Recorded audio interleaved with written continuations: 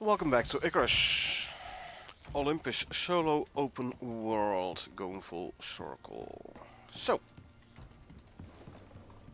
as usual, let's start out with checking the silica, not a whole lot there. Concrete mix, decent amount though. So, let's make a couple of floors, a couple of foundations, and let's go grab ourselves some silica.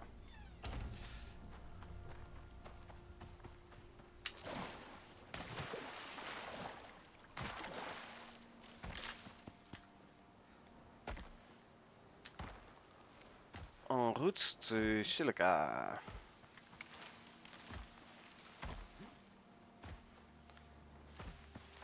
As long as Mountain Fortress isn't finished, I'm always hungry for silica.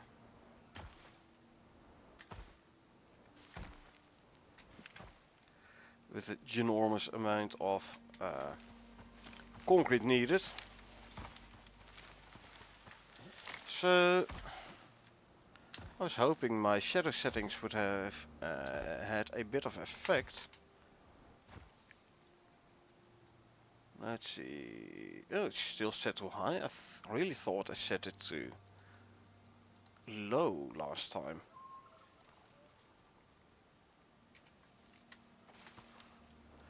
Oh well, since it's still starts to stream, let me quickly empty out the silica and then actually restart the game and hope that the settings for the shadows are actually set too low.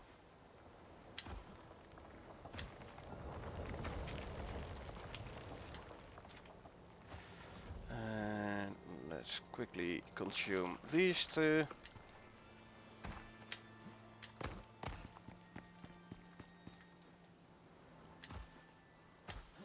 Go empty out the other silica drill.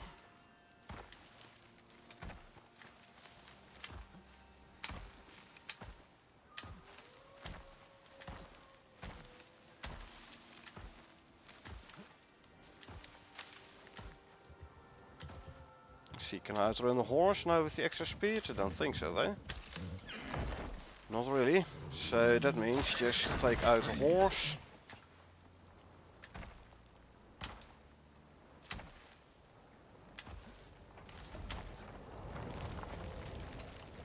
Grab all that silica. Geronimo!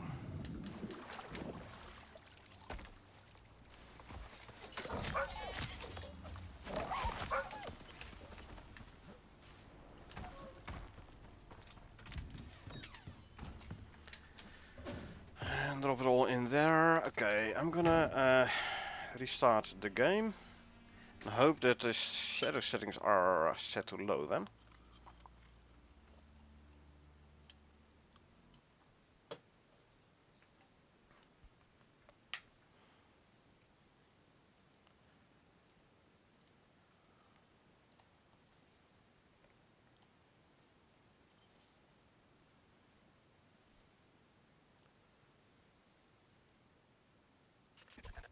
Not sure what it's doing with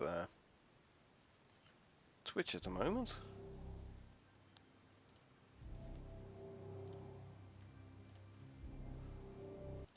Come on, game.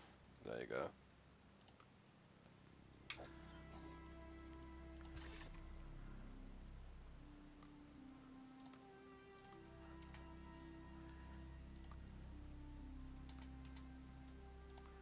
Settings, shadow. Where's my... Okay, it's low, good. So we go to our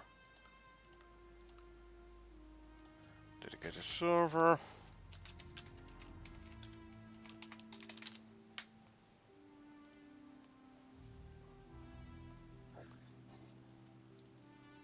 Ah, just went back to lobby mode. That's fine though.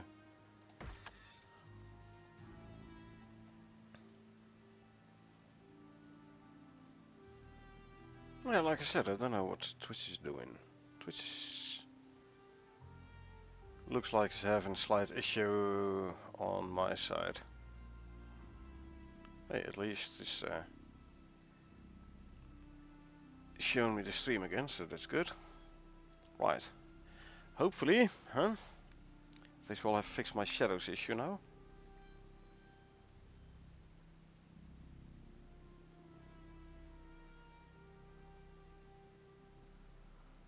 Preparing geometry, which in itself is a good sign.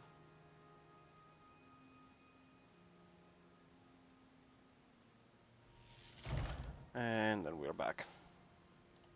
Good. So we were working on grabbing silica. Oops. The one over there at the cave, I believe, is the silica.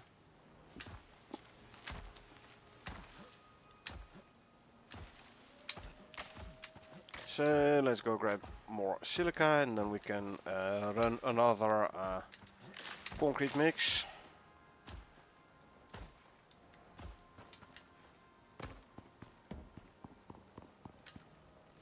On the way back I'll also empty out that iron over there.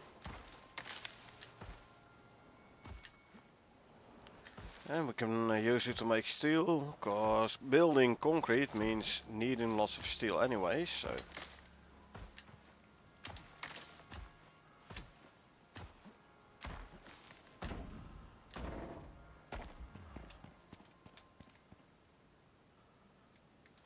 Does look slightly better, but...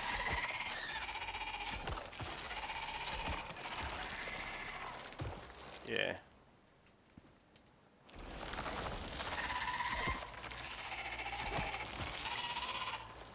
And this arrow back, this no arrow, this arrow is back, you ate my arrow. 60% arrows consumed, huh? Eaten by the worms. But yeah, this is definitely way better in the case. Definitely the shadow. I wonder. I wonder whether or not the change in settings for the shadows. I wonder whether or not it has been like a consequence of me updating my video drivers.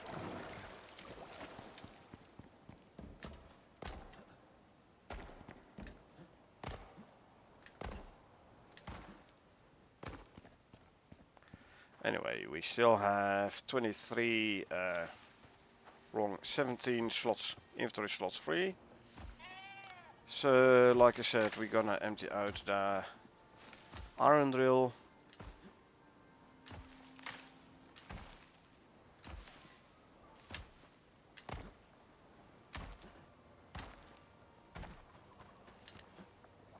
I do wonder though, is the stream going smoothly on Twitch side?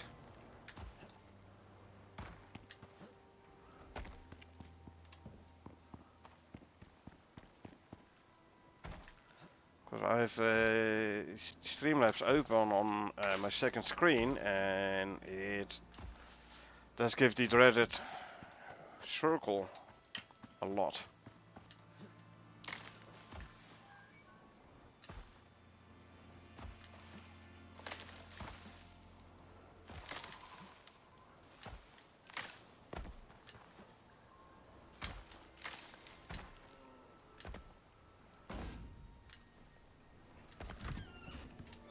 Okay, anyway, iron ore.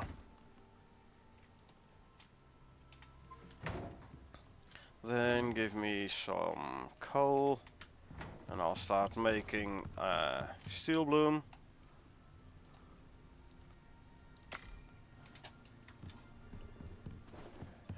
Silica to go in here. Sticks can go in there. Grab the tree sap.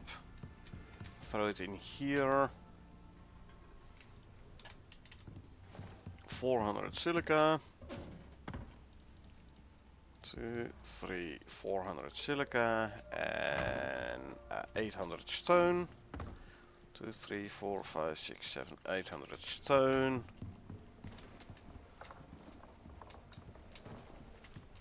Can go in there.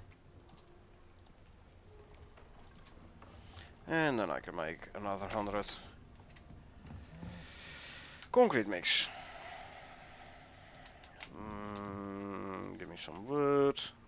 I'll make 400 more sticks. So we can make straight away another 100 tree sap.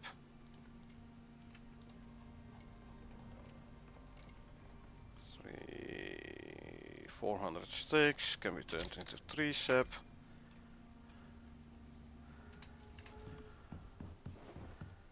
And let's make another 100 steel bloom in the windmill.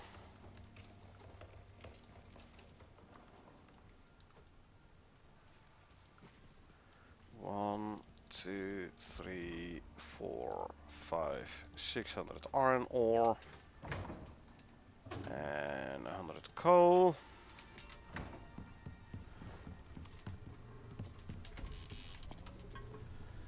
And make another 100 steel bloom there. Quickly drink something. Fiber cupboards. Drop off some fiber. Good, good.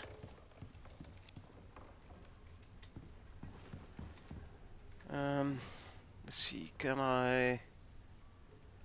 Hold on, if I on my phone open Twitch, can I see whether or not my stream is going proper? Give me a sec.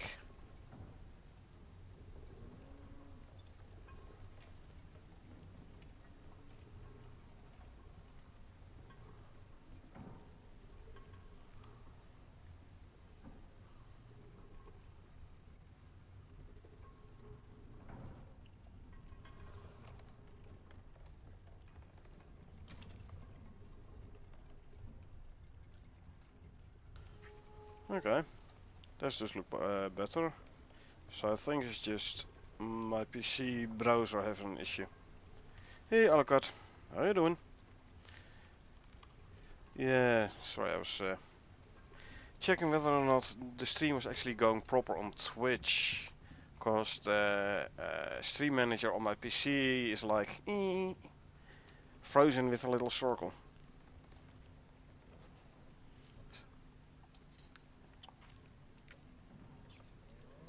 Doing well enough, just getting cold and rainy there. Okay, well hey, at least you're sitting inside, yes?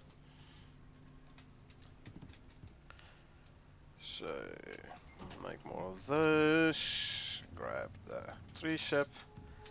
Yeah, I imagine spending like your day outside with that kind of weather. Well, you better sit inside, I'd say. Didn't I have concrete beams on me somewhere at some point? I don't know. You know what? I'm not even gonna do Mountain Fortress yet. I'll wait.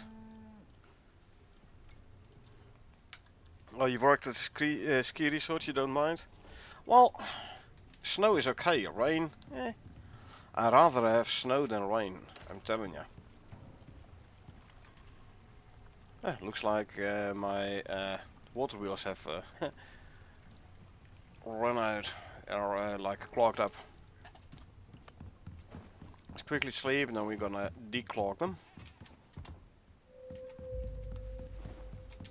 Giving me more spoiled plants.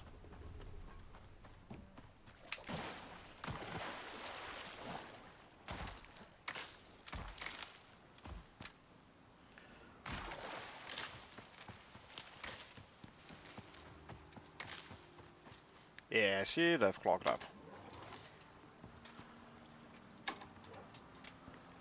As already suspected.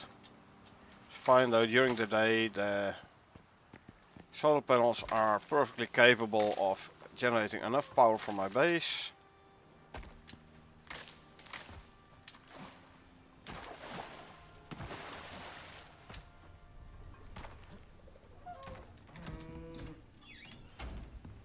And now with the water wheels running again, at least I'm generating some power. Okay, so where were we? How is this looking here? I can grab some new stuff for concrete mix already again. 2, 3, 400 silica. I'm gonna need once again to go out and do some stone mining. Almost out of stone again. 1, 2, 3, 4, 5, 6, 7, 8. That's there. Move this one back there. Start making more of those. Spoiled plants to go in there. Sticks. Okay. Let's see. Let's do a quick simple quest. Crazy creatures, always fun. That way. Far? Not that far. Okay, let's go kill ourselves a crazy creature, shall we?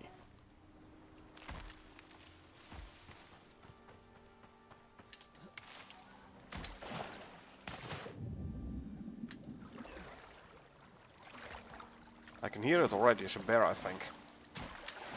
So, knife time. Knife and ice time.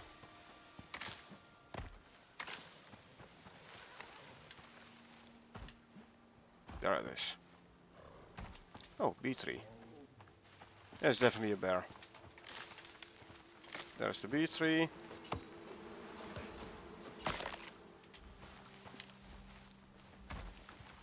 Before you starting to give an issue, gonna take you out. Same goes for you. Cause I wanna kill this one here. This fella.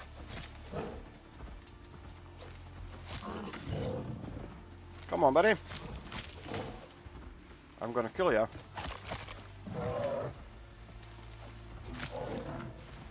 Stabbing in the hiney, huh?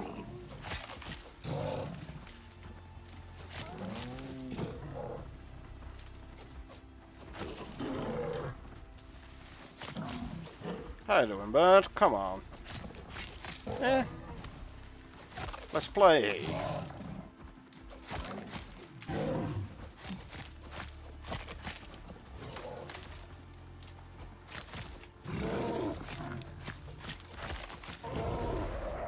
He down. See, crazy creatures aren't that hard. Especially the bears there. Pretty easy. Skin him. Cause why not? I don't need the leather and the fur. I'm grabbing the rest though. Pot. Looking at the hut. There's the pot. Found it.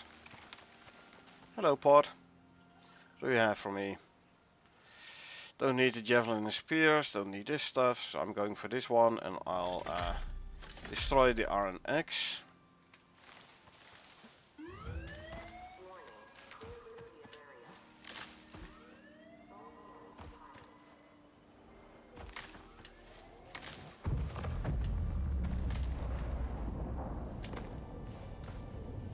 Yeah. Like I said, quick simple quest. It's exactly what the name says, simple. Quickly skin you, lay still, thank you. Drop the leather and the fur, grab the rest. Turn the prime meats into normal steaks.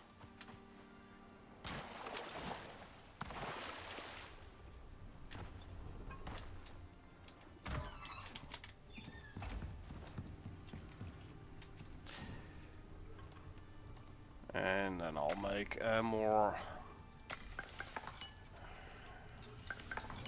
animal fat. There you go. Don't need this one. There you go. Now the refined wood can go in here. Throw this in here as well. Bones to be turned into crushed bone. Sticks, and I can make another stack of tree sap. Some bee stuff.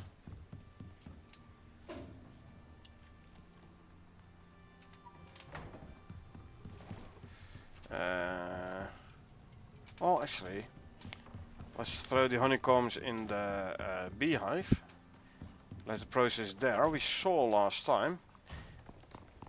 It's way more efficient and economic because one honeycomb turns into one honey and one beeswax.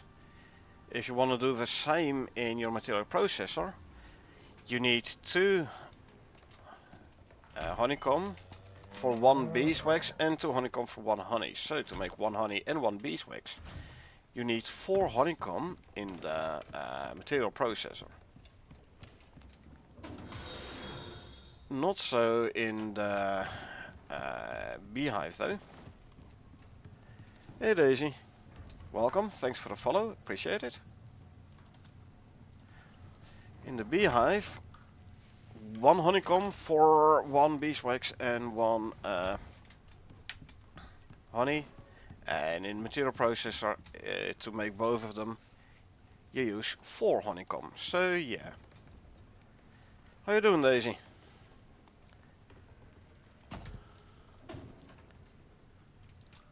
You play Icarus yourself as well? Deploy this one here.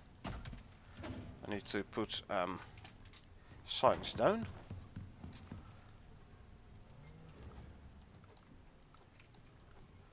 That is the furnace which is finished. That means more steel bloom to smelt. See, it's finished. You can hear by the sound. What's up? Well, all good here, all good. How you doing yourself? One sign here, one sign here. This is the honey.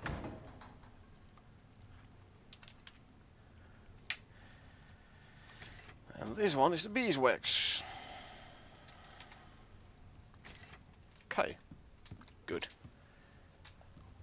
How are you? I'm doing fine, thanks. How are you doing yourself? How's the concrete making? All done? Good. Can make more. 1, 2, 3, 400 silica. And 3, 4, 5, 6, 7, 800 stone. Where I'm from the Netherlands.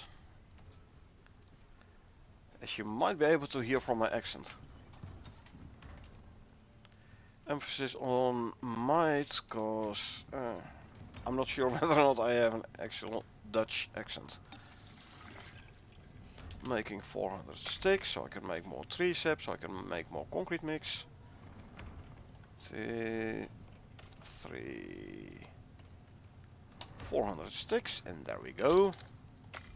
Making the tree saps. So where are you from yourself?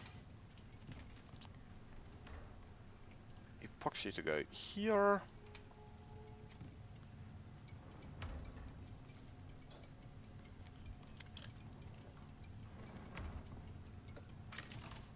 Oh, you're a designer. Okay. Good, good. And here make more tree sap. Nice. Time for another quest. A hunt and a mining. Yeah, let's do the mining. Why not? What do I need? Copper ore, 21. If that's all.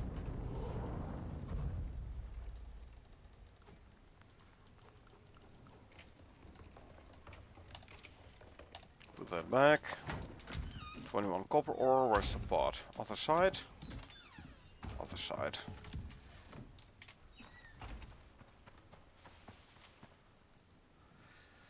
Well, that's easy. Hey, Missy Michelle. Popped in to say hi. Thank you, appreciate it. How you doing today?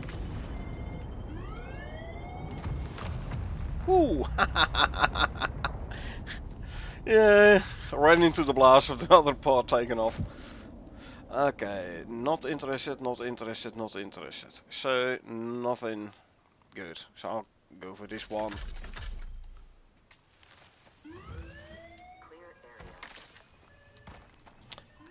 I'm finer than a frog hair. I hadn't heard that one yet. How am I doing myself? Ah, not bad, not bad. Just noticed it's Tuesday today, where I was thinking it was Monday, so that's bad. That means one less day, and then it's weekend again. But yeah, what are you gonna do, right?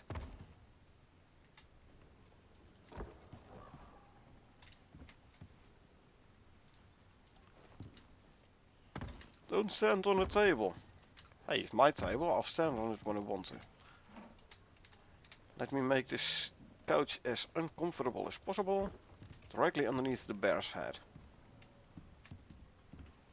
Bear's trying to eat the couch. Cool, cool.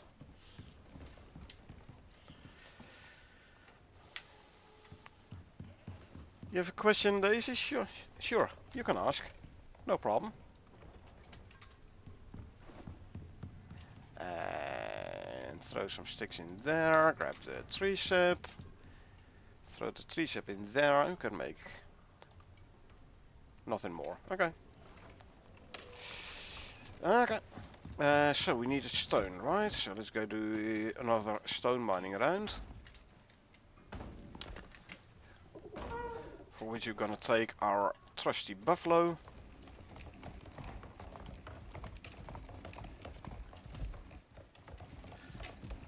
Let's go see.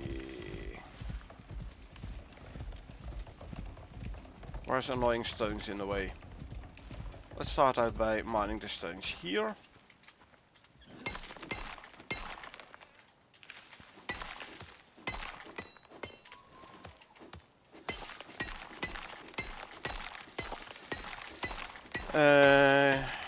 Can you help me? I don't know.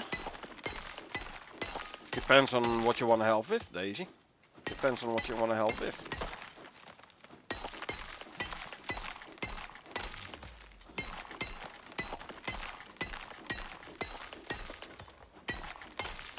Although, let me tell you, if you're one of these folks who are like, hey, I can do nice custom art for your channel if you pay me, like, then I'll tell you the same I tell other people.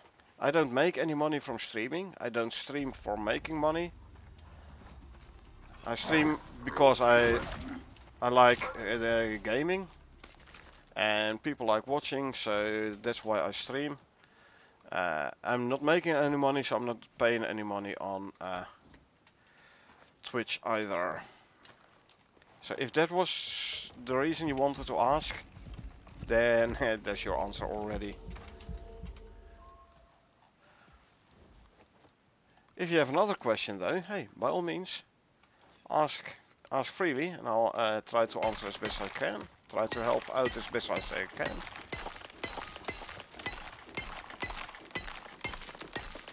Right, more stone mining to be done.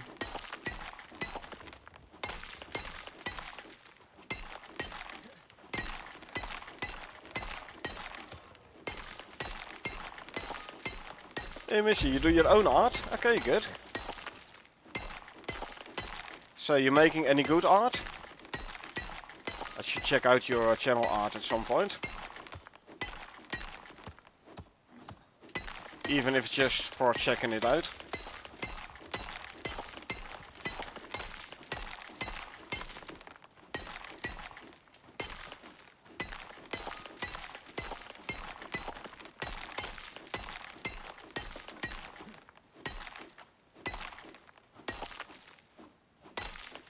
And once again, oh wait, here's a spec.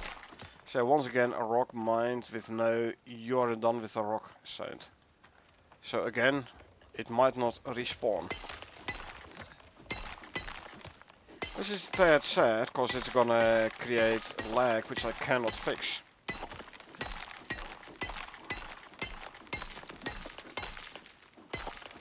I do it for me, it will help others out if I wanna. Oh, absolutely, absolutely.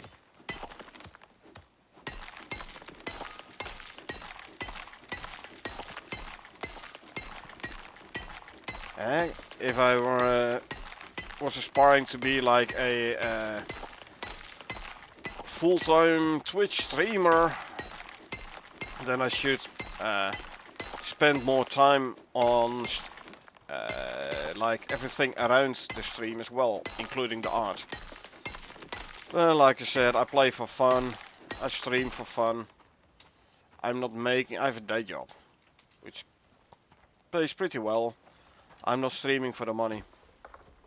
I'm streaming for the fun, for people wanting to watch. So yeah, like I said, I don't make money from my streams. So why should I spend money on my streams, you know? I have other more expensive hobbies.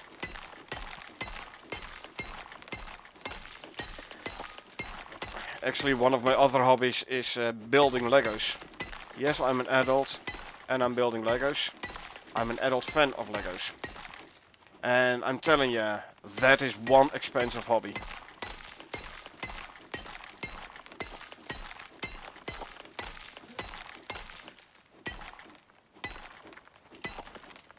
And again, not a sign of the rock is done, but I did see here. Still no rock done sound. Get tired of those who do art and try to hit me up. I know your pain, I know what you're feeling. I agree, it's for fun. If you try to stream for the money, you may not enjoy it anymore. Indeed, I mean, right now I can say, hey, you know what? I don't feel like streaming today, so I'm not gonna stream. If I were to stream for money, then yeah, hey, you have to stream, cause hey, it's your income. So. I look at asked what other hobbies I have. Lego Technic. Building Lego Technic and making speed builds on YouTube. I have another YouTube channel where I have a lot of Lego Technic speed builds. Made instructions for own designs for other people. And where they designed it, and then I got the digital construction file, turned it into proper readable instructions.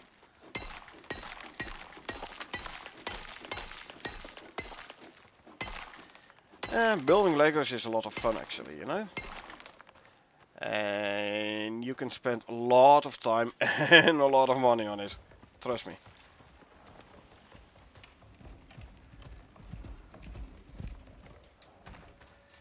Speed builds, you'll have to check it out. Oh, you're over the cupboard.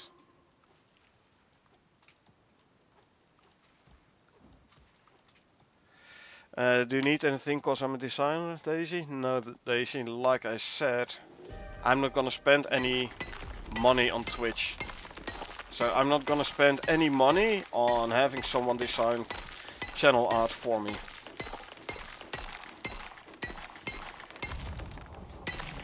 When I'm back in base, Missy, I'll see if I can quickly pop a URL in chat. What's the largest Lego thing I've made? Asks Alucard. Liebherr SGC 250 crane.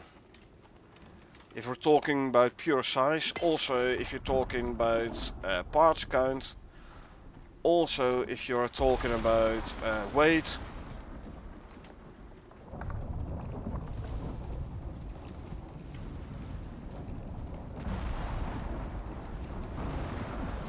Thanks, would appreciate your link to YouTube. Yeah, like I said, let me... Oh, I didn't skin you. Let me go back to base safely first though.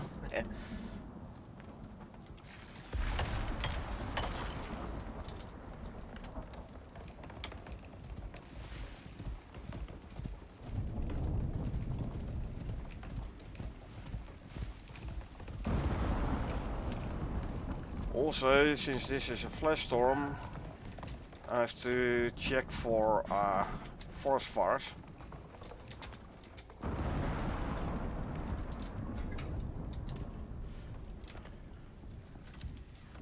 My other Lego channel, my other YouTube channel, Alucard, the one with the Legos.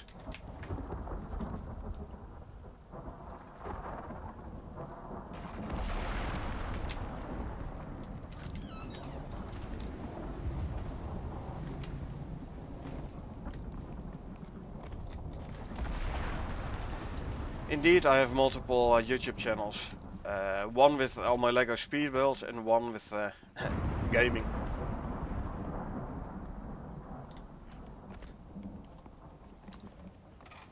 I know, right? Very fancy. I'm a diverse streamer. Well, actually, the speed builds is not streaming, just a speed build. Yeah, I'm a tad diverse when it comes to content upload. Let's put it that way.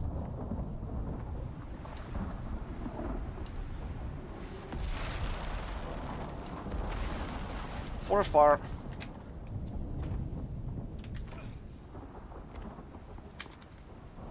And this one goes there.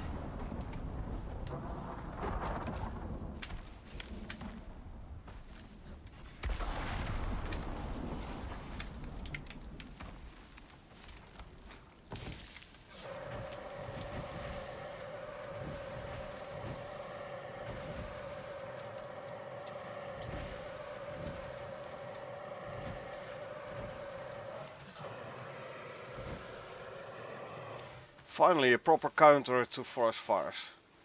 And a bee tree. Where's the bees? There's the bees. That was the only forest fire, I think. Or... No, there's one over there. Got her in over there. Got to put out that forest fire over there before it spreads too much.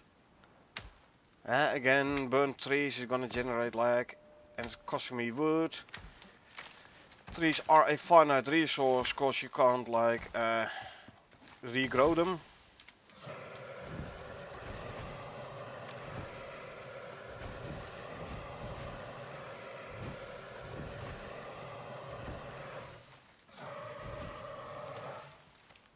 The temperature bars say there is still some fire around here, invisible.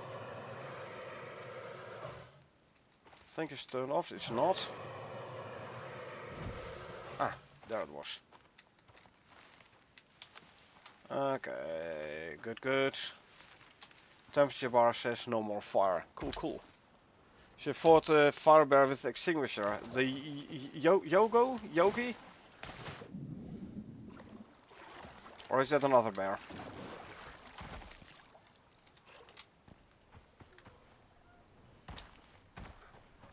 Nah, fire bear, there's this, isn't there this prevention video or something in the States with a bear warning for forest fires, something to that extent?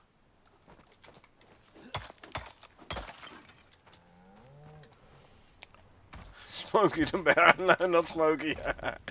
No, would be funny though.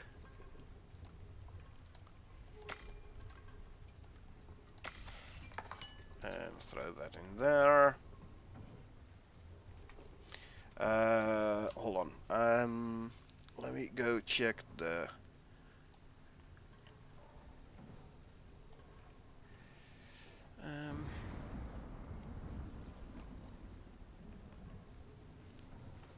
Hold on.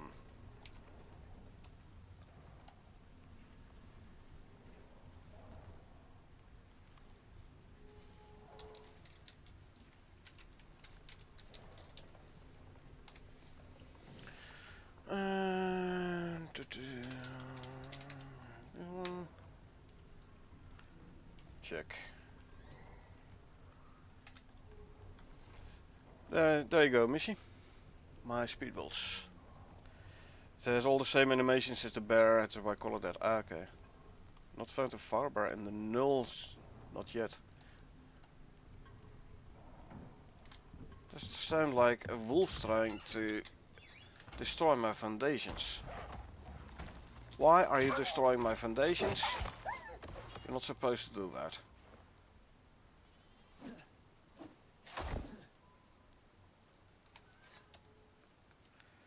that. Stone yours barely affected by the fire extinguisher. Patch notes did say the fire extinguisher is like the counter to stone yours. But only when it's glowing. Only when it's glowing.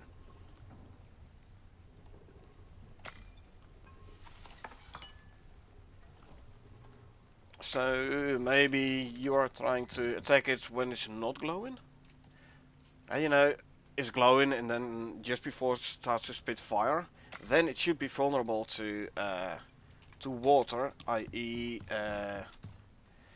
Fire extinguisher.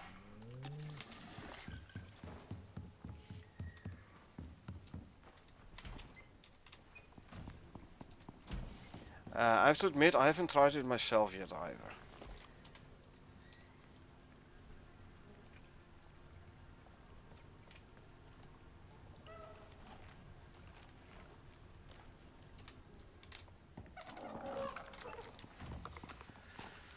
Okay, let's start shoveling the stone. I tried some others too, didn't hurt the health much. I'm talking about 100 level 120 stone yours. Yeah, those are tough. That is true. But still, yeah, I don't know. Actually. I think I still would have expected them to be at least a bit vulnerable, especially when glowing to water. So, oh, thanks, Missy. So with the stone yours, Missy, did you also try when it's like glowing, just before it starts spitting lava or doing the lava stomp? Because I think that is the point where it should be most vulnerable to water.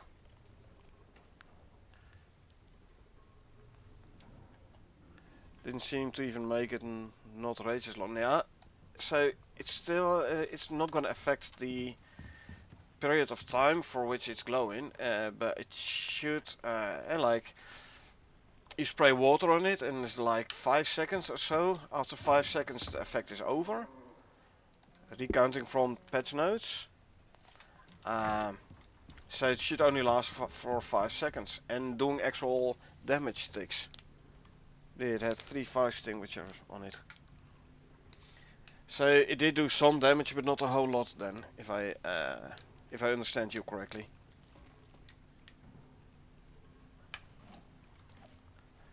That's slightly disappointing then.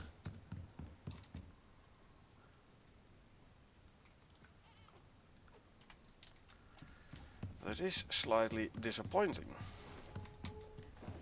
Let's see, how's my ores doing? Oxide, a ton, iron, a ton, copper, a ton, gold, a ton, aluminum, a ton, platinum, a ton, titanium, a whole lot. Okay, so I don't need to go to other drills then.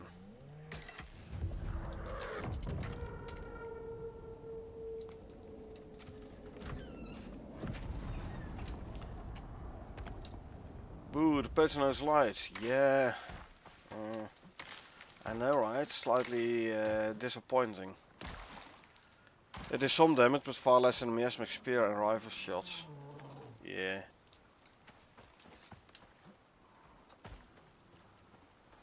Hello, Mr. Yogi Bear.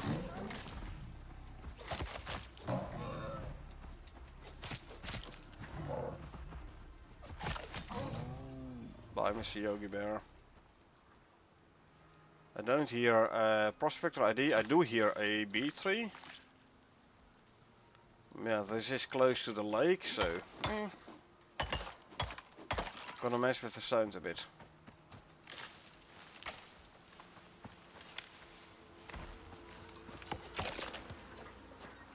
Ah, there's the... Here. 1. I need 2, so there are 3.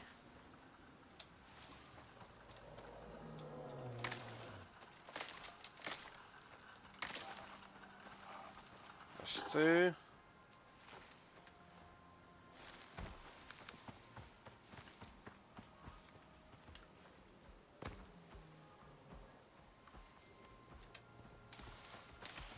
Excuse me, sir, have you seen a dead prospector?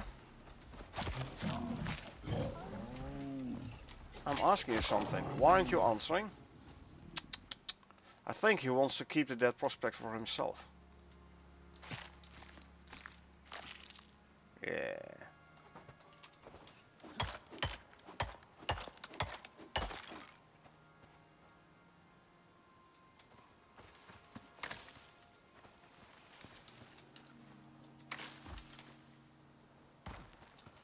By the way, you got a cow. Way too much work to get so food items, multiple steps and time for little reward. Well, here's what I think about the cows. I have 1 cow in my pen over there. Not a whole lot of work. And make sure it stays fed and watered. Well, I do it with my normal mounts already anyway. So there's no extra work there. Now it generates milk over time.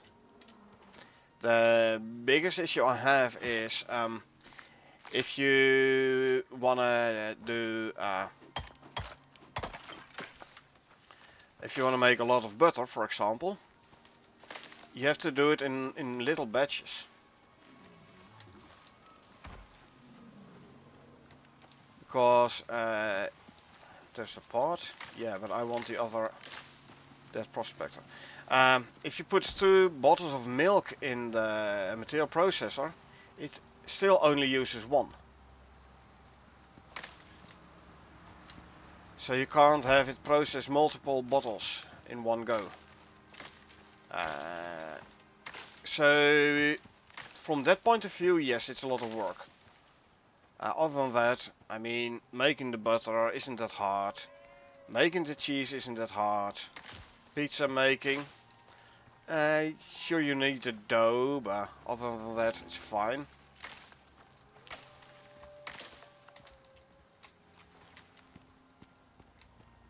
I do seem to hear another radio though.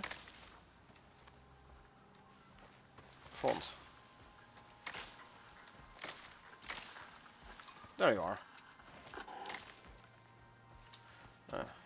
Hello, sir. Were you hiding that prospector? I think you were, weren't you? I can tell you, no hiding from me. Have you learned your lesson? No, he hasn't. Well, he has no. Oh, you did cheese roll. Okay. Do you have to use armor piercing rounds on the stone jaws? You don't have to, Alucard. Actually, yesterday Carl and I were running some tests on stone jaws. Armor piercing versus explosive. Armor piercing did work slightly better. But explosive is pretty effective as well. Just don't shoot it point blank. You caught the end of that, yeah. Well, did you see where I was shooting the stone jaw point blank with explosive?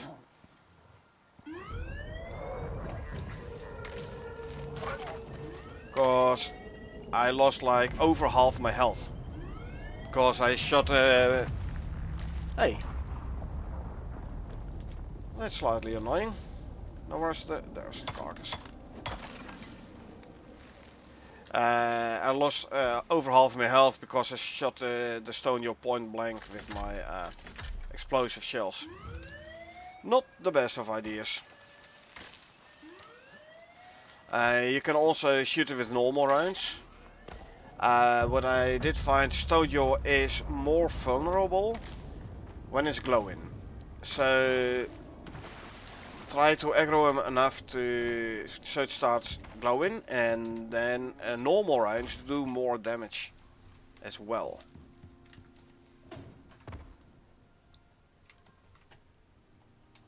I have some copper ore. Can it fit in there? It can. Lovely javelin.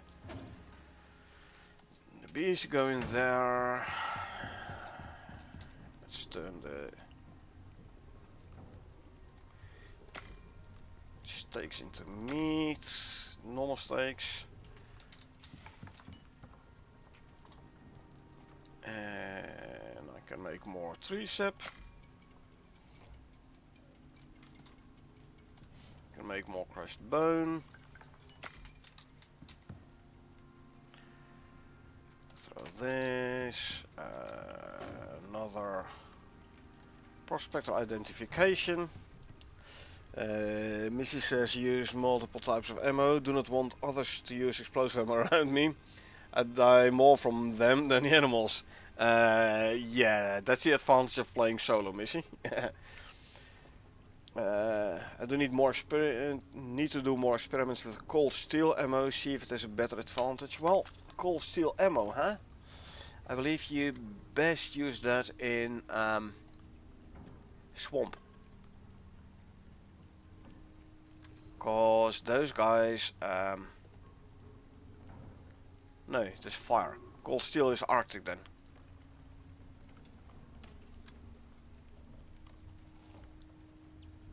No, Arctic is weak to poison. So it is, then it is volcanic. Yeah, I always forget which way around. Volcanic, redback, creature traits.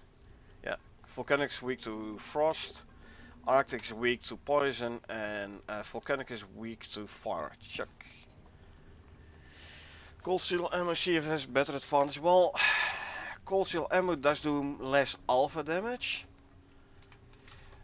but it indeed is doing like the frost damage over time. Now the damage over time can be very handy to afflict, definitely. And fire is weak to ice, Pokemon confirms it. Yeah, so I don't know much about Pokemon. Never got into the whole Pokemon game.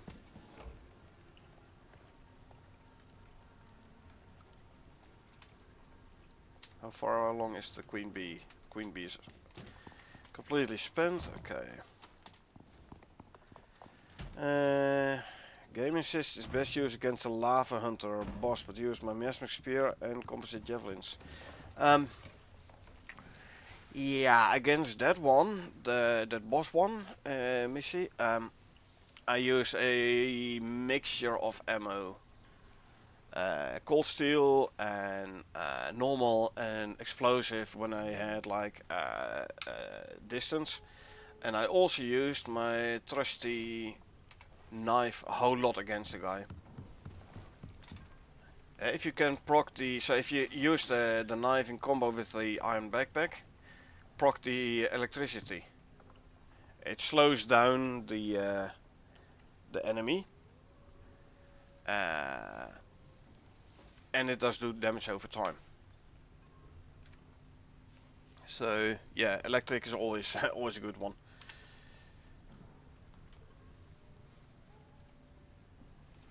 Get right under the belly, just start jabbing. Indeed. That's what I did as well. And it worked pretty well. Right. Can't make any concrete because I'm out of the, what's we call it, a rebar.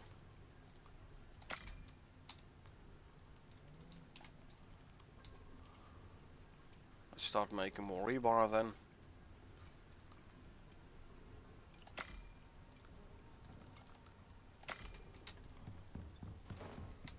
The rest of the steel I'll throw in here.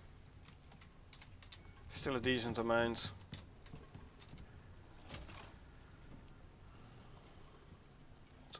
Rebar. Iron's my favorite backpack, but in all sector use the biomotomatic backpack for my partners and mounts health advantages. Yeah, I played Null Sector solo. On our co-op open world we are not that far yet. So I played it all solo. So I didn't really need the medical backpack.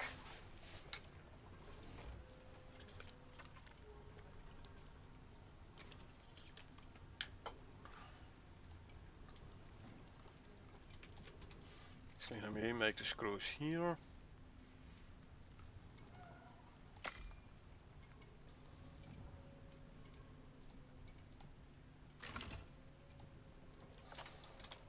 Throw screws in here. Can make more frames. And I think the next batch is gonna be floors again. Like 500 rebar.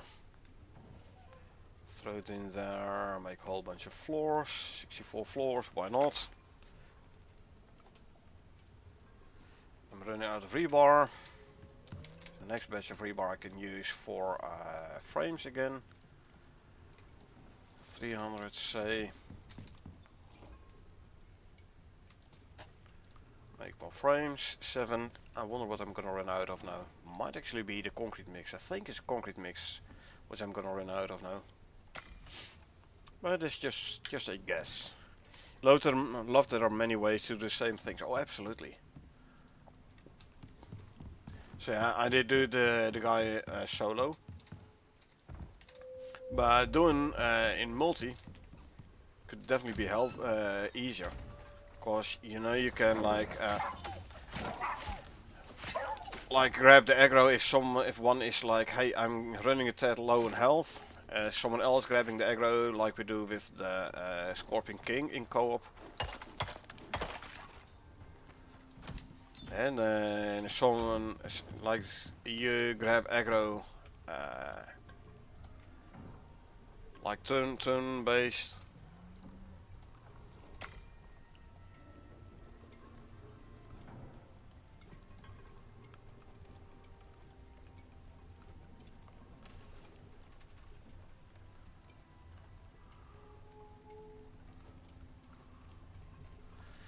Makes it a lot easier, that's for sure. Yeah, see, like I thought, out of concrete mix. Anyway, move this there. Combine this there. You can go there. Let's place some more items, some more building pieces in the mountain fortress, shall we?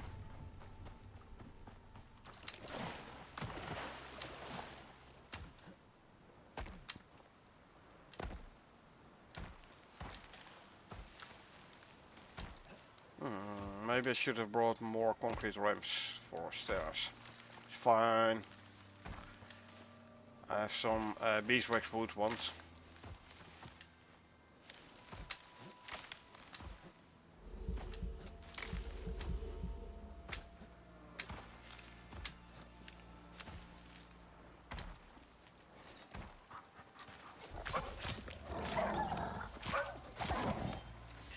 I do very much like the co-op part of Icarus. If I have good people to play with, that is. I need to eat. My mining is very slow. But yeah, that's something for Monday and Friday night, co-op play.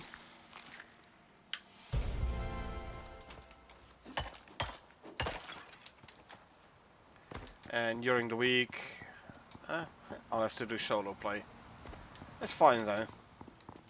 Hey, at least I can play, right? Is this floor done? It is.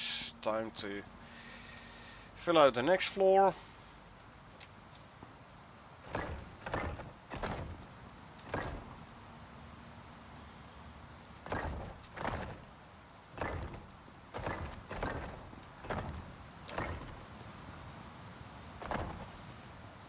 That's a bonus indeed, getting to play. As I said before, Give me a reason to play and I'll play. Give me no reason to play and I will still play. Let's see, did I put that floor? Oh, actually right here.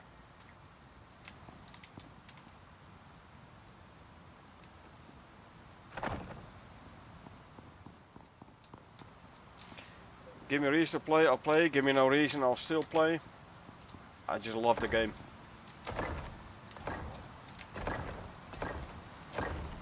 But yeah, playing co-op does have its advantages. I remember back in the day, like before I started streaming, and then you know, playing solo kind of became tedious and boring, because you know there was no one to speak to. You were just sitting behind your PC, you were doing a bit of gaming. One of the reasons why I started streaming. At least I had someone to talk to, you know.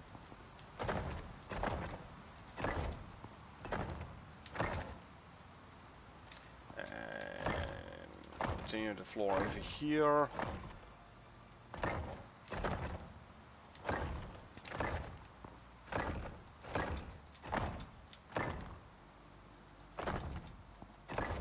Whoop.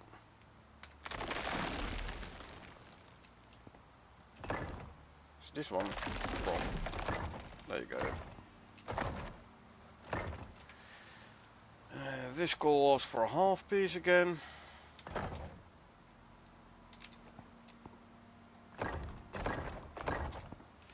That's true, also starting new characters to find the thrill again. I know, right? That's why I started like new characters, like a new begin. Where I started playing a new character on Prometheus. Kind of symbolic name as well, you know. A new begin. To like really started a level 0 character again, just to have the thrill of early game again. Sure, I brought that same character over to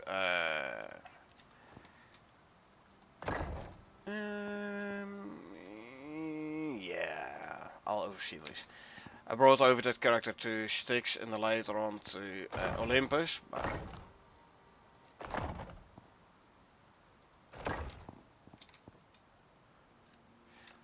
But yeah, the thrill of early game is like very nice, very nice feeling, very nice thrill. Is this all? Okay, that's all good.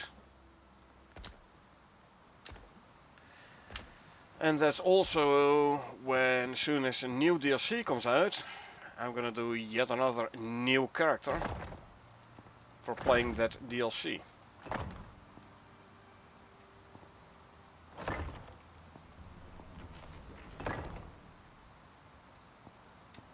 Should already start putting beams down, not for this one yet, I think.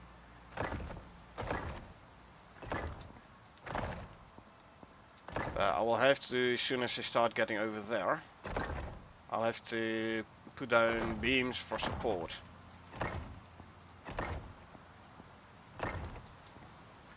Yeah, very specific characters for different builds, like bow, firearms, and spears.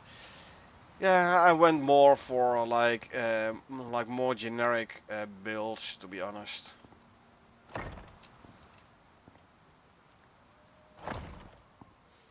Like all my builds are pretty much the same.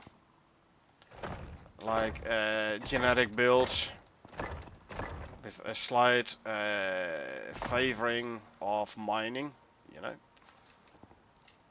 All my characters have these faster mining skills.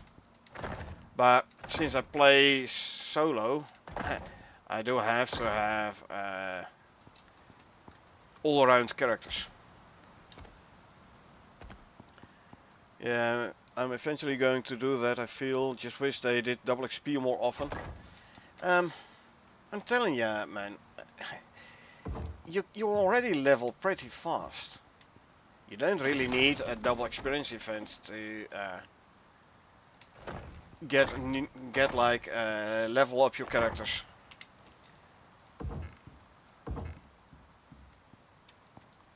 Even with a new character, you're at tier 3 in like within an hour. Grind your levels and do come quick. Yeah, till you get to the level 40s. Like I said, within an hour you're at tier 3 already. So you're at level 20 within an hour. So do you really like want to speedrun through the levels, and by doing so missing out this thrill of, hey, this is a new character?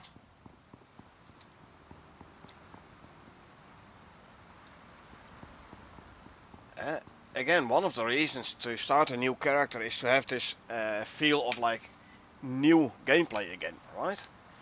So if you speedrun through the levels, that feeling is gonna go away fast. So do you really want to speedrun through the levels? I started doing one for husbandry, but the server was abandoned. I'm running my own dedicated server, Michelle. Just a PC I'd lying around. You don't need a high-end PC for it either. And on that dedicated server, I run a multitude of open worlds. Not all at the same time, obviously, one at a time, but still. Like my Prometheus and my Styx and this Olympus open world, they're all on the same dedicated server. The same with the co-op open world. I run on this very same dedicated server as well.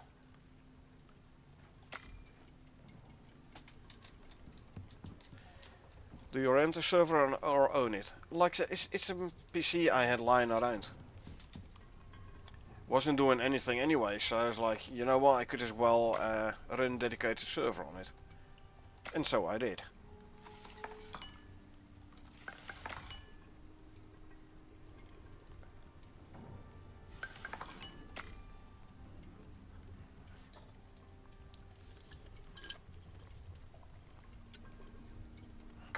Yeah, going through the levels quick until you get to the 40s.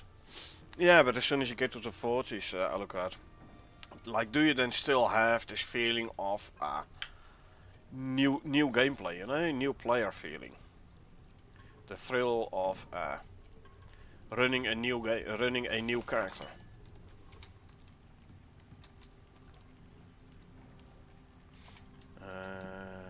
Actually, let me throw it in here.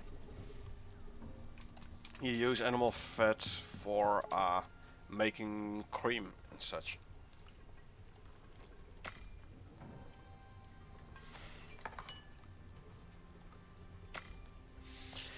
Yeah, but you bring it over to my main open world save. New characters. Yeah, I just start a new open world with a new character, you know. Why not? Because next to like leveling your character, you also have the fun of like building a new base from scratch. Like really come out from scratch, you know. I have a young character in Hard World Olympus. Was so happy to get a fabricator. Kind of exciting. Indeed. If you start a like here, like cows, 91% milk. I haven't done anything. It's just producing milk on its own. So, but yeah, indeed, like this one, I started with a level 60 character, so you basically speed rush, you rush through building your base. I mean, the only hold up is like gathering enough resources to first make your first biofuel drills and then make your first electric drills. We have all the blueprints and all the talents and everything already.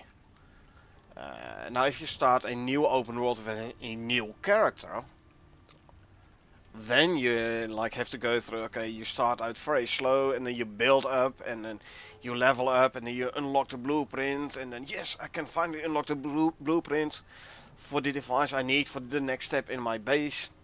It's way more fun actually. You also have the knowledge of what you need to save, mine, or chop through. You have your experience. But starting a new open world with a level 0 character versus a level 60 character, there's a quite big speed difference before you get yourself up to the fabricator. So nothing beats the first playthrough. True to an extent.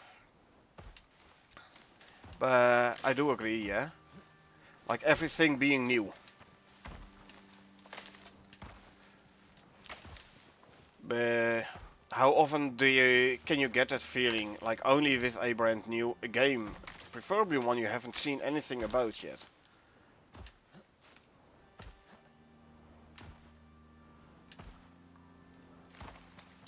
And like when Prometheus came out, actually when Styx came out, we started a new character for Styx. Level 0, no space equipment, no nothing. But you had your experience. And like I stepped out of my of the landing pod, and before I even had my first level, I ran into a bear. Not entirely true, I just got my first level and then I ran into a bear. Normally you'd say, that ain't no good, you're gonna die. However, experience kicked in. Then it was quickly make yourself a stone knife and go kill the bear.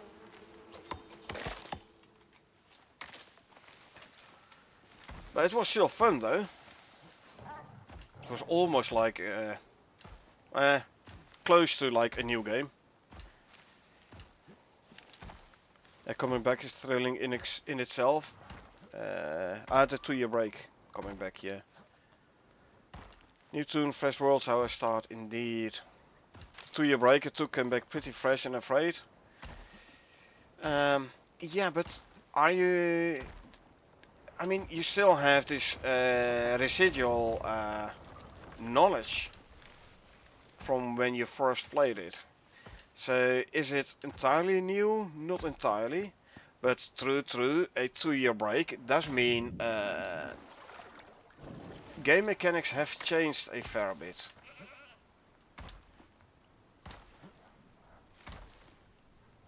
Yeah, the game used to be so much harder. True. But not only because the game was harder, yes the game was a tad harder, but also because you have more experience now. So the game used to be harder slash you used to find it much harder to play the game. Experience is still playing a role.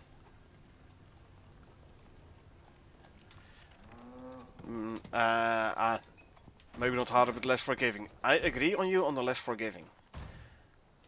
Back in the day when you died, all your experience progress towards the next level, you lost it. So that was gone. So dying was more punishing. Too many people complained about it, so they got rid of that mechanic. I mean, once you reach level 60, doesn't matter anymore, but still, a lot of people complained, so they got rid of the mechanic. I have to say, it did give you an incentive to try to not die.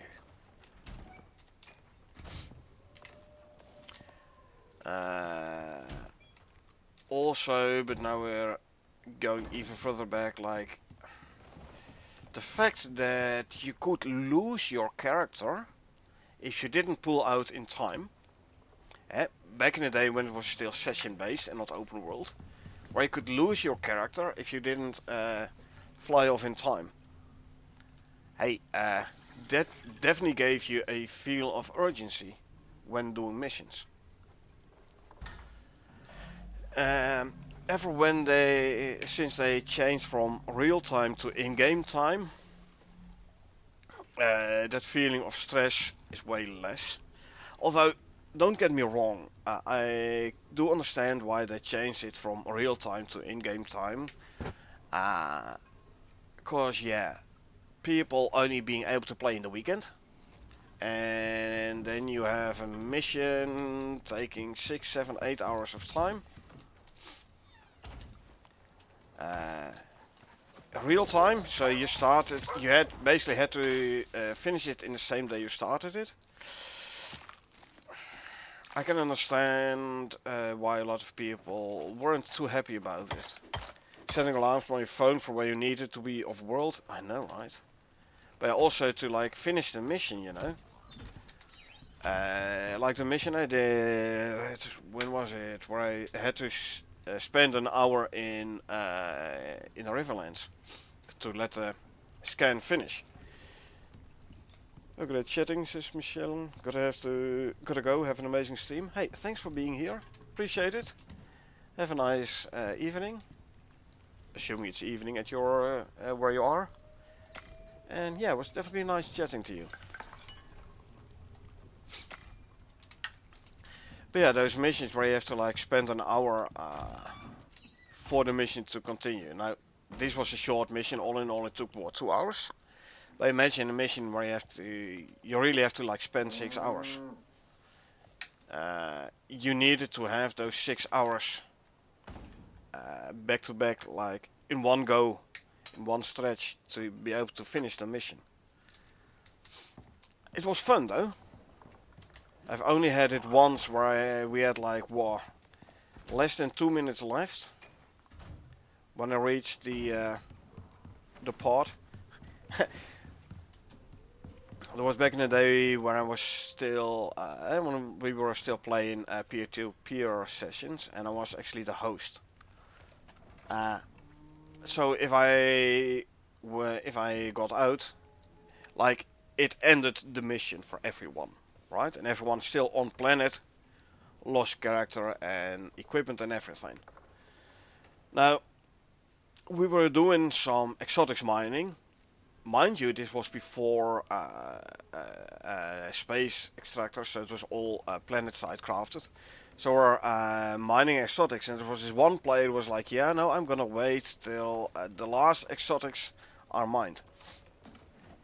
And at some point I was like, you know what, buddy, I'm gonna run back to my dropship now. Because I don't wanna lose my stuff.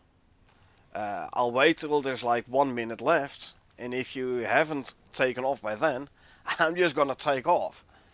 And you will lose your stuff, but I'm not gonna lose my stuff over a couple of exotics.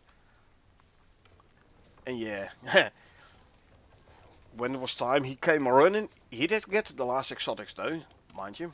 Some like 20 or so exotics. And he managed to reach the drop pod and take off, and then I had like less than a minute left to take off myself as well. So we did manage to like get everything and take off and not lose our character and equipment. But it was close though. It was real close. It was fun though. And that's a thrill you don't have anymore. It was already less when they switched to game time. So sure, you have you have like 2 days to complete this mission. Whereas initially you were like, okay, we're gonna start on Saturday, we're gonna finish it on Sunday. 2 days real time. And now it's like, yeah, you know, we'll play a bit today and a bit tomorrow and a bit next week. And so there's no longer that sense of urgency, and especially with open world, there is like no timer limit on the missions anymore. And I do miss that rush sometimes, you know? This sense of urgency, like, we need to go now, we need to continue, go on, etc., etc. It was fun. It was a lot of fun. But yeah, that is no more. And yeah, lose the risk of losing your character. So losing equipment, losing character, etc. So every mission was this.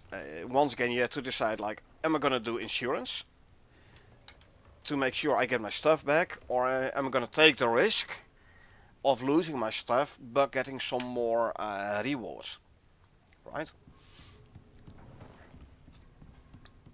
Like if you had a mission where you got like what 50 rand, yeah, you're not gonna do any insurance, because then you have no rewards left anymore at all. But especially when doing hardcore mission, uh, and you can't get revived, you're gonna lose your stuff, then it's an oopsie. Yeah, full set of Naneo armor, where we ran with usually, it's expensive.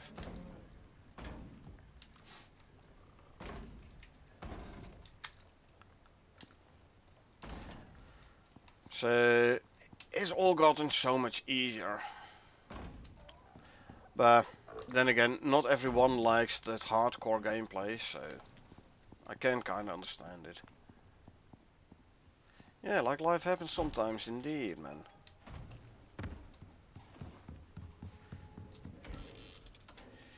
They need an option. Yeah, but you know, if they would give you such an option, then the rewards should be scaled accordingly.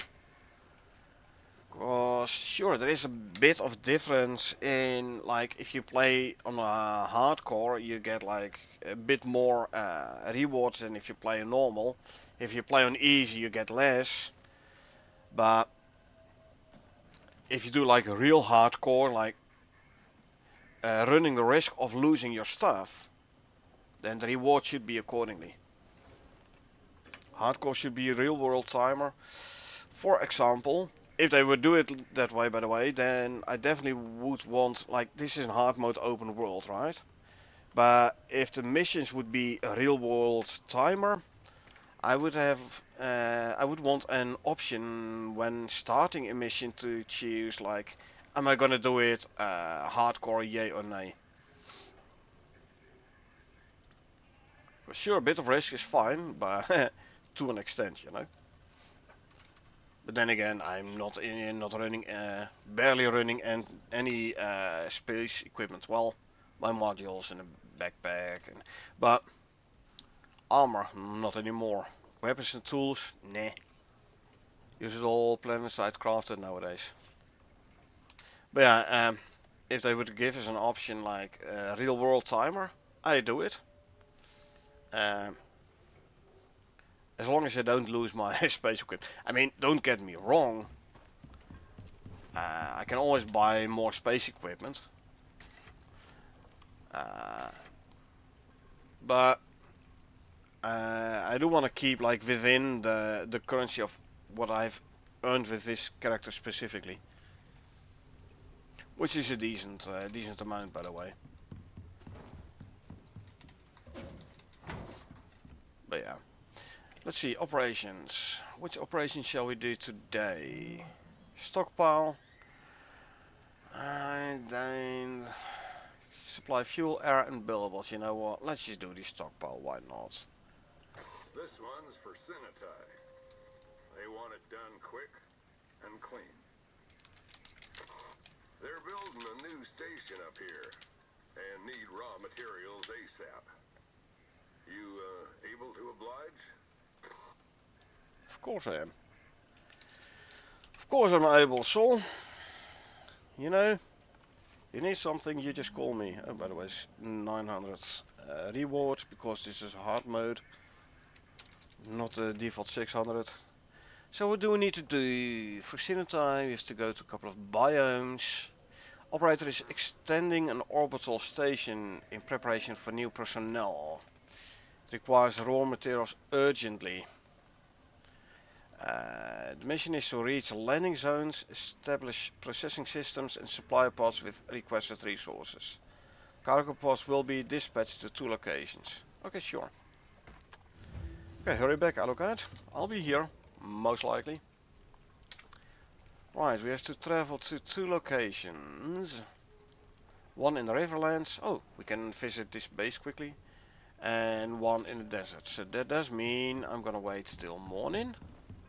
And then we're gonna grab our moa and we're gonna make a run for it.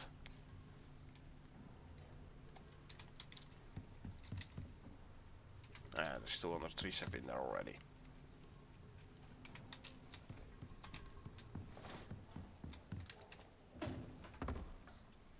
One, two, three, 400 silica. And 3, 4, 5, 6, 7, 800 stone.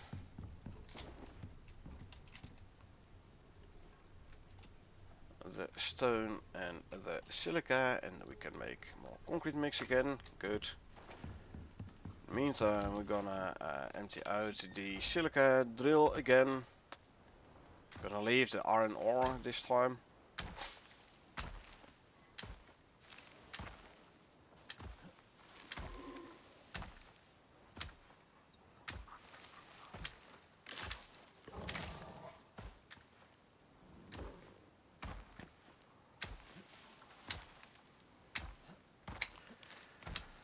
There's the coffee bushes.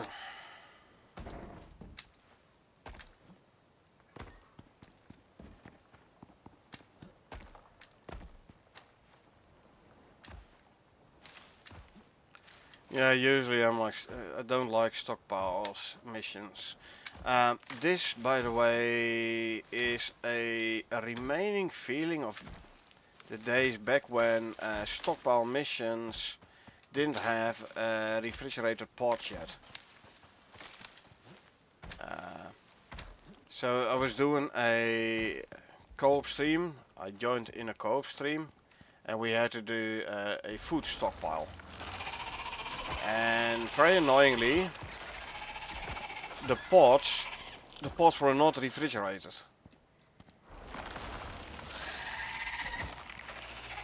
So we had to grab things like pumpkins and watermelons, stuff like that. So you pick it up from the ground and then you run it to the pot.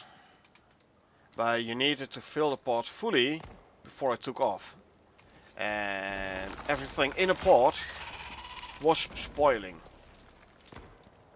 So then you finally got enough of them pumpkins, for which you traveled like the map over 2 times, the entire map, before you had the pumpkins you needed, and you dropped it in a pot. But then you needed the watermelons. You didn't have enough watermelons, so you went out and collect watermelons. By the time you had enough of those, you dropped it in a pot. A number of pumpkins had spoiled, and then you had to go out and grab pumpkins again, and man, it was a disaster.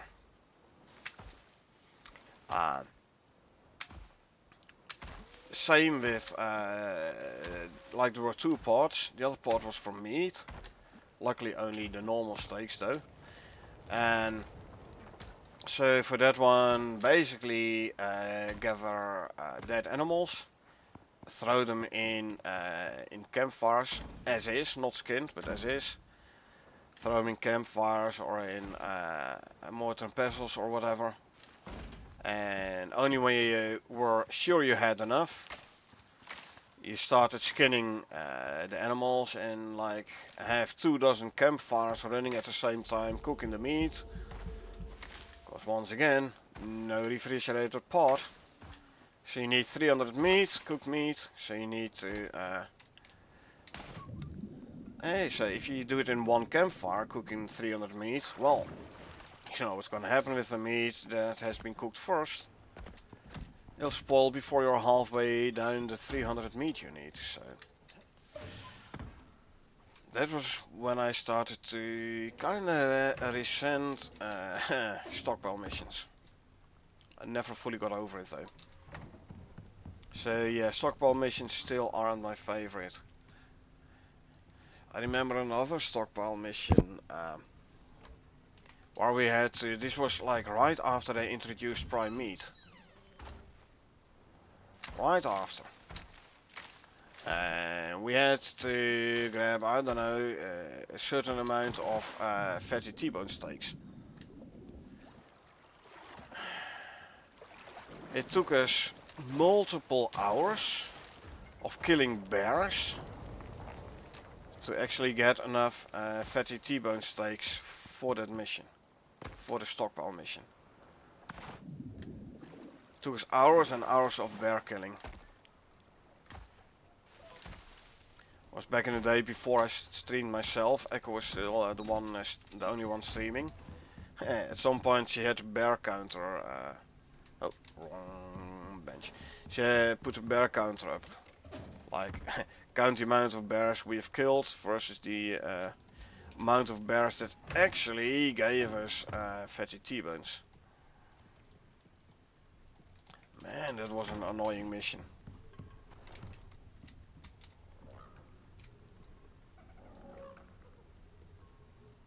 I still had concrete mix here apparently. Okay, good. Make a bunch of beams. I need to eat something. One of the reasons why I want simple food. Because I tend to forget to eat.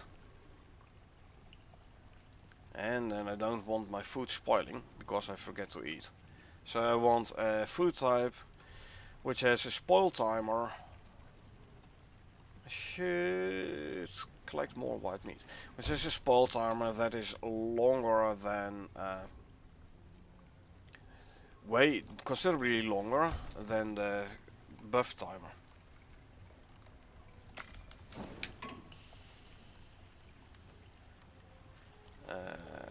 Fill up you.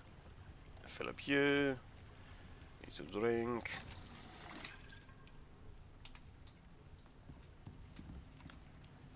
And let's quickly repair those two.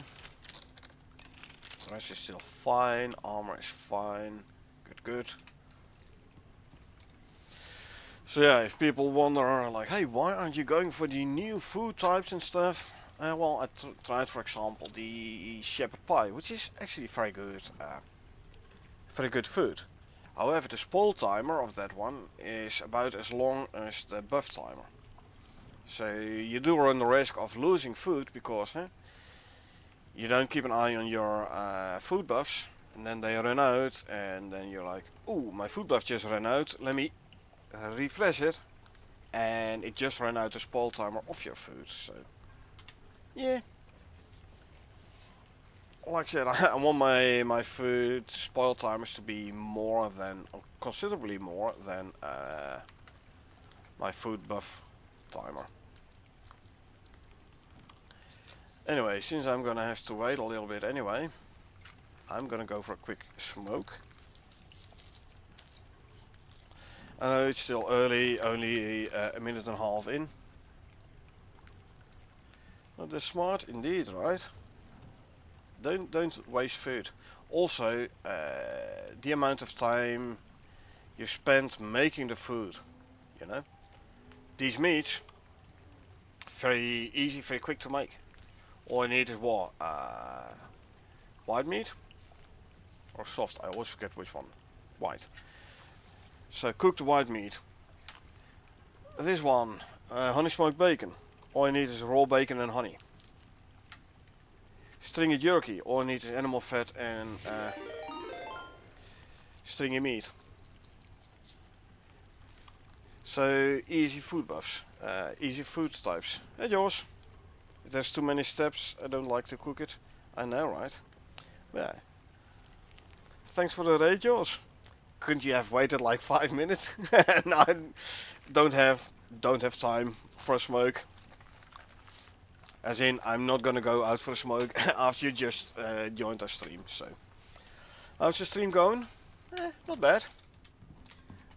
But yeah, then again, not going out for a smoke. Smoking is a bad habit anyway, so. I was about to take a smoke indeed, yeah. But like I said, smoking is a bad habit anyway, so. Don't worry. Hey Chris.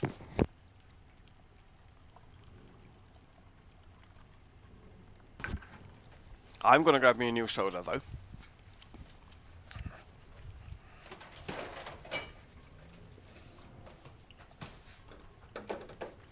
The advantage of having a fridge right next to your PC and having a wireless headset.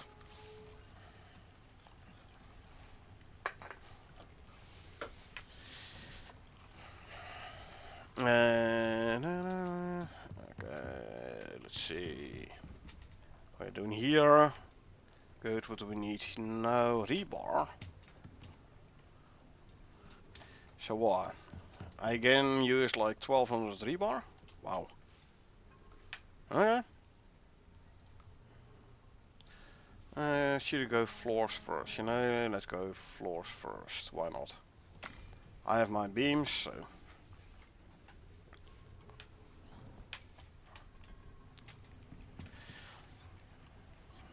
20 seconds, till this one is done. Then we go sleep, and then we go grab our MOA, and we go visit those two locations. And have a quick look at the base, which I built here in like an hour's time. For the operation I did like, when was it? Yesterday? No, yesterday was Monday, which I did Sunday. And put down a couple of beacons and then wait till the scan is completed. So I had to wait an hour, so I built a little base there. Okay, let's go grab our animal food. I'm running low on the seed animal feed though. Let's grab some seeds from here, and I should have a bunch of, yep, wheat. Let's make some seed animal food. 40, so I can throw 300 wheat back. There you go. Omni food I'll grab from the food trough.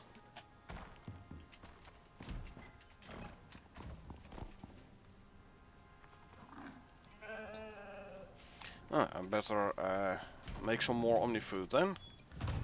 Hold on. There's gonna be another 40. Let's make it a little bit more.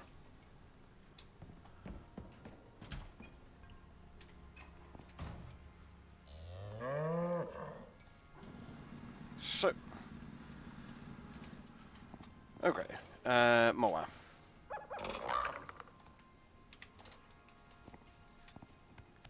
Eat some of that. And eat some of that. And eat some of that. All 3 food buffs active. Lovely. So, heading north.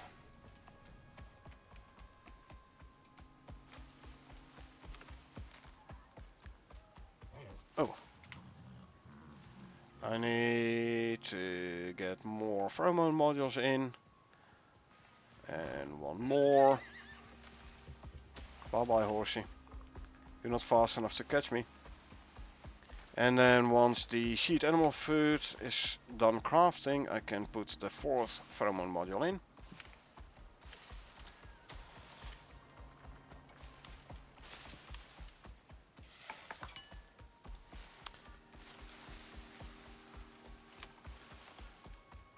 And a bit to the right.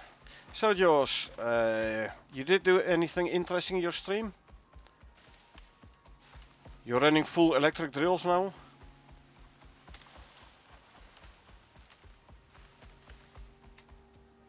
Or still running partially biofuel?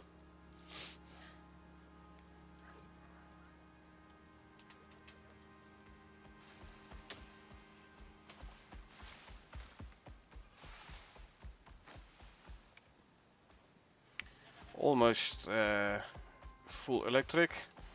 Still coal and biofuel, but I have really bothered with that today. Only thing you need coal for is, especially once you get to like electric benches, only thing you need coal for is steel bloom. You can do it with charcoal, although you need a lot of charcoal for it.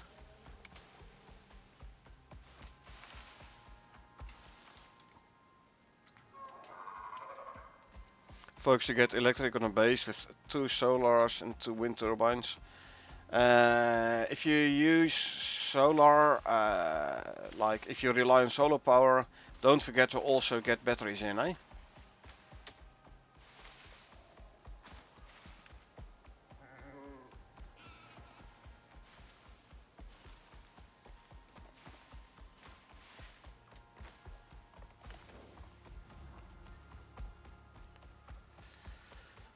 Got 2 solar, 2 wind turbines, flow meter, electric oxygen thingy, electric water purifier, 1 battery, electric water canteen filler. So you have an electric water purifier and an electric canteen filler. Isn't it like the same bench? But yeah, a lot of electric things were added today. Yeah. Yeah, the electric oxygen thingy does remove the need for oxide. I was very happy when we got it, because we were still working with the tier 2 oxide dissolver, you know? So not a whole lot of progress had been made on the oxygen front. So we finally got a tier 4 one. I was kind of expecting it to be like an electric oxide dissolver. But then we got the electrolyzer. And I was like, you know what? I'm fine with that too.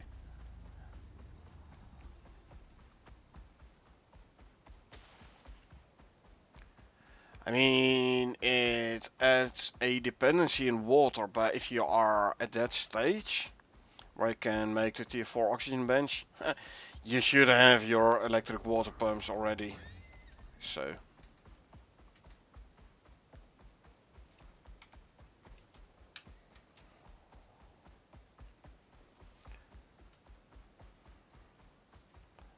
Left or right of the lake? Let's go left this time.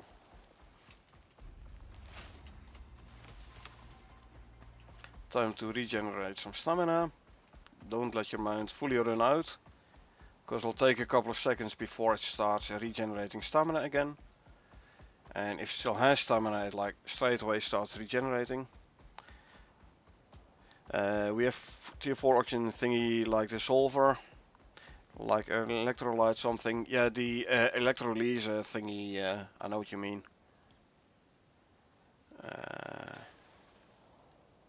Oh, hold on, I have to run away from that scorp.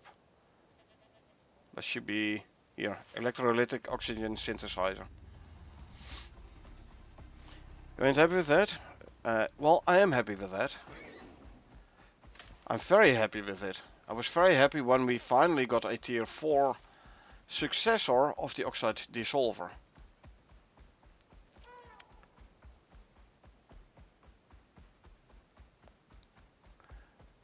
Initially I was like, okay, it's gonna be like an electric dissolver of oxide. And then it turned out to be like, okay, electrolysis of water, hey, makes sense. Sure, it adds dependency on water network, but like I said, by the time you get to All you gotta do now is get that stuff back to orbit. yeah, by the time you're able to build that bench, you should have water network already, so it's a dependency on something you should have already long time. Okay, so I need to deliver 60k biofuel. That ain't no problem. It's more like probably gonna lose the container I'm bringing the biofuel in.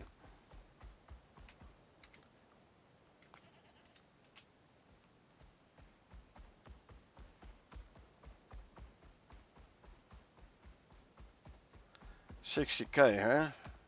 So there's either a whole lot of the small biofuel cans. Hold on. Weren't I supposed to... Really?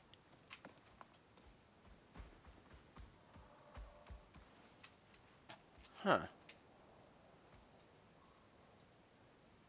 Hold on, there should be... Look, it's blocked off. Supposed to be able to go down here or go straight into... No, not here. Then where? Huh?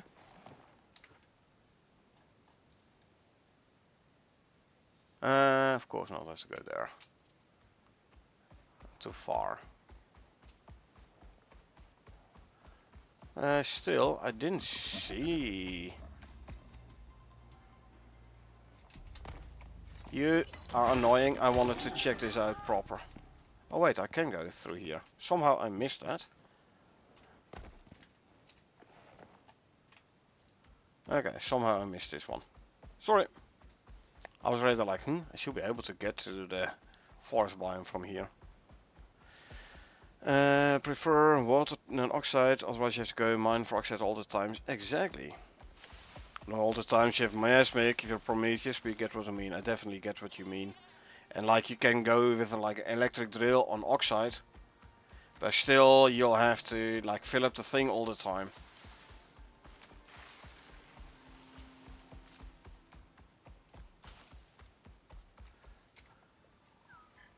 No. So easy to get turned around here, because I don't walk around here too often. I wonder, by the way, would my right about here, are the ramps still gonna be there?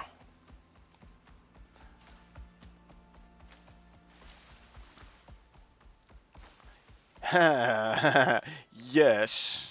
The answer is yes. A tad damaged, but they're still there. See, where you had to build over the barrier here. Somehow, the ramps still were there. They're not subject to any stability calculations.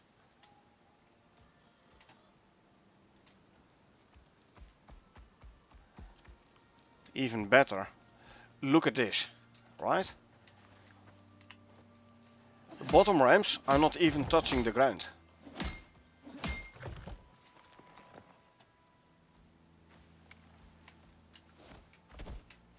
Hold on, I have to take a sprint.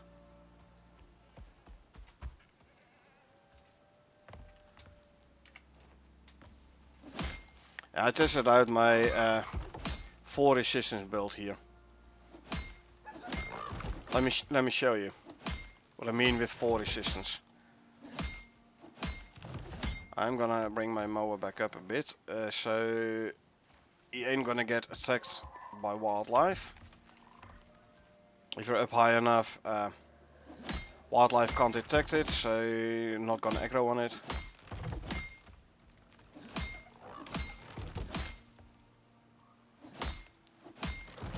This is all being held up by this tree and this tree over here. See, that's all that's holding this all up.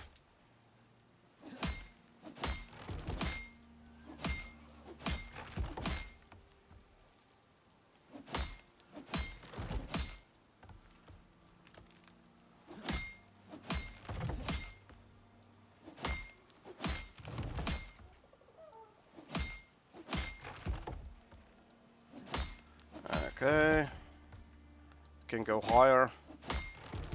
We will go higher.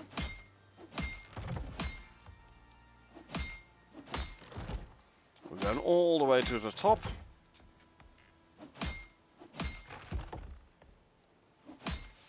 So, what do you think is gonna happen when you jump down here? What do you think is gonna happen?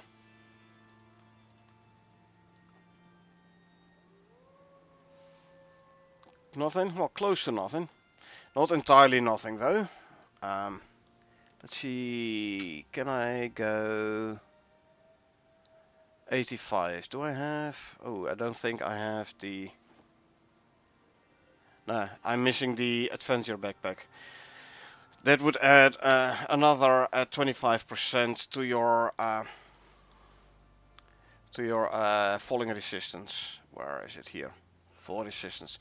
It's capped at 99%, unfortunately, and I'm only at 85%, so I will definitely sprain and possibly even break my leg, but I have the health for it anyway, so. Ah, not even a sprain.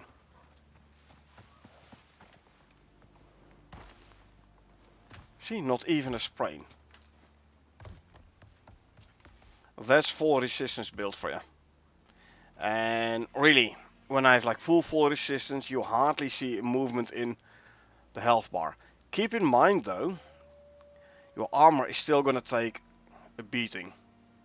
Like it's 8200 now. If I do this again,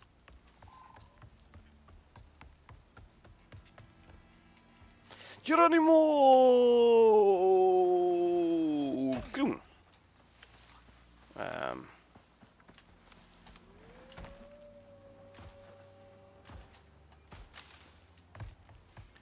Armor was 8200, is now down to just over 8k. So yes, your armor still takes full damage. You yourself don't.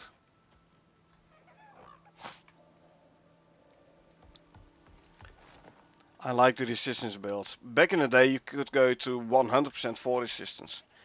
How are those ramps staying up like that?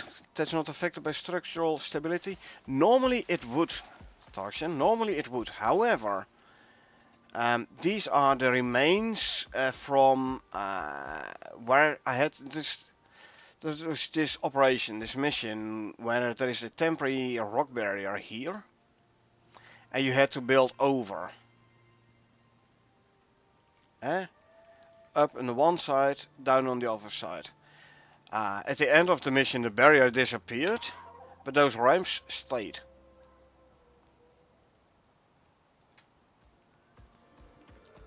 Normally, indeed, they would fall down. But this is like the only occasion where somehow the structural calculations are, I don't know, maybe not even present. I have no idea. Where are we going? Let's go around here.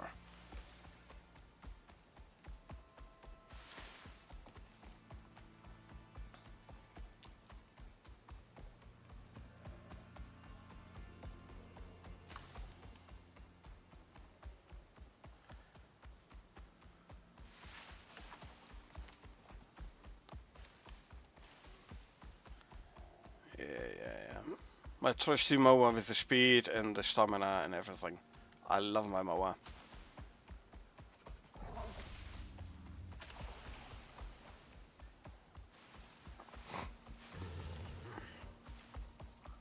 Oh, I need to renew the food buffs. I can see because the stamina bar just became smaller.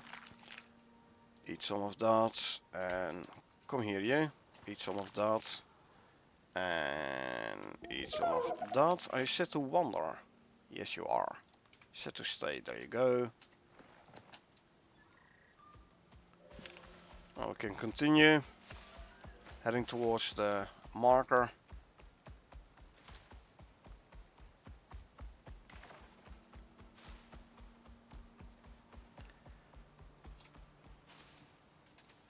Spent a fair amount of time in the Riverlands back in the days. But it has been a while.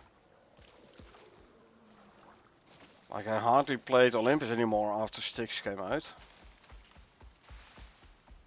And hardly played Styx after Prometheus came out. So it's good to revisit the old maps again.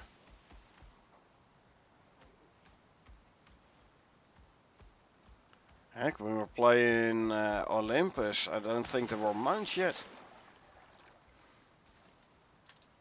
Like the pre-mount era.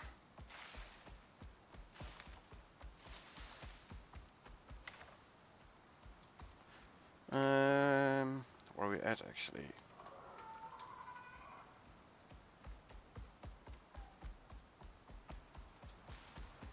Should try and pay more attention to where I'm actually going.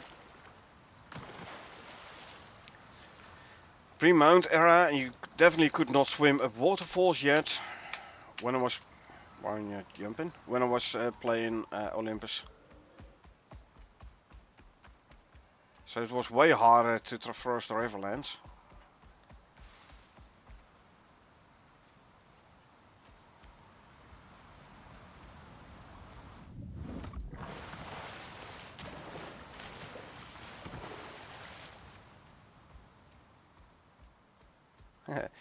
I remember jumping off waterfalls and then landing on the rocks instead of in a war. Breaking your leg. Then you needed a splint again in order to be able to walk. Hey, at least... oh, I'm here already. At least in those days the broken leg still healed itself.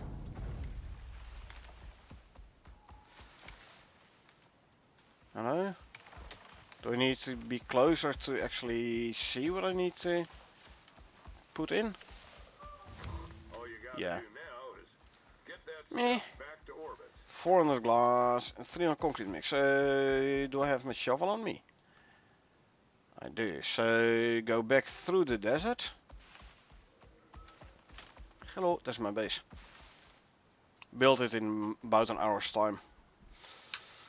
Go back through the desert and grab a bunch of sand, because sand does melt into glass. You don't need to use the precious silica for it.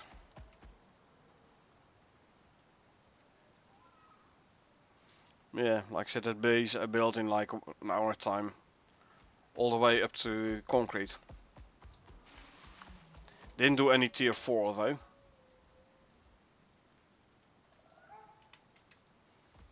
Didn't go for electronics. But I did get myself like the machining bench and everything. Concrete mixer, some concrete on the base. Just for fun. Let's see, can we swim up the waterfalls with the mower? So I don't have to go like the long way around. On the other hand, long way around isn't that bad either.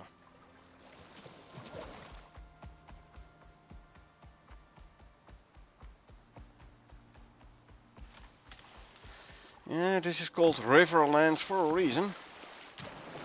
Lots of rivers around here.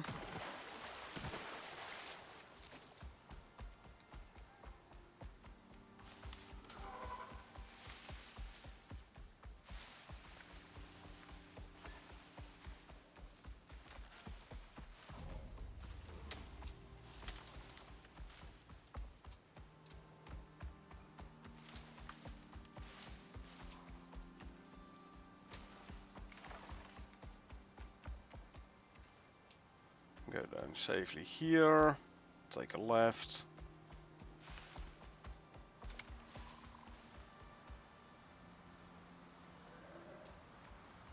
Ah.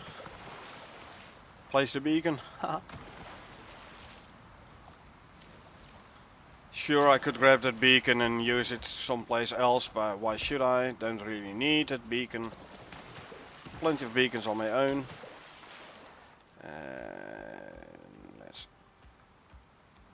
I should be able to get up here, I thought, on mount.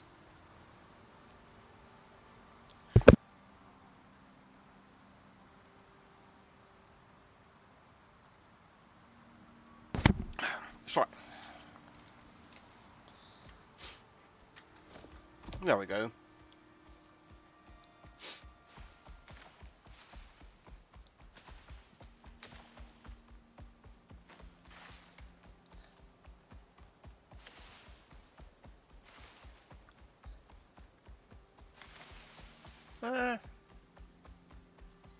Well, I have to go down anyway. Okay.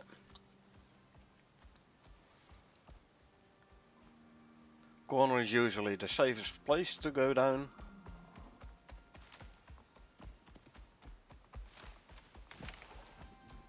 Hey Mr. Bear, bye Mr. Bear.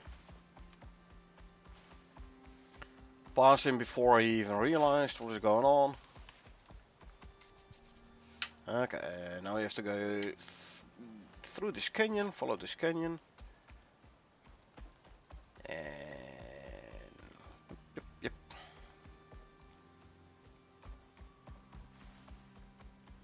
Riverlands with its higher level animals. Always a nice place. Let's see, map wise, basically go there. I could, let's go there. Take the southern arm into the desert. Of course, why not? Which I think is a very valid reason. Why not? So Riverlands, one of my favorite stomping grounds on Olympus. I know, right? A little bit more of a challenge than the Central Forest. However, I chose for the Central Forest because it's more central.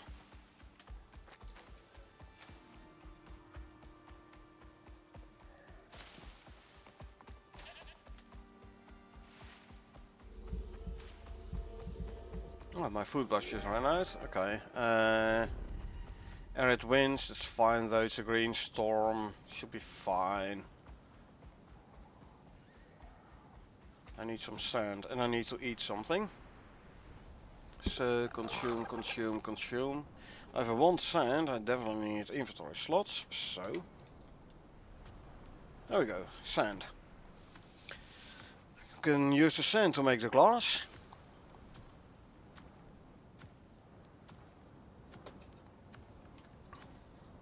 I don't know what the ratio, smelting ratio is.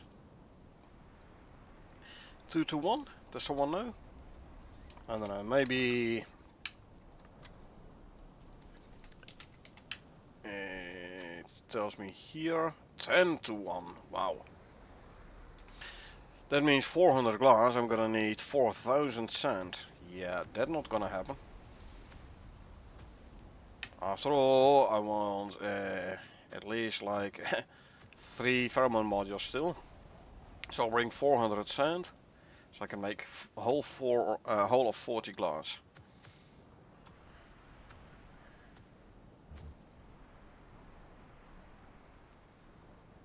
Yeah, so I should have brought some kind of furnace here, huh? Could have smelted sand directly into glass in situ. Thinking about that, I might actually do it, put a smelter down here at some point. Just because, you know? Concrete furnace.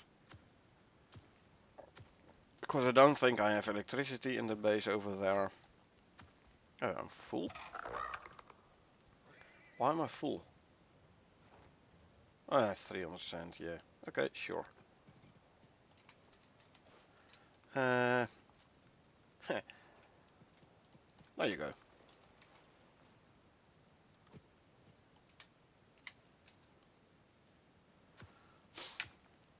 Grab some more sand, so I can make a whole of 50 glass out of sand.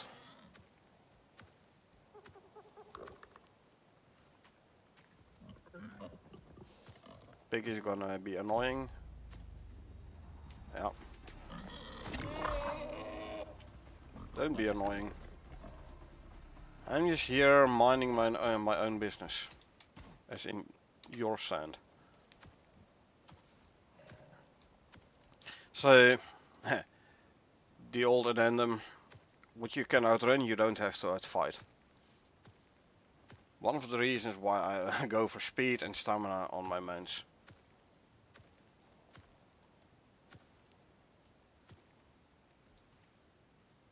Okay, full on slots.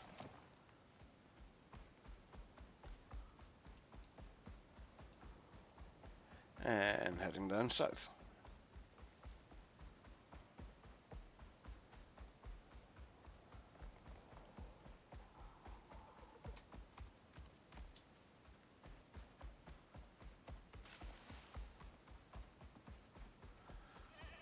outrun what you don't want to outfight and outfight what you can't outrun. Well, there is nothing my mower cannot outrun, so basically if I don't want to, I don't have to fight. If I'm on my mower, that is.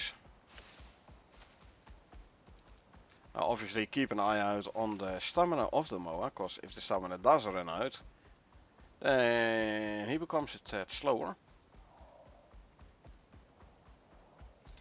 We're talking about a tad, we're talking about, goes back to speed 1600, while sprint speed is at 28. So yeah.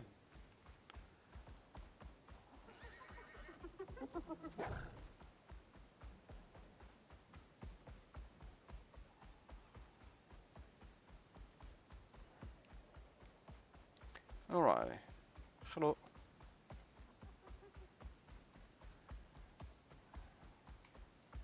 I have a little base somewhere over there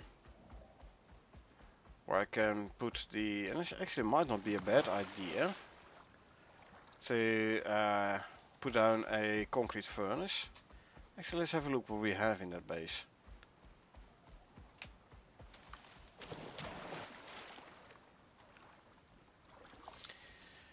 Let's see what we have in there.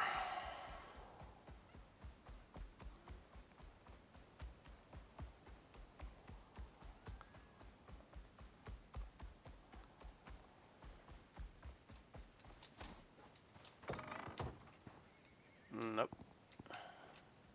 As I thought, no furnace.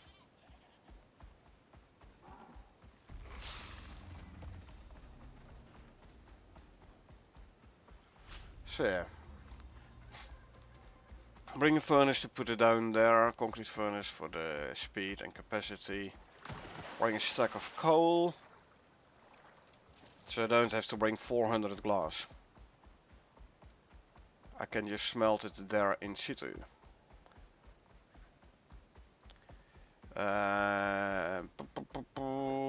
So we do need a repair bench as well, so I do need electricity. That means a solar panel, so I could as well bring an electric furnace. Okay. A repair bench to repair my shovel. You've been playing, Chris?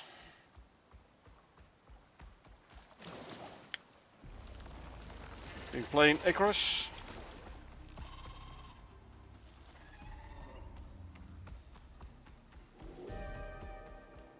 Yeah, just the end of the storm. Don't care.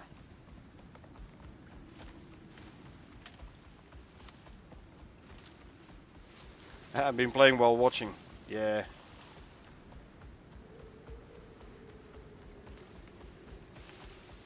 I remember back in the day before I started streaming where I was playing on one screen, watching YouTube on another screen,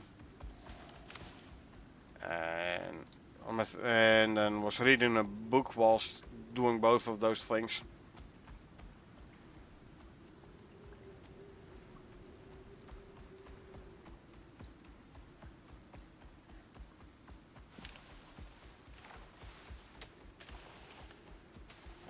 Let's see, so the biofuel and oxygen have to go to the desert part.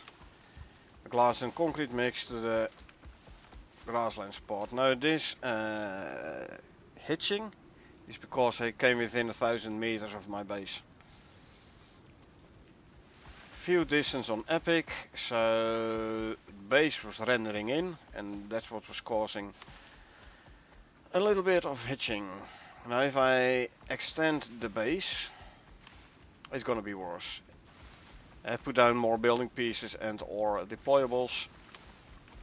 The more I put down there, the more has to be loaded in, so the more lag is gonna cause when I reach this distance of 1,000 meters.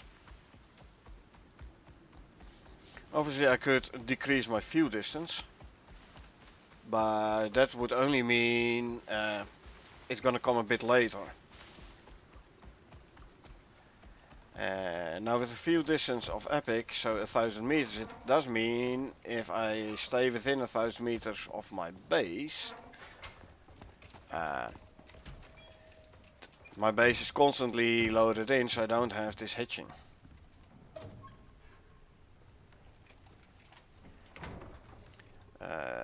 Let's grab some more carrier modules.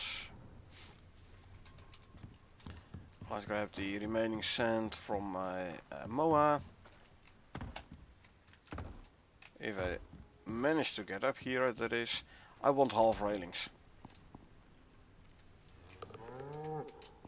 And we have the half stairs, I want half railings. So I can put them up like here and around, and you know.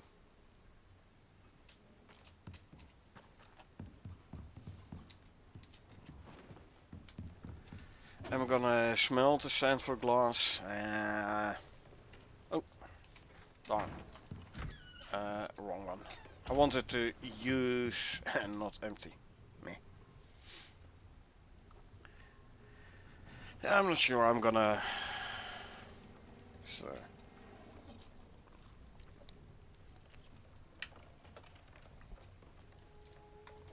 Consume, there you go.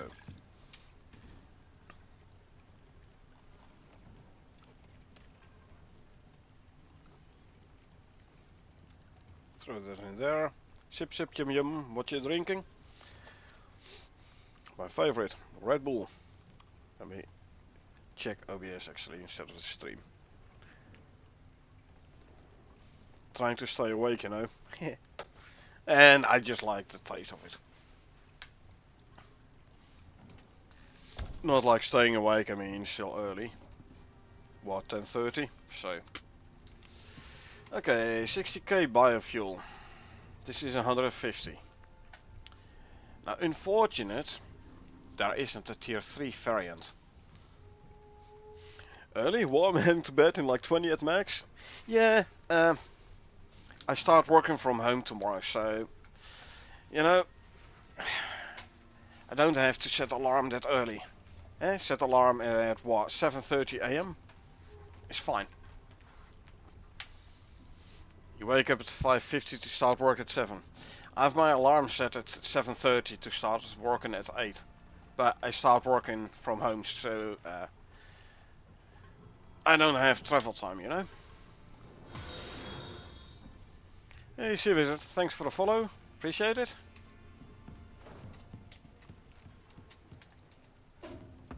You're your own boss, like you have your own company? No. I'm not my own boss. But basically I work from home 4 days a week and 1 day I go to the office. However, the days I go to the office I start working at home. So I do my morning meeting at home. And only after the meeting I go to the office. Advantage is I'm like outside rush hour.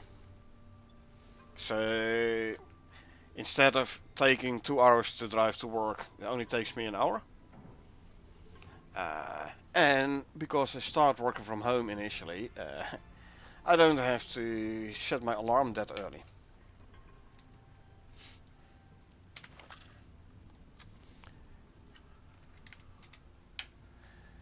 Okay, biofuel can, okay, other, nice indeed, yeah I know, right? So, let's see, biofuel can, right? You have the portable tank, 150 liters. You have the portable water tank, 150 liters. In tier 4. Now in tier 3, you have, where is it? Let me try to find it. Here, the water can, 50 liters. There is no biofuel, 50 liters. So if I want to bring, well, 60 liters of biofuel, I have to do it with these things. So I need to bring 6 of those.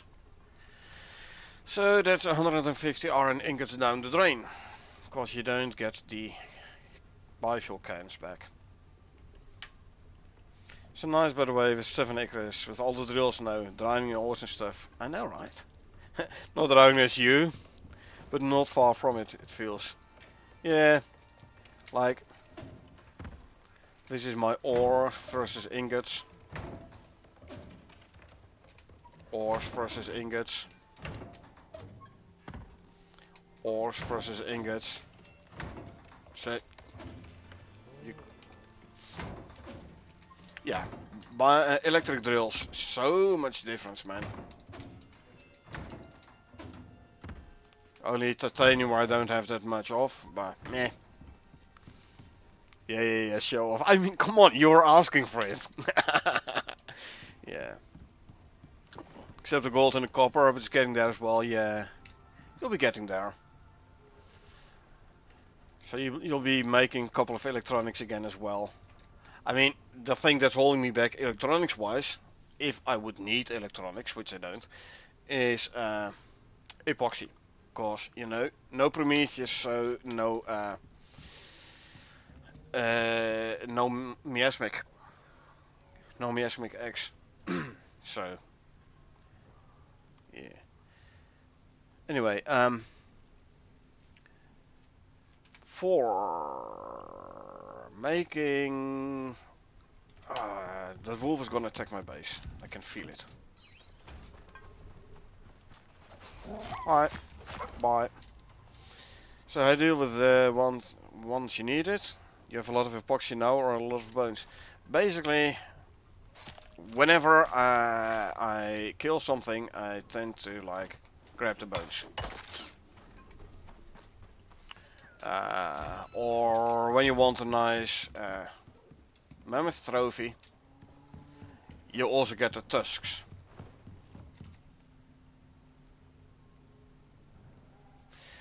Like I said, whenever I kill something, I go for the bones, and then I crush the bones and I make epoxy out of it. That's actually my main source of epoxy, is the crushed bone. One tusk equals 400 crushed bone equals 100 epoxy. So why not do a mammoth run? Well, I could do it, and I could bring the buffalo in cart.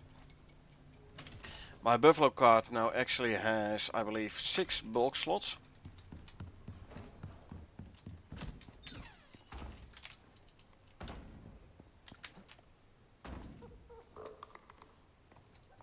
Six bulk slots, because I added this one. Normally it has 5, now it has 6. So yeah, increased fall damage reduction might be handy. Nurtured recovery. Prevent damage versus heal damage. Well, I go for prevent any day.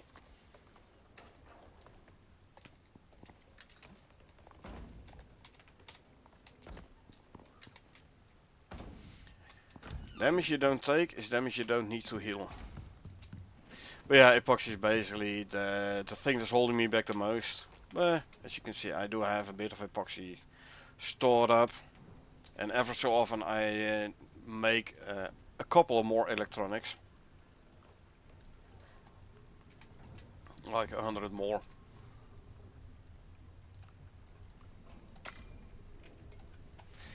But yeah. Right, let's see. Glass, concrete, biofuel. So that's gonna be the biofuel cans. Oxygen 50k.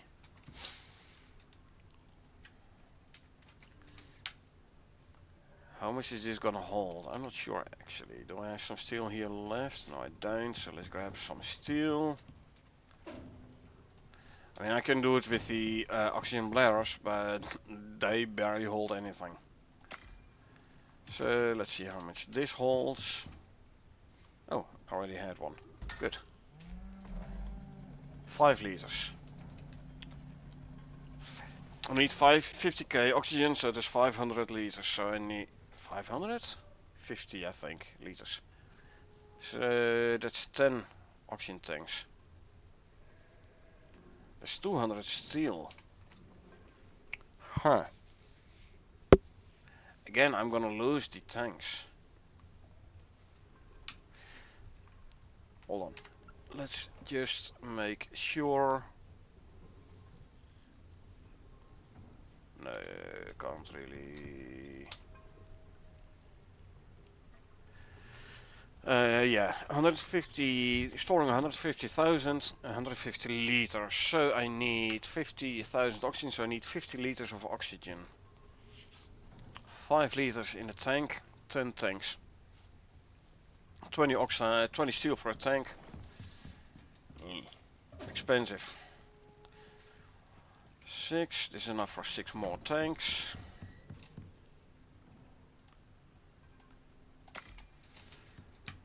What you're making, more tanks, and why? Look at the left side. I need oxygen. I need to throw oxygen in the cargo pod. 50,000 oxygen. That's 50 liters of oxygen. One oxygen tank holds 5 liter. So I need 10 tanks. Each tank cost me 20 steel. I won't be getting the tanks back. So this is gonna cost me 200 steel ingots. A lot of work? Meh. Not really. For me the most annoying is the resources I'm gonna have to spend and not gonna get back. 300 concrete mix. You know how much I can do with 300 concrete mix? How much I can make from a mountain fortress? But no. No, I have to spend it all here. I only have 3 deep drills for silica, so... Hey Kaiser, Kaiser Dragon. What map I'm playing in? Olympus. Well, you can already see it's definitely not Prometheus, because Prometheus doesn't have a forest area as here. The closest is the grasslands, which has the purple haze. There's no purple haze here, so this is not Prometheus. What remains then is Styx and Olympus. This could have been Styx, kinda, but it is Olympus.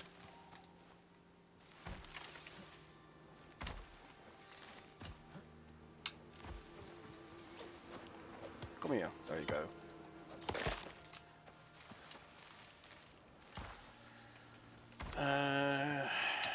300 concrete mix.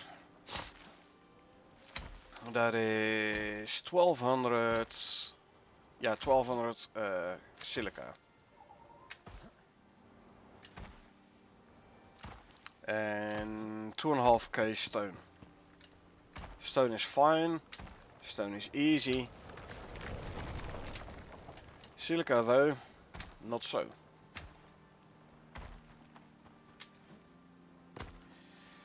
But yeah, for the glass, I'm gonna put down a furnace in the desert, so I can smelt sand in situ. Don't have to shuttle sand. Cause for 400 glass smelting 10 to 1, I need 4,000 glass. Stacks of 50 is 80 stacks.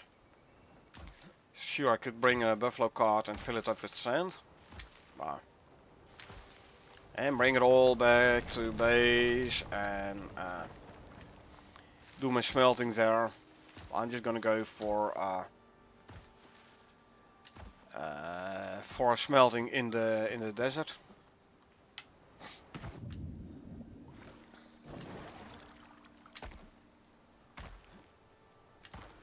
Now initially I was thinking concrete furnace, but then I was like, for some reason or the other I did want, actually don't even know what the reason was anymore. I want electricity in the desert. If I do electricity there, I could as well go for an electric furnace.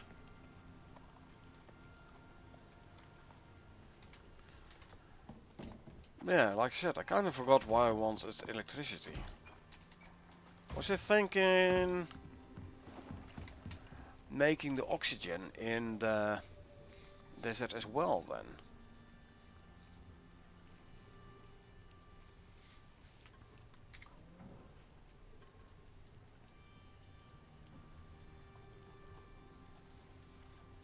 Don't know anymore. But yeah, the biofuel and oxygen in the desert one, glass and concrete mix in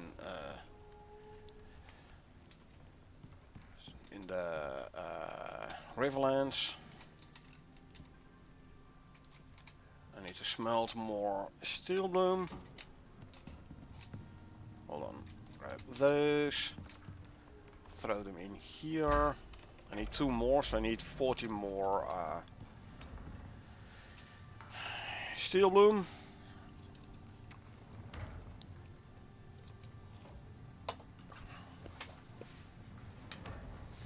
Yeah, I'm gonna take a couple of minutes break.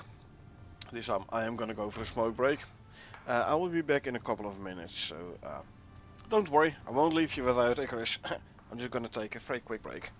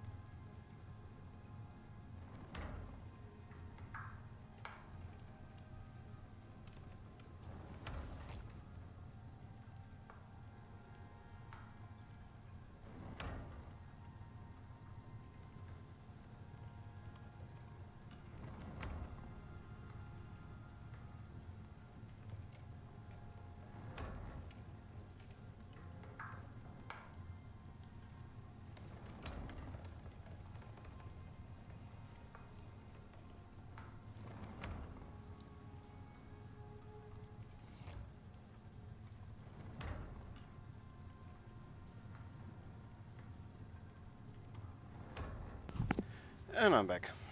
In the meantime, I also remembered why I wanted the electricity. I wanted to make a repair bench. Welcome back, thanks. I wanted a repair bench so I can repair my shovel when I'm digging for sand. It's gonna take out the durability of my shovel, so repair bench so I can repair my shovel. That means I need a repair bench. 20 cured leather, 50 refined wood. Refined wood, cured leather. I don't have cured leather here.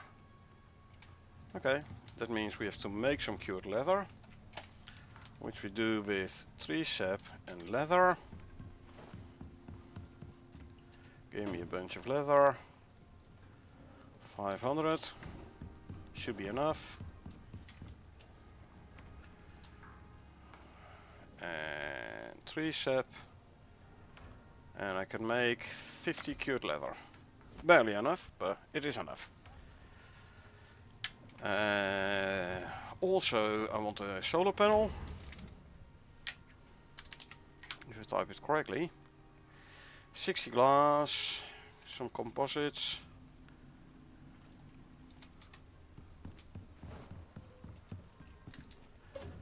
I have no glass anymore. Hold on, glass working bench. Yeah. And some electronics.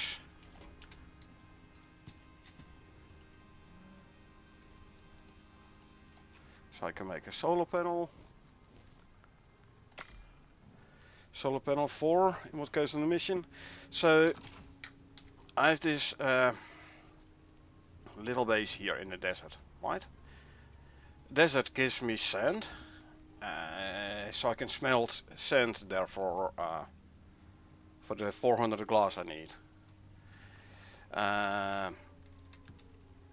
Digging glass is gonna take away durability from my shovel. If I want to repair my shovel, I'm gonna need a powered repair bench. So I need power. Hence the solar panel. Now obviously we want a battery as well. If we're going proper. So that means 4 copper and 24 titanium ingots.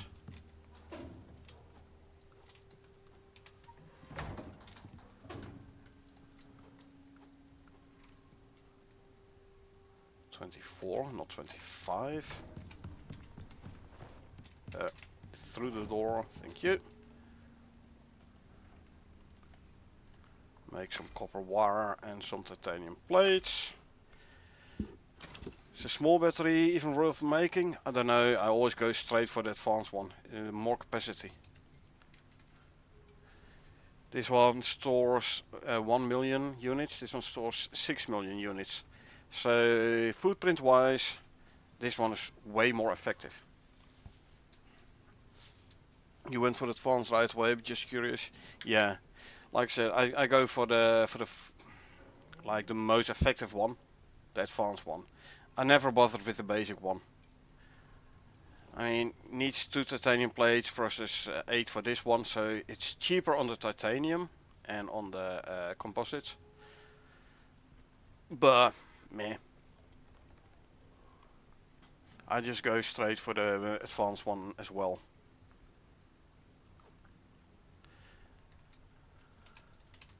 Do we have our 50 cured leather? We do, lovely. That means we can make our repair bench.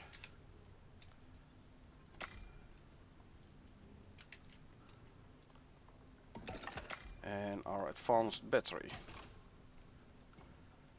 And then I want an electric furnace. 30 steel is fine, 80 concrete mix is less fine.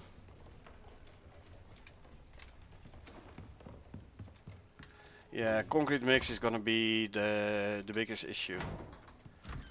Let's grab some more silica. Because I need like 300 concrete mix for this mission as well.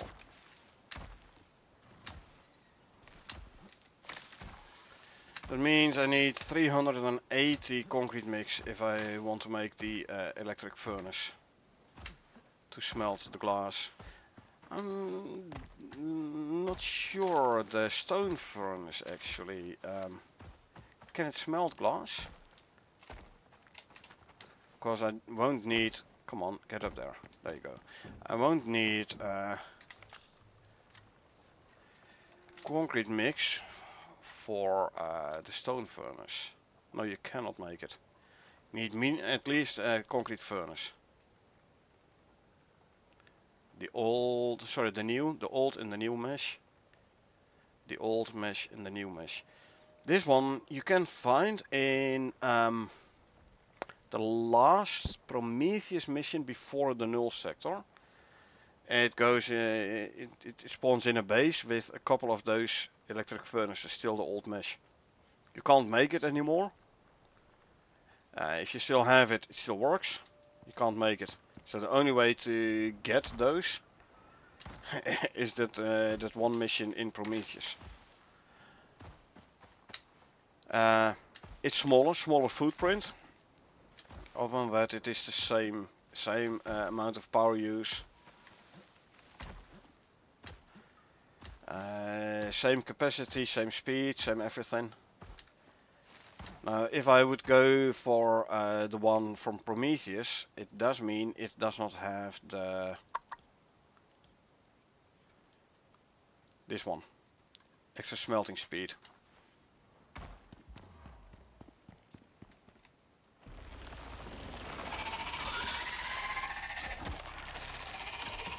Really?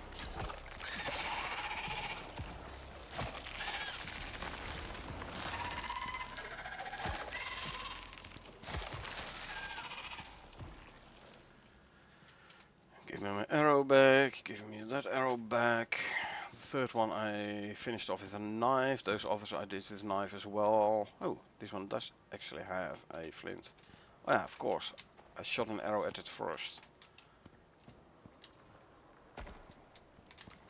Nope. Over, there you go.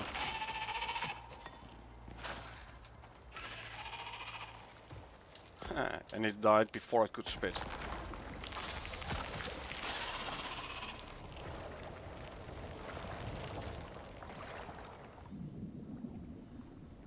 Less than 200 silica, huh?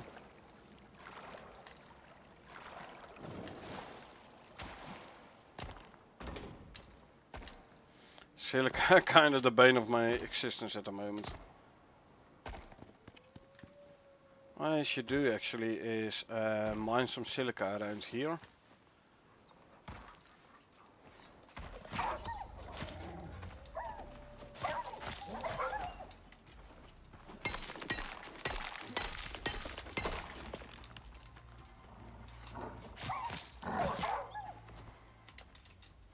Let's skin these for bones. Time for bed. Thanks for the stream. Catch you again soon. Good luck with the rest of your stream. Thanks, mate. Thanks for popping in. Appreciate it. Have a good night's sleep and good luck at work tomorrow. By the way, what was the verdict on work versus getting fired? You got the news already? You already got the word whether or not you can stay?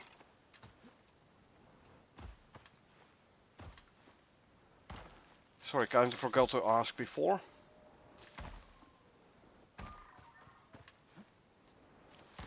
Told you yesterday, I'm fine, coworker has to go. Not so good news for your coworker, slightly better news for you then.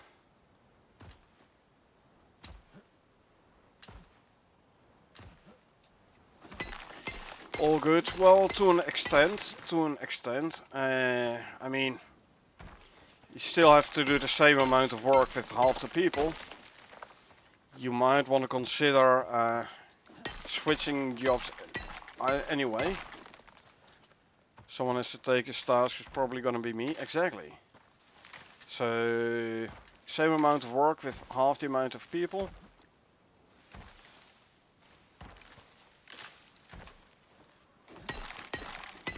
exactly.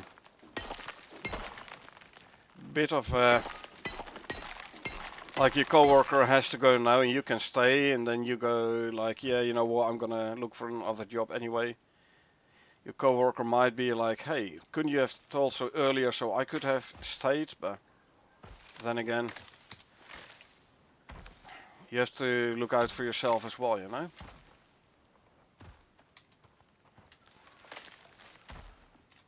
Been there and done that, doing the same amount of work with less people isn't always nice. Boss don't seem to have a plan, so isn't sure how we should solve the issue. One coworker's gone, 6 months still to work, yeah. I mean, if you find yourself a new job, maybe your coworker can stay, but then again, he might not like want to stay there indefinitely either, because then he would have to do the double work.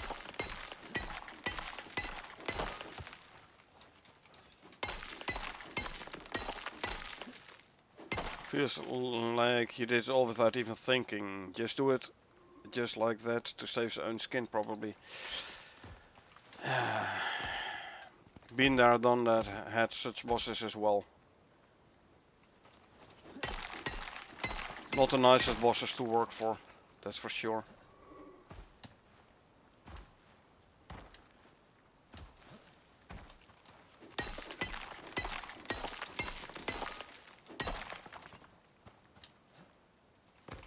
Let's actually eat some of this and some of that for a bit more speed.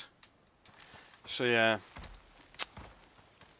I mean, having a job is good, but I always say being happy at work is for me is more important than just plain having work. I'm lucky enough to be able to say like, hey, I don't like it here no more, I'm gonna find myself another job. But not everybody can do the same, you know. Not everybody is in that position to do the same.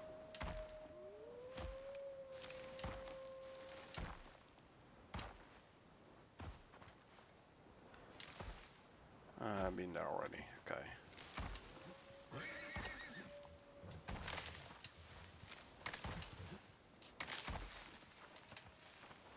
I couldn't keep up. Okay. Let's see. Any silica here? Promise the bigger boss the owner some numbers in which you probably can't deliver. Even if we're going plus, might not be as much as you hoped for, and now he should deal with that. It's probably his solution. Yeah. Still speculating, so I'm not sure. But we do think that, cause it feels like it.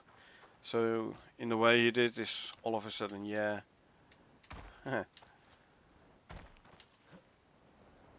Manager making promises to the big boss and then not being able to deliver, and then to save his own hide, coming up with some cost-cutting solutions short term. Know that feeling.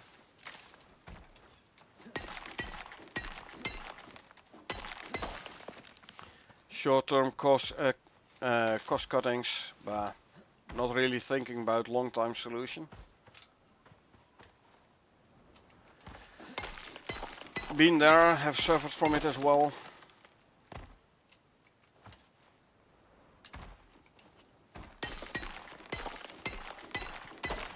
Need to swap out the backpack for the big one, so I can grab more silica here.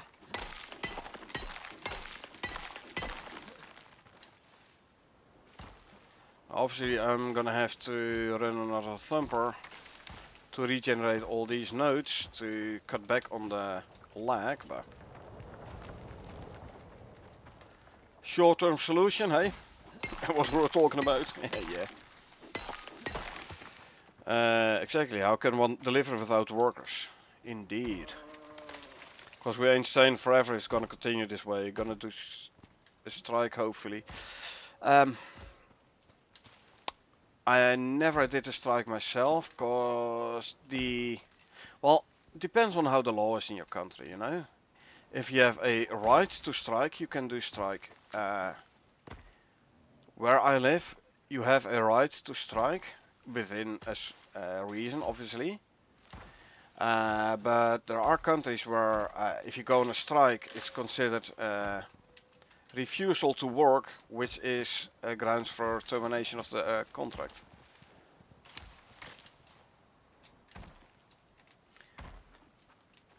Yeah, I mean, a person can only do so much, you know. There are only so many hours in a day you can work.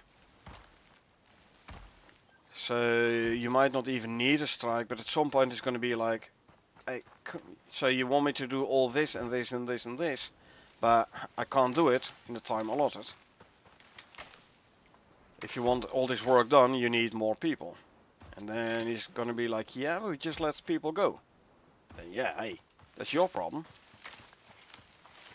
Don't turn your problem into my problem.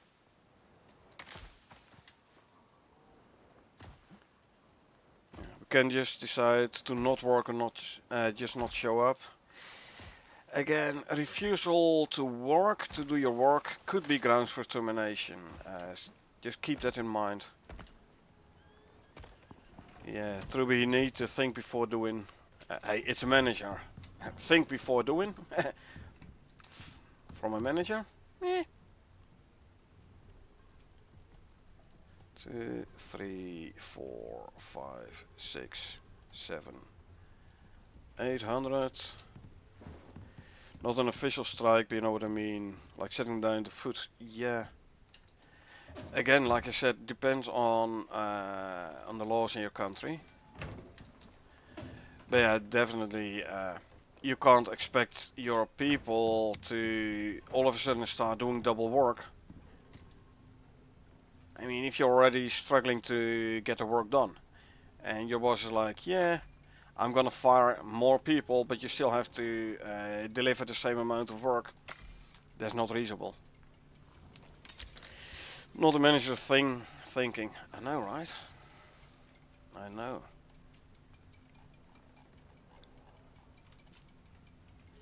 Yeah, you know what manager's gonna be like, yeah. I don't need to think. I'm paying you to do the thinking for me.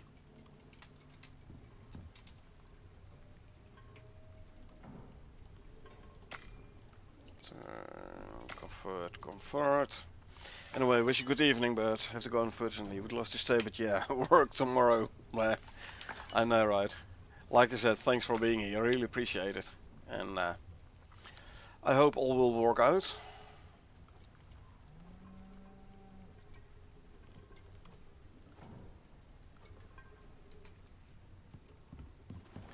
Streaming tomorrow again.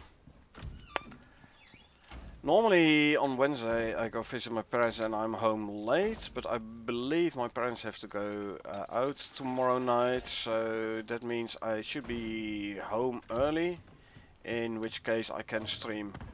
No promises, but there is a pretty big possibility I will be streaming tomorrow indeed.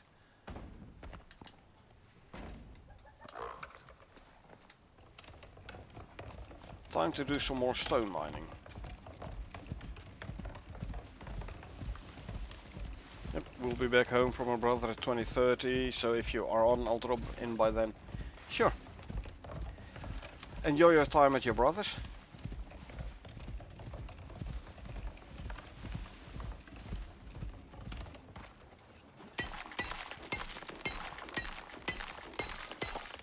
Let's grab this silica as well, since I'm mining here already anyway.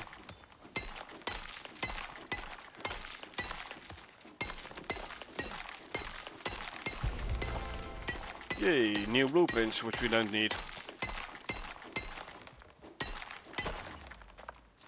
Yeah, set to actually follow. Don't stand in the rock I'm trying to mine, please. Thank you very much.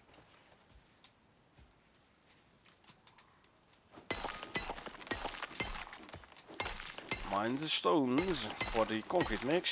So we need 380 concrete mix. 80 for the furnace, 300 for the mission.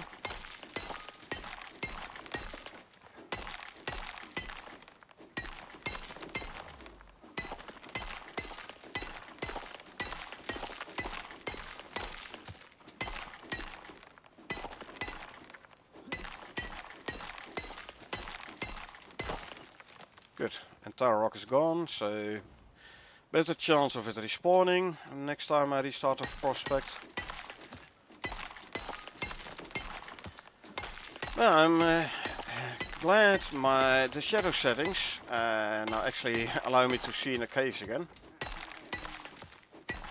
I mean, better for streaming purposes, obviously, but also easier for myself.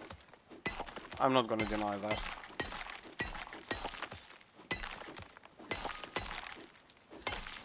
And like yesterday when I was following Carl through that spirally tunnel between the swamp and the volcanic biome. Yeah, couldn't really see anything. So I'm happy I can now see in caves again.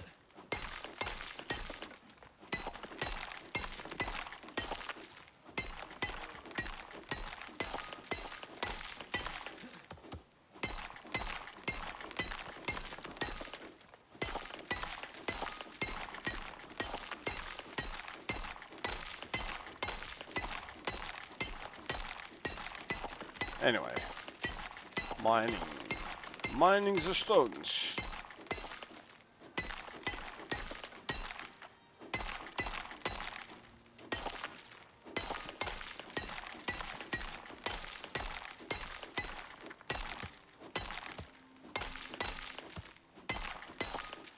So there are still some remains of the rock here somewhere, which I can't see, so I can't mine.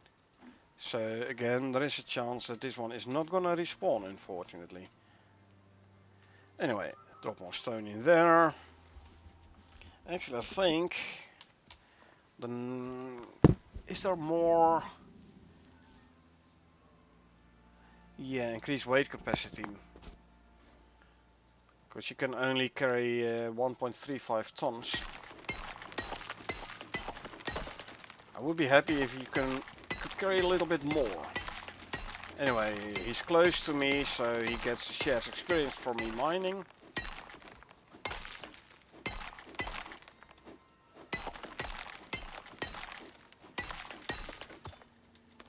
Again, no entire thing is mined, sound, so gonna be an open question whether or not it's gonna respawn upon prospect reload. But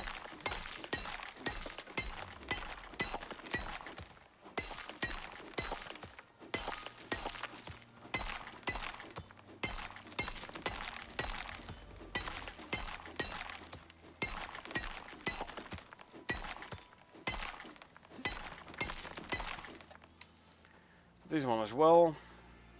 Somewhere there is still some specks of stone, probably underground. Drop more stone in. Come on this way, Mr. Buffalo.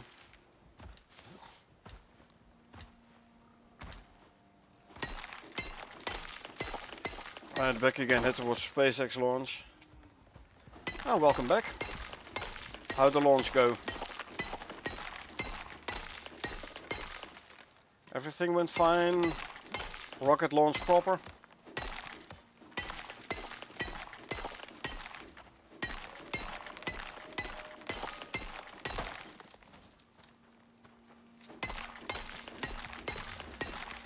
Well, I'm mining stone for more concrete mix. Yeah, went well, but I didn't get to catch the booster. Ah. Like they lost the booster, or they just have to retrieve it now?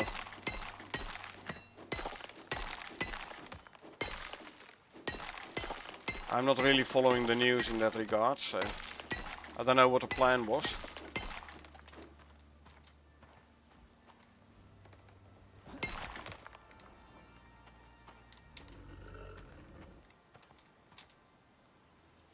So they had to go with water landing. Ah, okay. So they were planning on catching it, but they couldn't manage to actually catch it. Gotcha.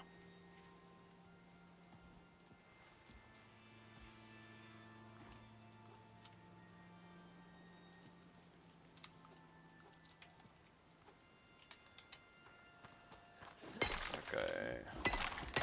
Buffalo is at capacity. So that means I can fill up my inventory now and then I should head back with the stones I mined. Yeah. I will get it back, pass at least. Going to come out of orbit here in like 30 minutes. Ah, okay.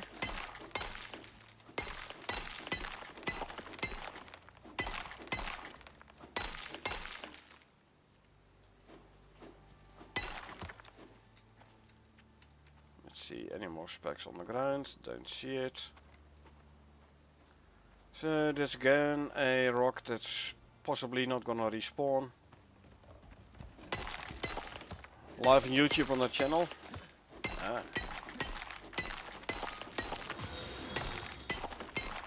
Hey Alison Mix, thanks for the follow, appreciate it. How you doing?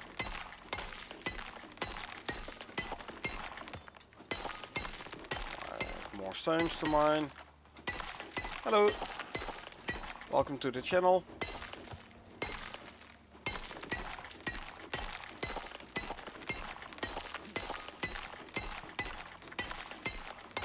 I'm good, how are you? I'm doing good, thanks. Playing some Icarus, so that's always good. So, do you play Icarus yourself as well? Let's see, we still have 18 inventory slots free, so we can do more mining. Ah, 2 stones here, huh? You mine so fast, I know, Alucard, I know. It's a combination of talents, and then I'm especially talking about talents like this. Increase pickaxe swing speed. And I have the Speedy 2 attachment on my pickaxe. And I have the Stringy Jerky for melee attack speed as a food buff. Food is a thing that's overlooked a lot by people. Food and their buffs. But food buffs can make a big difference, you know? Oh, you have an Apple computer, Ellison? I believe you can play Icarus on an Apple though. Maybe not native, maybe you have to go for something like Wine or Bootcamp. But I have seen people talk about playing Icarus on Apple. So yeah, you should be able to play Icarus on an Apple.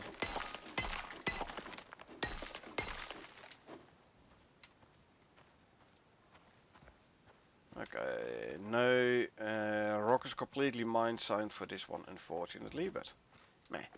I have a ton of stone. You love this game though? Yeah, I know man, me too. Me too. Okay. Plato, we're going back to base. We have a ton of stone.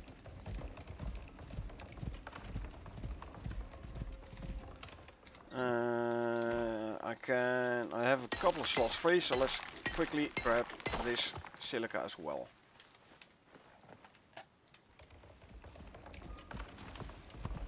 Don't even have Windows to install it, look into it. Yeah, like I said, hold on. For a moment I thought I saw a speck of stone floating in the air. You can do a quick Google on how to play Icarus on a Mac. Like I said, you might have to go either bootcamp or use something like Wine to play Icarus. But should be possible.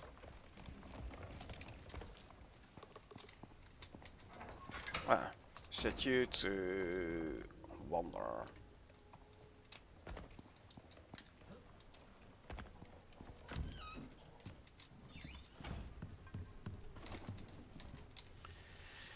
I need 3 sap as well.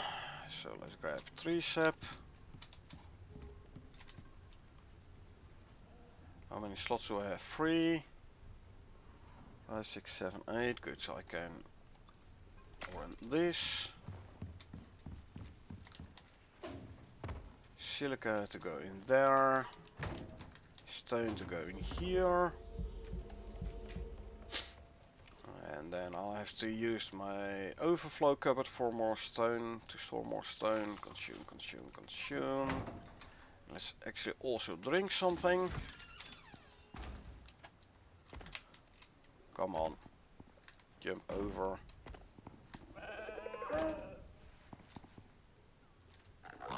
Grab stone from here.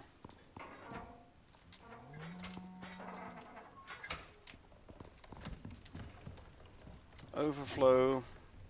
Drop stone in there.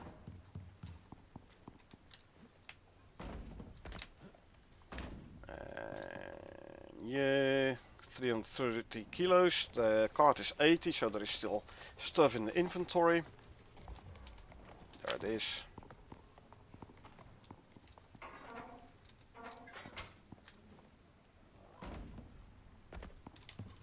Close the door here.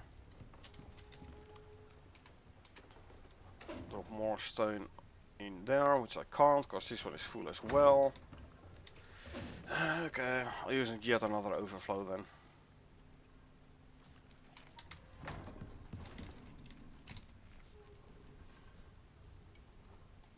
Okay, let's move this stuff up a little bit.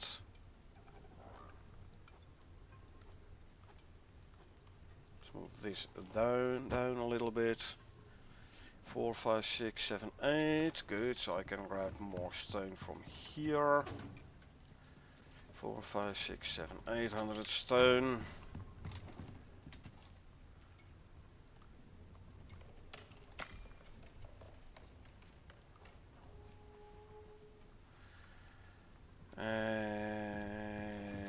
I need 10 more for the concrete furnace, so that is 40 silica and 80 stone. Do I have sticks for 3 sap? I do not. I need 40 sticks, so let's make some more sticks. Let's make the 40. I want 10 3 sap.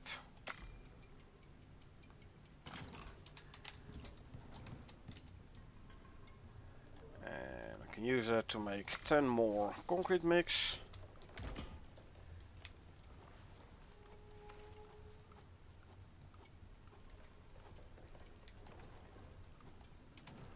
Can use this to make an electric furnace.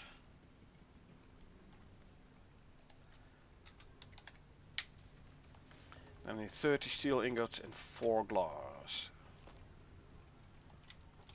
30 steel, 4 glass. And there's my electric furnace. Cool.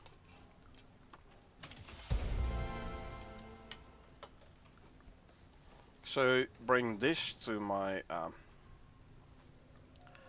desert base for the glass. I have the oxygen. I have biofuel. No, 60 biofuel, right? 60,000 biofuel is 60 liters. 2, 3, 4, 5, 6. 50,000 oxygen is 50 liters. 5 liters a tank, so I need 10 tanks. This is gonna use a lot of slots, so maybe I should actually use the buffalo. Or am I gonna do it?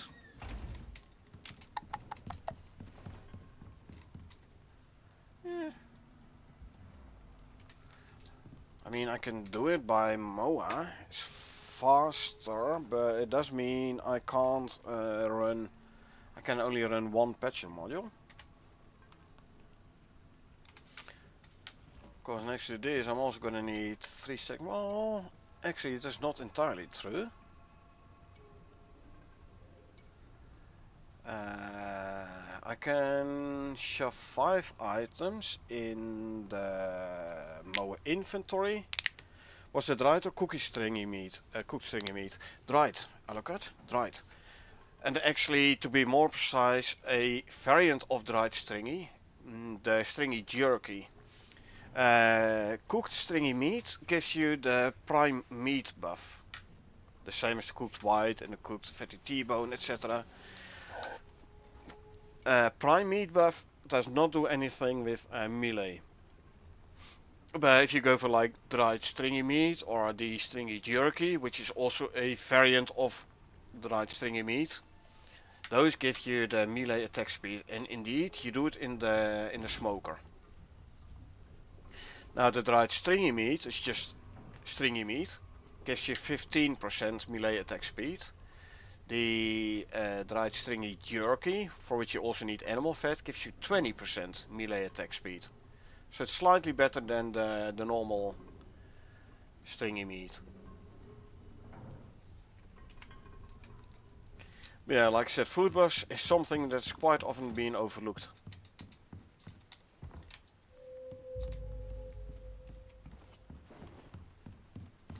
Let's see, how many slots does the mower inventory have? 4. So what I'm gonna need is, so I'm gonna need 3 more slots for a concrete mix and 3 slots for the animal food. This is one entire row, 6. I can only put 4 in the mower inventory, so I will be too short, but I can leave these 2 behind.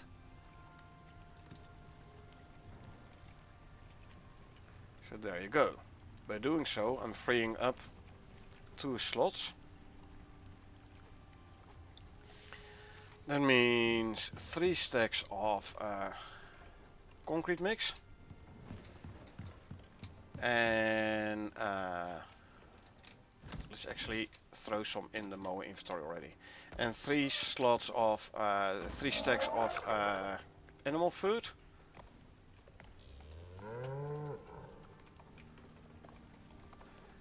Does leave me with 2 rows, so I can use 2 pheromone modules. Check. Now obviously glass is, I'm gonna need like 400 glass. Glass is stacking what, 20? So there's 20 stacks. Yeah, stacks 20. But this is where I have to deliver the biofuel and the oxygen. So that is gonna free up 10, 16 slots. Yeah, not bad, not bad. Right, I need more concrete mix, so I need 400 silica.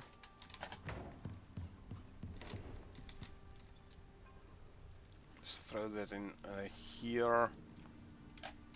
And 800 stone.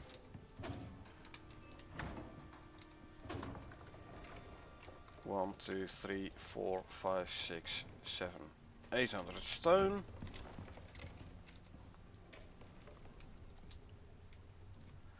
And 100 tree sap, which I don't have, so I'm gonna need to make some more sticks. Let's make 400 sticks.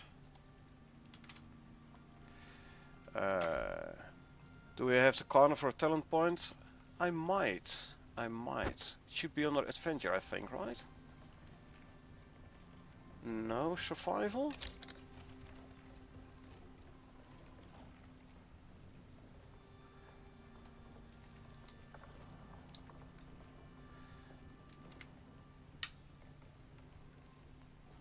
Oh, this one carnivore. No, I don't have the carnivore talent point.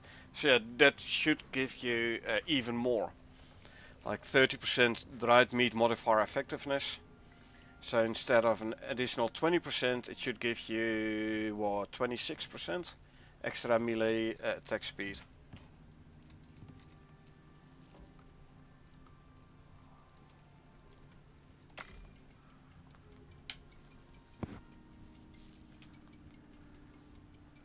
So no, I don't have it myself.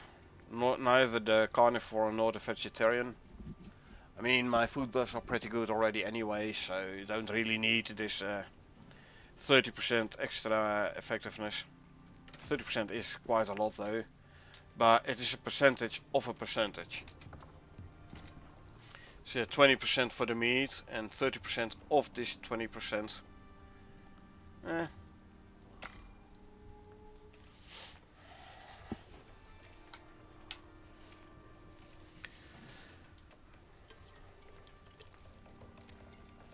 Like it's gonna be like what, 6.7?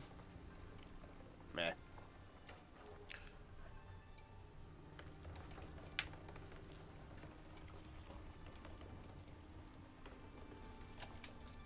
And I'm gonna need the animal food.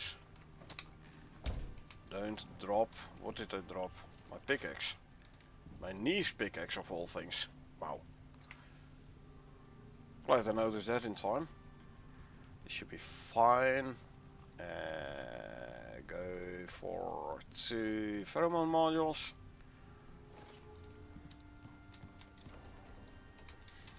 Once I'm here, I did use one of these and one of these, so let's fill them up. Ammo. Fill you up. I'm running low on flint arrows.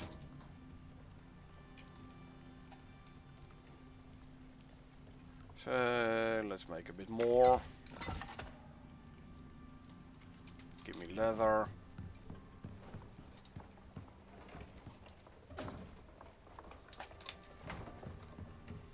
Can throw the leather in here. Turns out I still had 44 cured leather there. Okay. Sticks. Sure, let's make say 80 sticks. So I can make more flint arrows. Always handy to have some spare.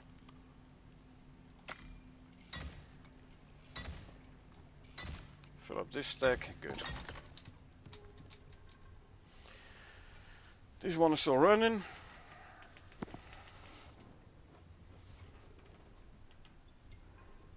Yeah, man, I'm already struggling for silica for my base, my mountain fortress. And then having to spend 300 concrete mix. 300, man. Could have done so much building wise for my mountain fortress. Ah well, it is gonna give me like 900 ren, which I can then use to buy silica packs. Time to get the third drill going. I already have 3 drills on silica. Crafting 150 ren. So for the rewards I can get me 6 packs of this, 600 silica. Now 300 concrete mix uses 1200 silica. So I only, from the rewards, only can get like half the amount of silica back. I'm not gonna spend any there then, but indeed, Ellicott already added another one. Actually, a couple of streams ago already, I added this one here. So I have one in the cave here. I have one over here, and I have one over here. So I already have 3 silica drills. And what would I build, Ellison? I'll show you after we've completed this operation. I still have some stuff I can put in the mountain fortress, and I will show you the mountain fortress. First though, it's still early morning, so that's good.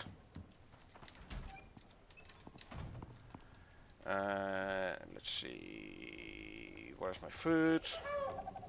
You eat some of that and eat some of that. Don't forget pets, so you get some shared experience faster. Eat the third one.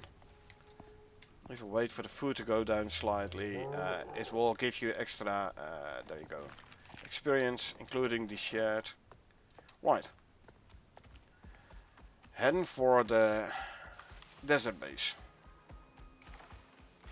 Going around the bee tree. I don't want the bees to swarm out and start chasing me, and I don't have the inventory slots to grab the content from the bee tree, so rather avoid it. Flash storm, not nice.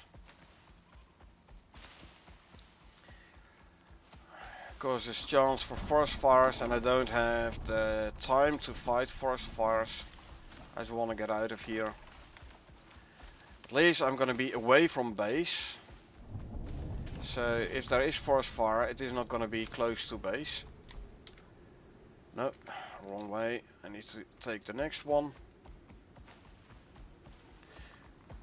But yeah, 3 drills on silica. I might need a 4th one, I know. Like really, silica is currently my bane.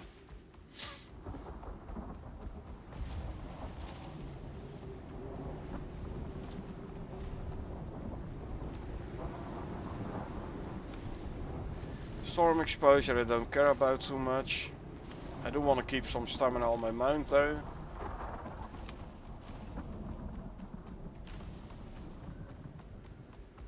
So it should be far enough away from base that if trees do burn down over here, it will not affect the performance around my base.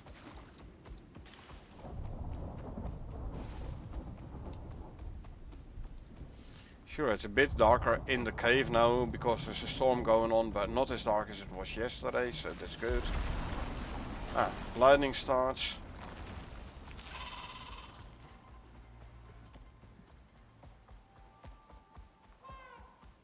Okay, now we're in desert. Heading towards my desert base.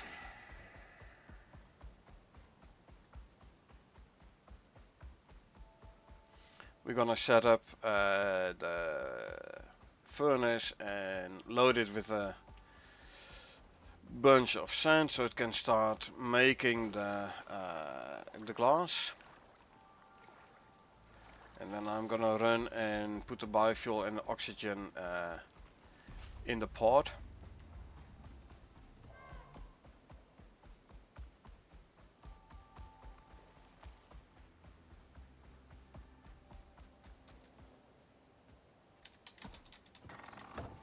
You go in the base, please. Thank you.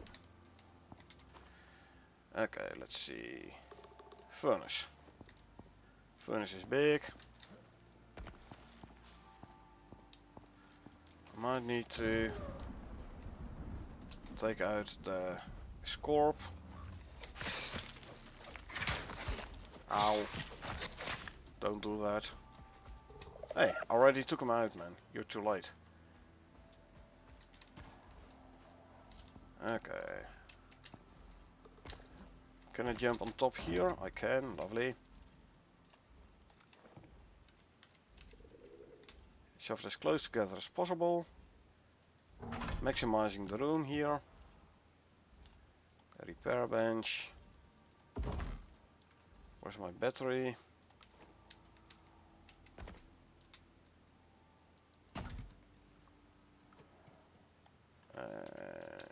Okay.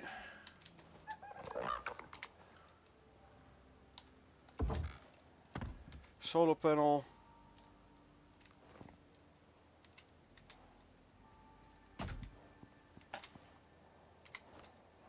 From here to there.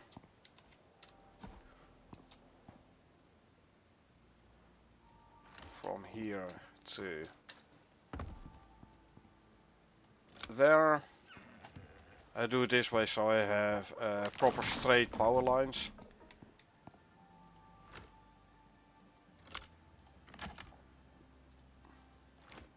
Nope. Get away. I want you to go there.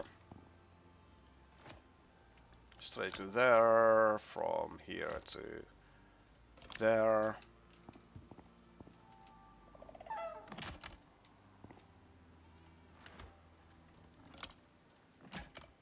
Hook you up there. No, higher. There, and you there, and I have to save my mower.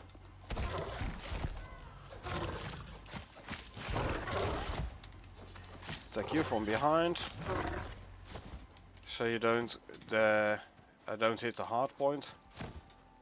Okay, so now what I need to do is dig. Oh, you know what I forgot? I brought the repair bench. I did not bring any titanium to repair the shovel with. Oopsie. I knew I was forgetting something. Styx or Olympus? This is Olympus.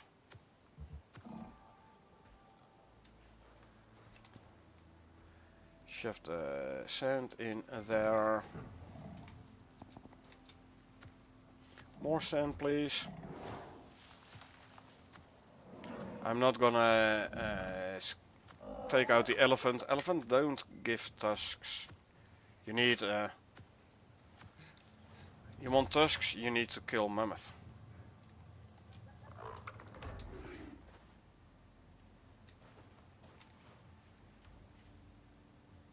So no use take out an elephant.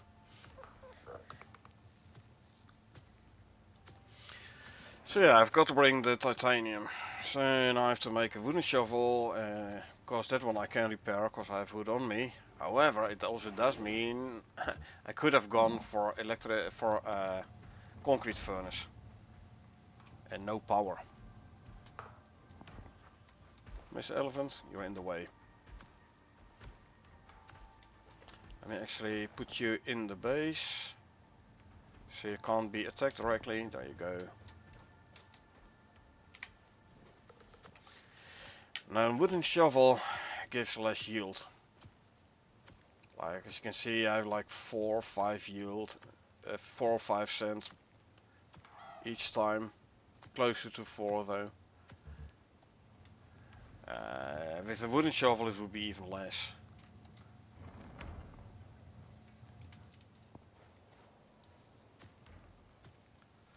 But yeah, digging the sand.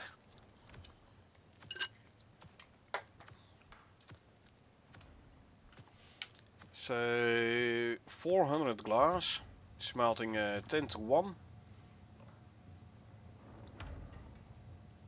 So I need 4,000 sand.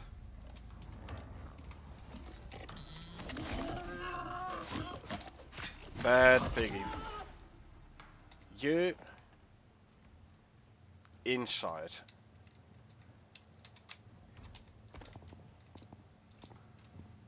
Really? Further in. Close the door. I have to use a bandage. And digging more sand.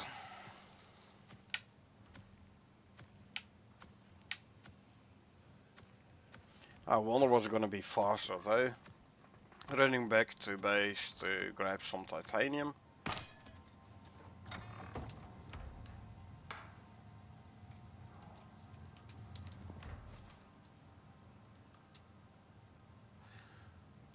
Or just work with a wooden shovel. Need some more sticks. I can make a wooden shovel.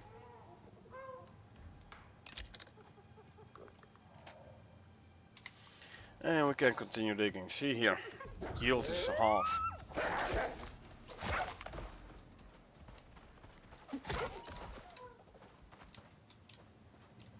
Close the door, you stay in.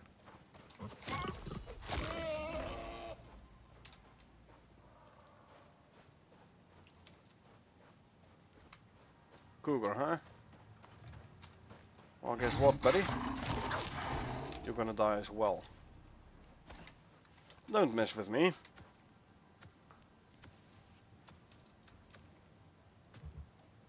So yeah, less yield with a wooden shovel and it uses more stamina. No, this one has to go there. Actually, let's first drop off the biofuel and the oxygen.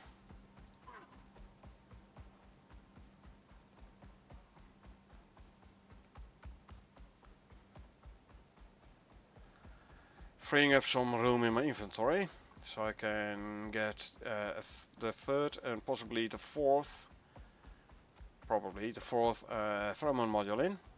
So I can run even faster than this. How much sand do you need to make a glass piece? 10 sand for one piece of glass.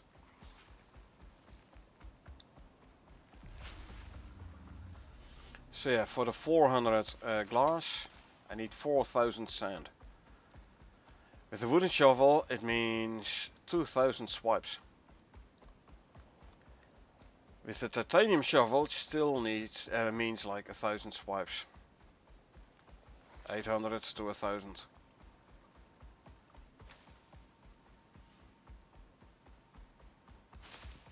I could check, by the way, some caves around here for titanium.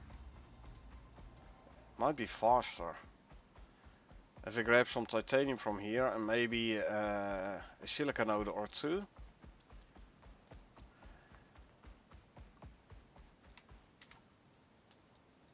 Where am I at? Straight. No, the right one, that one. Maybe a silica node or two, and so I can use some silica for some glass. And titanium to repair my shovel.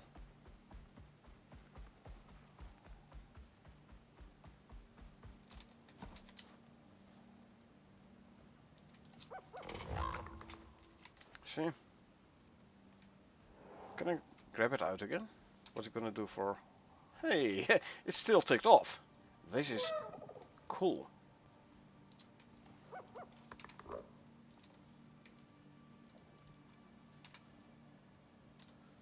You see that?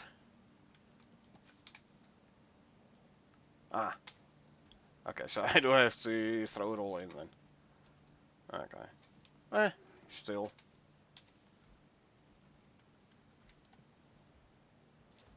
That's it. This I cannot grab out. Hey, at least I have my biofuel back.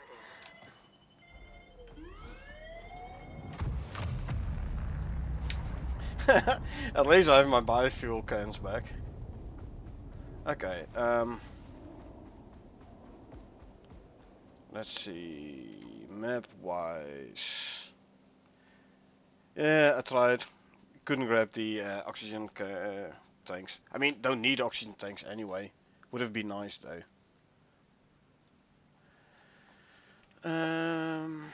There's a cave over here.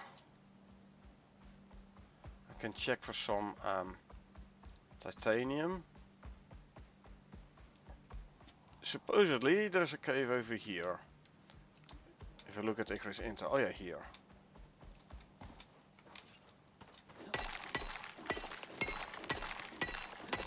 Let's have a quick look.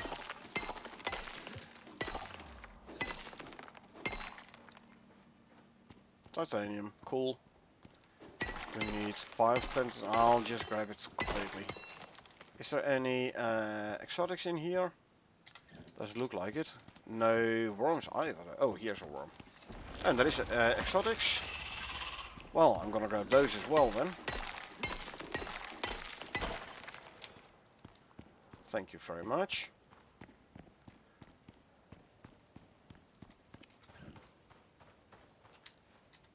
So I can smelt the titanium and can use it to repair my shovel.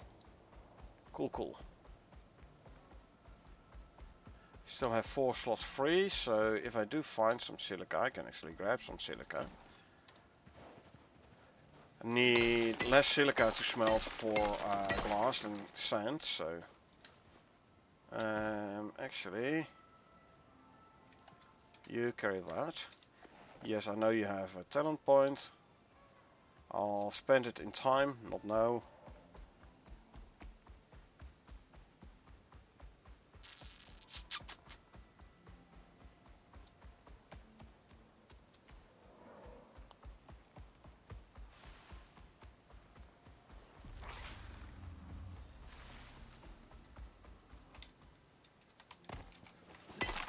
I'll grab more silica. Smelt what? 2 to 1? So 100 silica is 50 glass.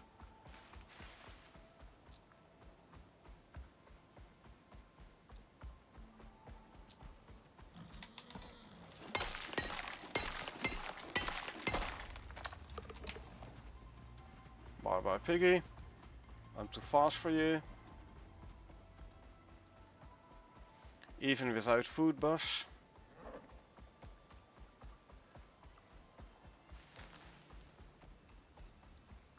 Now food buffs does mean slow stamina regen though, but oh, my own food buffs are out as well. Cool. I have like 3 silica nodes here. That's good.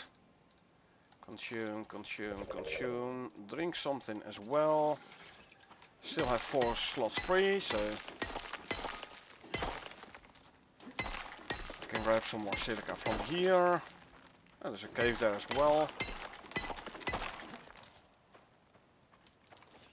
Shall we see if there's some exotics in? I hear bees. Don't care about bees though. What is this? Titanium oxide. Oh, yes. Exotics.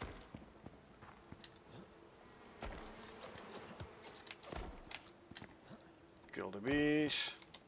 The other ones are staying there. This is good. And continue heading south.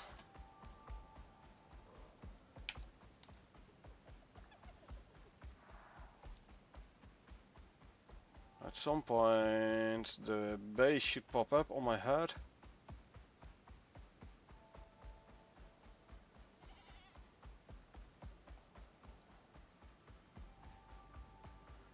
You know what? If I swap out another pheromone module for a patcher module, I can grab more silica,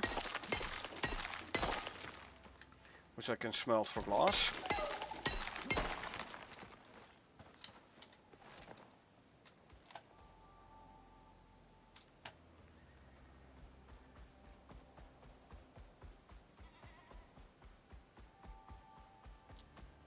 Oxide.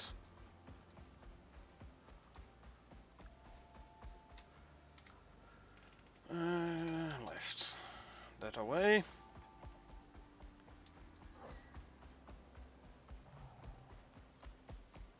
Hello, Mr. Elephant.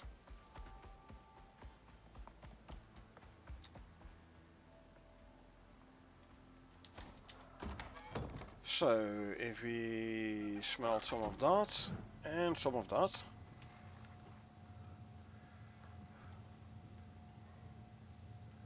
And let's see. Oh, I don't even have a crafting bench here. Do I have the room for crafting bench? And I need some more wood and fiber. Fiber is easy enough though. All you need for fiber is leather. Old trick.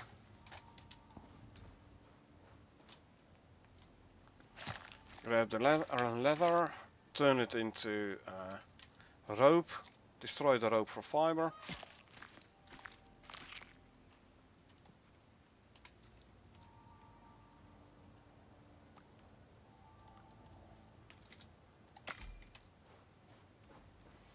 Like I said, very old trick. Now I can throw you in there and I can repair this. So I don't need this one no more. Can be destroyed.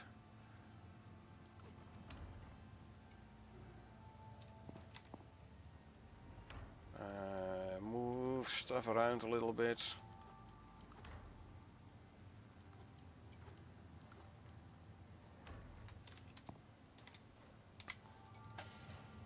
$300 glass, eh?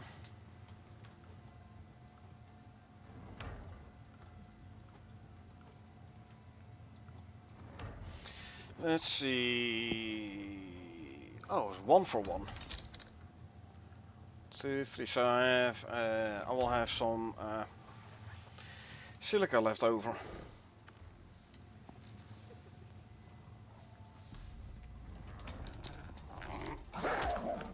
Don't. Down. What do you want, huh?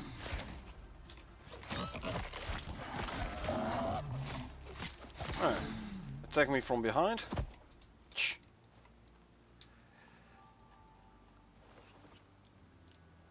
Attacking me from behind.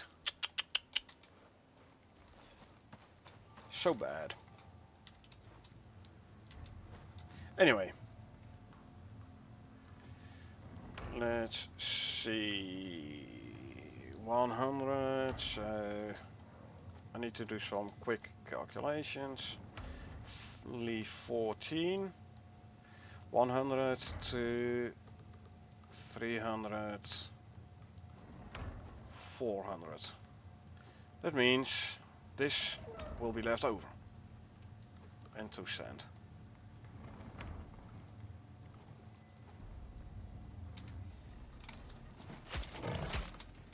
Really?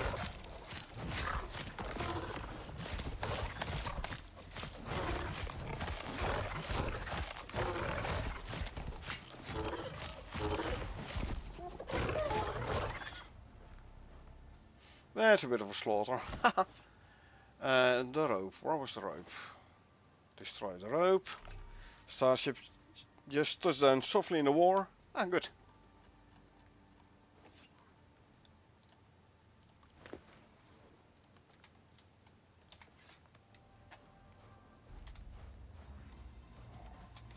Scorpion. That scorpion. Slaughterhouse here.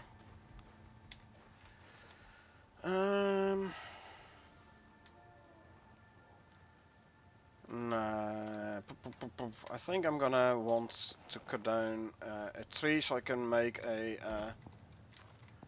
Well, I can use the trophy bench for storage. Okay.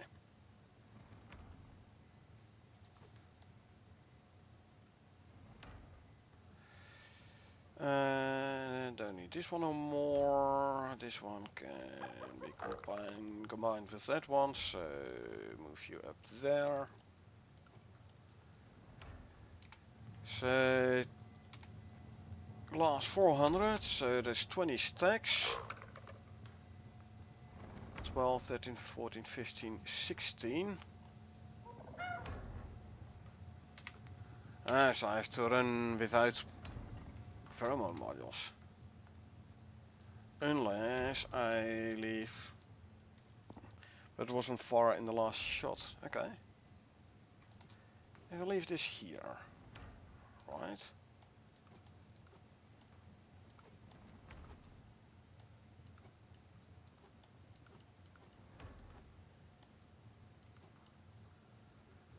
I have 18. 22 slots, so I can actually go with a single pheromone module. I just come back here to pick up those biofuel cans.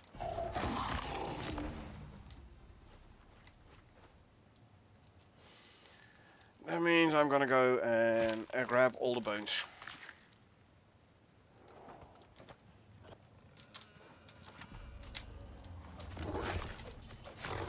This one you better attack from behind. I have to be careful not to hit my moa.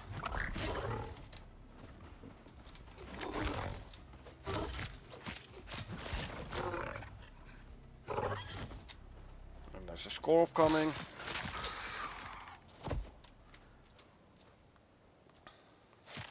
Was on fire in the last shot. Well, were they able to put the fire out?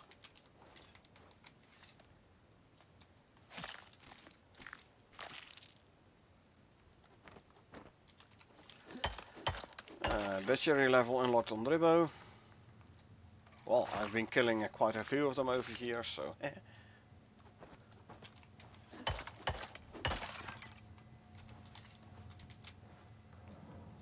Skin all these animals here. At least it'll get rid of the carcasses, so no longer attract any other predatorial animals, any other predators.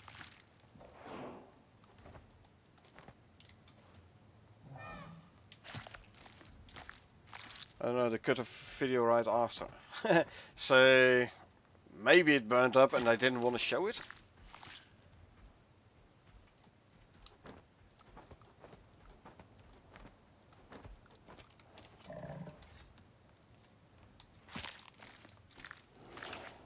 And like, yeah, we just gonna act like we like fix everything and save everything, and we are not gonna show them how we basically lost everything. It was a stress test of a few different things that were not nominal. Yeah. Well, say a complete launch just for testing. Interesting. Gonna be some expensive test.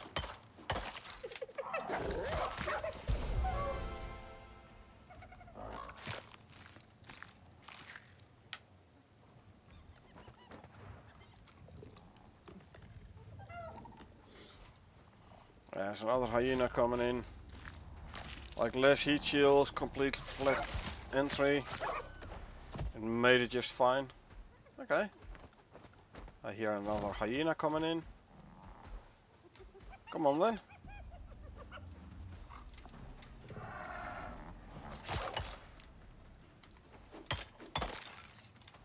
See, don't mess with me. You won't survive.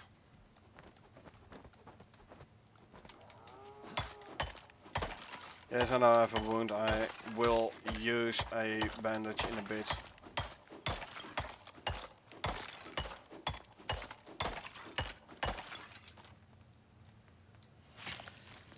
Delivered satellites, but then testing Starship to get ready for a human. Okay. So basically a combination, like first we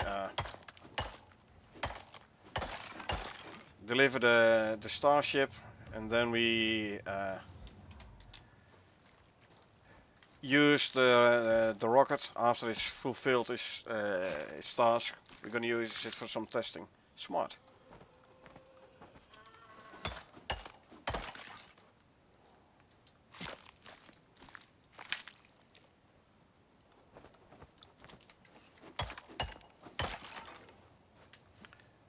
Okay, you go back in. Now if I had a crafting bench here, I could make myself a mortar and pestle and use a mortar and pestle to make a bunch of...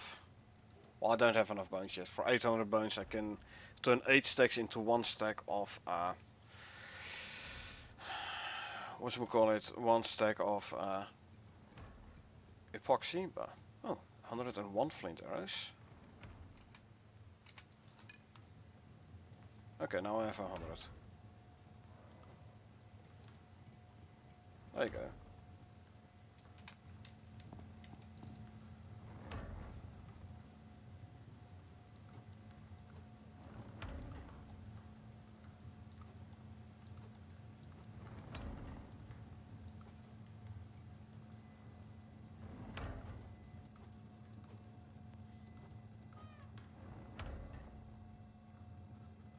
It should... Okay, this too is over remaining. Okay, so...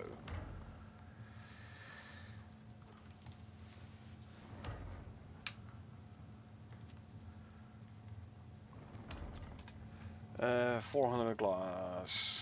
1, 2... sorry, I need 10 more here. There you go.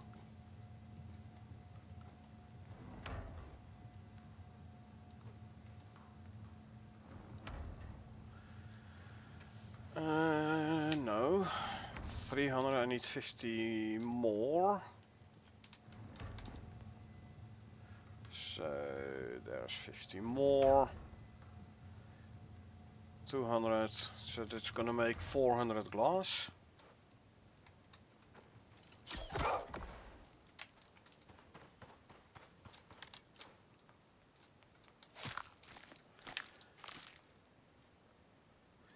Grab the bones. Don't need the rest.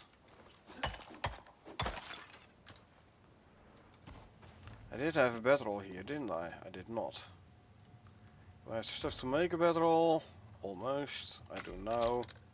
Craft a bedroll. Can put a bedroll down here. I need a campfire, for which I need sticks. So we make some sticks. We can make a campfire. Bedroll can be deployed here. Campfire will deploy there. always put your campfire on top of a bench or something, so you don't run the risk of accidentally stepping on the campfire when you get out of bed.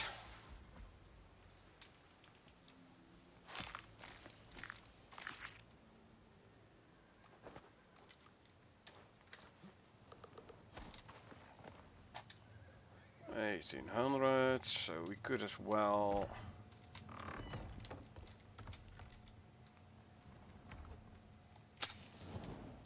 sleep. Grab the wood. Yeah, don't think I have enough room here to put a crafting bench in. It's a very small base. Told some free weekender that joined the game to put one of the small square boxes on top of it, and he was impressed. I had to put it on top of a small box, yeah.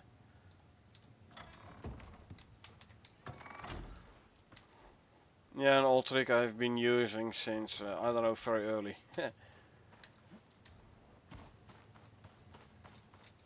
Put your campfire on top of a box or something.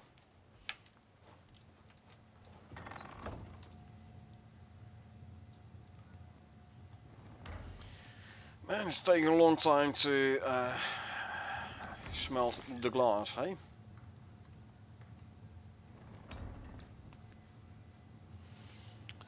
Um, 16, 12, 13, 3 short, so if I would leave the exotics here as well, I should be able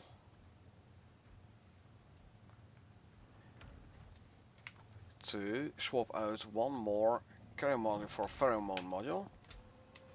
And I still should be able to bring it all in one go. So we did get another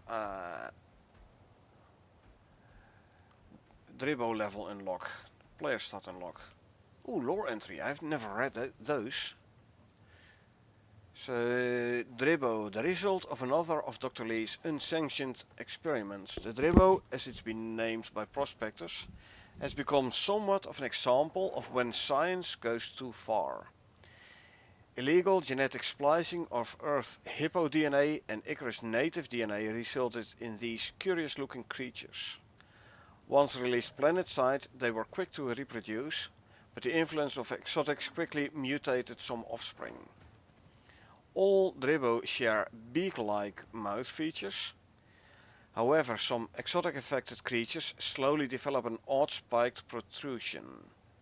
Research has shown that this is the egg that a creature hatches from, which they then continue to carry with them to maturity. In an early memo to Group 15, Dr. Lee described this exotic mutation as inevitable. Put a small box on top of the fire and does the same thing. Okay, I did not know you could do that. Huh. It's not setting the box on fire? It's interesting though. So put put something on top of the campfire. I always put a campfire on top of something.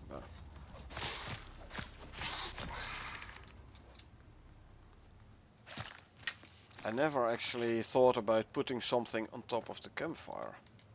Huh.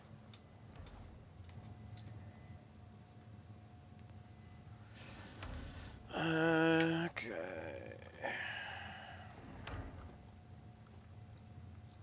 128 still to smelt, so there's 480 seconds. Which is what, 8 minutes? Okay. Well, that means I can do some killing.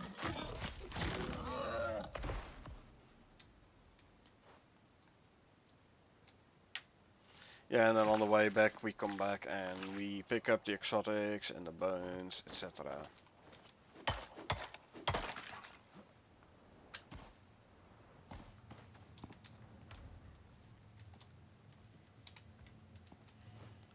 And the bones, the biofuel cans, stone, exotic, silica, everything here.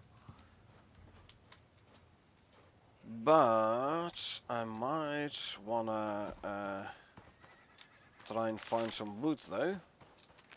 So I can then make a crafting bench, so I can make a mortar and pestle. I need 15 more wood. Now cacti do give you wood, so that is good. With 42 wood, need 8 more.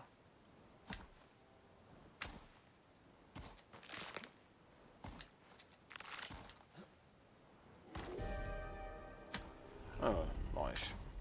Well, at least it's not a heat wave. Although it probably will increase the temperature. I have ice water on me though, so I do want to have some wood in reserve. There you go. Make yourself a crafting bench, try and shove it in somewhere.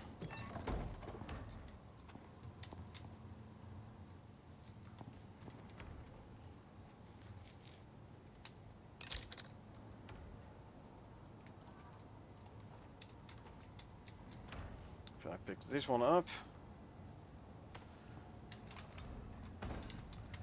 Let's see.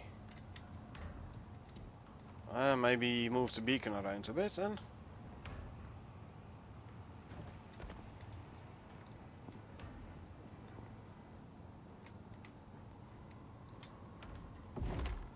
And this one goes then here.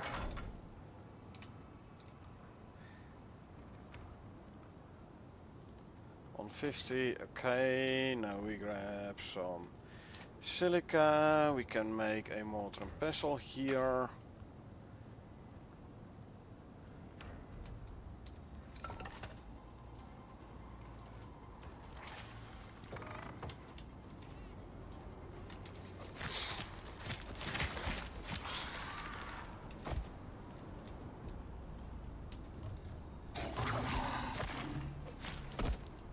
You back in here and stay there, please. Thank you very much.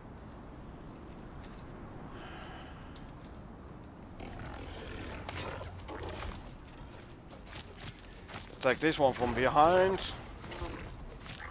Oh, oh, oh. See, and this is why I wanted this guy to stay inside.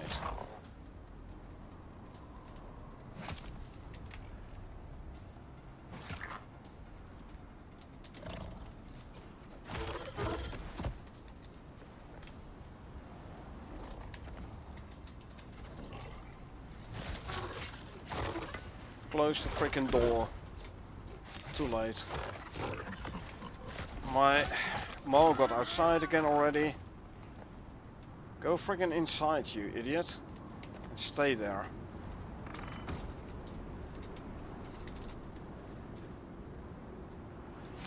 Okay. Now we can focus on skinning this.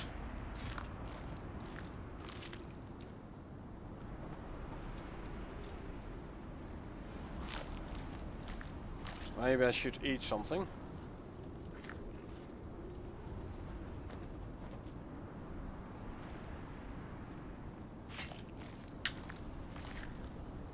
To get my health up a little bit again, huh?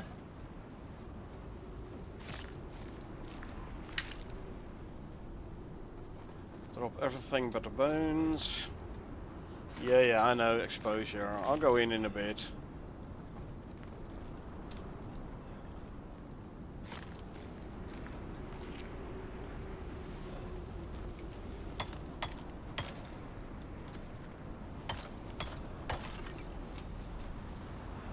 I'm gonna skin those guys first though.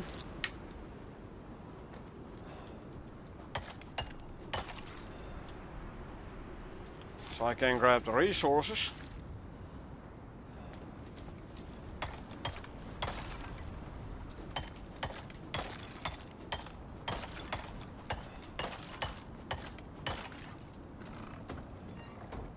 Okay, so You there. Grab all the bones from there. Check them all in here. Cool. I can make 400 crushed bone. So I can make 100 epoxy. Actually, grab everything there.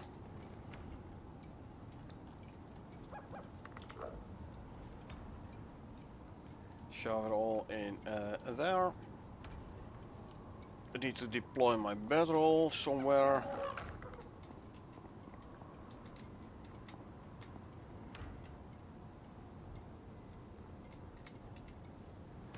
There you go. And I have a fully prepped base again. Yeah, something said if you crouch and you open your inventory screen, you stay crouched. Yes. So I don't need the toggle to crouch. Cool, cool. That indeed does work. You got yourself at least one level. What should I go for? Yeah, increase inventory slots. Do you? Now you can carry 6. Cool, cool. How far along is this one? Almost there. Almost.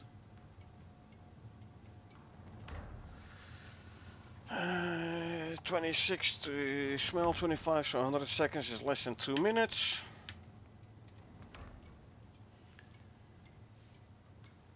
So about the same time this one is done, so I can turn this into a stack of epoxy.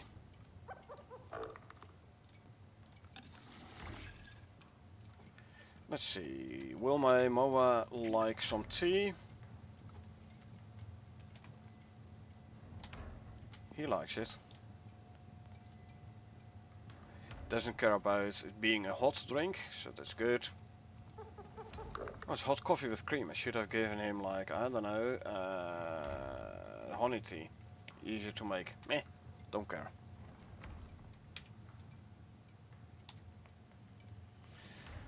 So when this is done, I can turn this into epoxy. I have 300 concrete mix on me, so the glass. I can actually 4, 5, 6 take this already. You are gonna carry the glass here. And once this is done, I grab the rest of the glass. Should be able to fit it all in my inventory as is.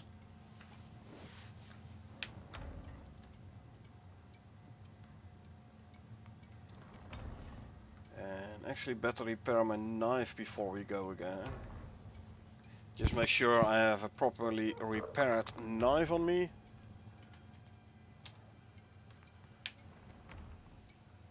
This one's almost done.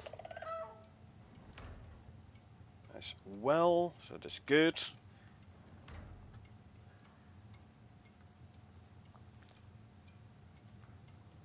And I can make a stack of epoxy. Grab all the glass. 2 slots free. So you can only send exotics up in the orbital exchange interface. That is correct, yes. The only way to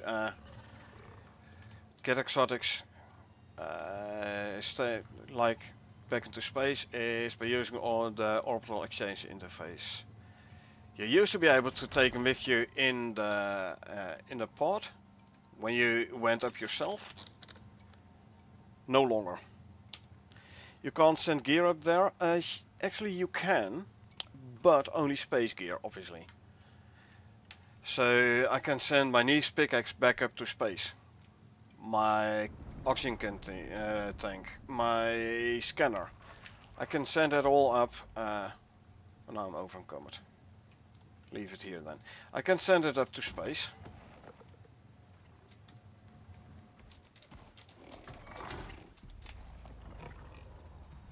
Bye bye. Ooh. Which reminds me, I need to use one of these. But yeah, like I said, space gear you can send up as well. You eat some of that, and eat some of that, and eat some of that. And then we run again. Bye bye.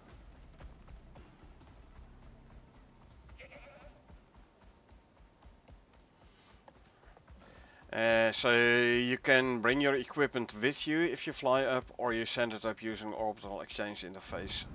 Either one.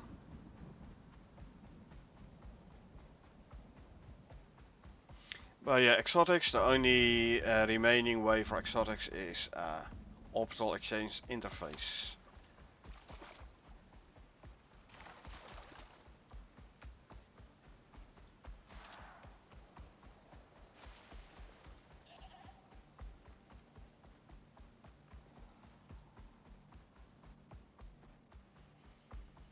Alrighty, run. Actually walk a little bit, so you regenerate some stamina. Nice and quickly. Always good. Glad I asked, thought you could still take them in your pocket. No, you can't. You used to, yes. Not anymore. And this has been changed quite a while ago already, actually.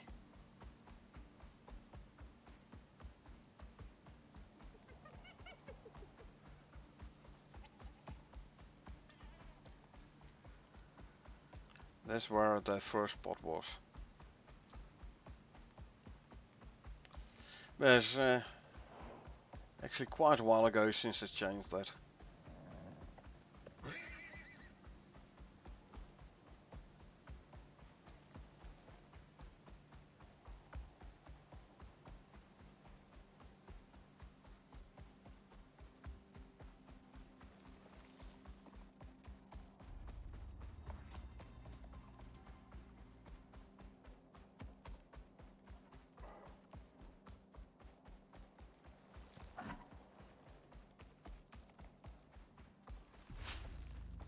Okay, time for a walk. Now we go towards the second part. We put in the glass and the concrete mix, and then we go back to our desert base.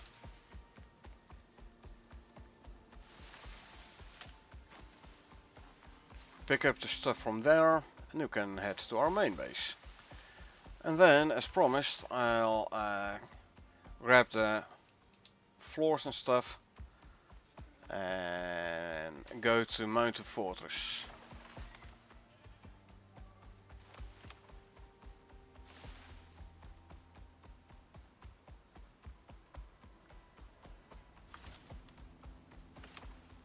Nope. To go through here.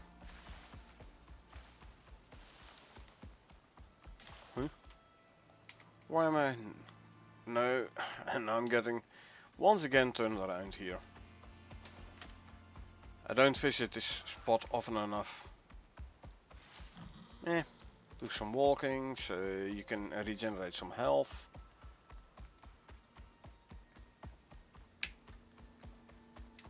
And running again.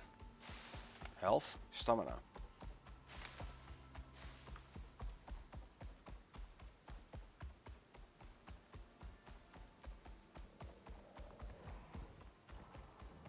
There is a bear somewhere ahead, by the sound of it.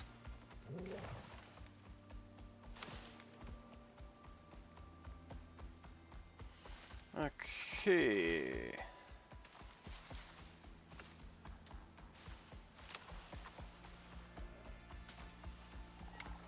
Let's see. Which foods you're using to have that much stamina? For the MOA. It's a combination, food-wise, of this one, the seed animal feed, for stam and stam regen. If I combine it with this one, 25% fruit and vegetable modifier effectiveness, this one makes this one more effective. And combine it with 2 pheromone modules, and like all the talent points I could into stamina and stamina regeneration for the mower, and speed. Speed and stamina regeneration, cause everything you can outrun is something you don't have to fight. I rather outrun things than outfight them. And trust me, there's nothing that can keep up with this mower. Yep, it's fast indeed. And if you want to know how fast, the normal walking speed 1463 with a foot burst active, sprint speed of over 2700. So nice and high sprint speed. And because it has so much stamina, it can sprint for quite some time. And then it's the stamina regen, so it regenerates stamina quite quickly as well. So yeah, it's really like a combination of foods and talents.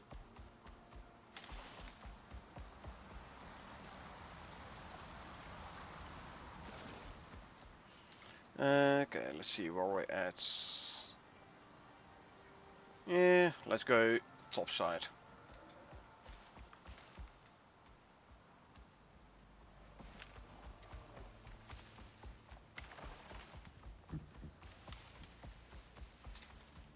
Oh, hello. This is one of the beacons I had to place, sheltered beacons. This way, anything that aggroes on the beacon is gonna stand here. It can't reach the beacon. Made it out of concrete with a steel roof, so not affected by weather. That bear, I was past the bear before I even realized I was there. So yeah, like I said, anything you can outrun, you don't have to outfight.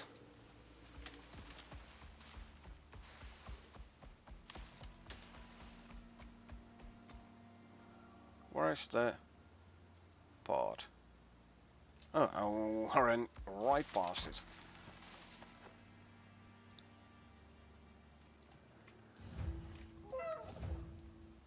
Ah, this one does not work. Like the supply point beta. That is sad. Okay, let's see, can I...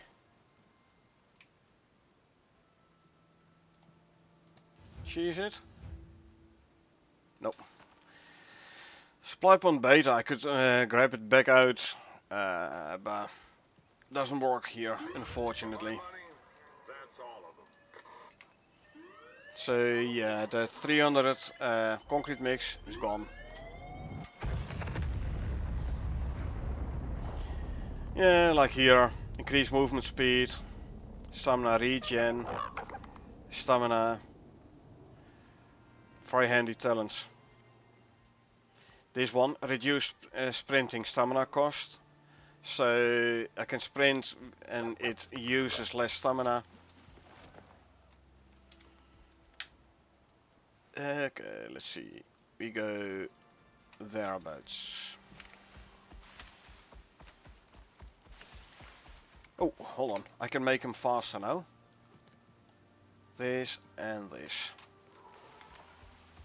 Tiny bit, but still, it's even faster now.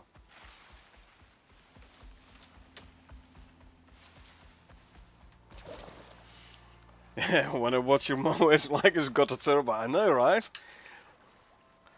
Now, let's actually show you the difference of the pheromone modules.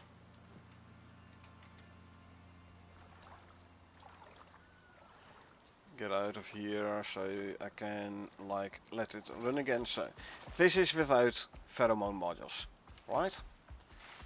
It feels quite slow in comparison now.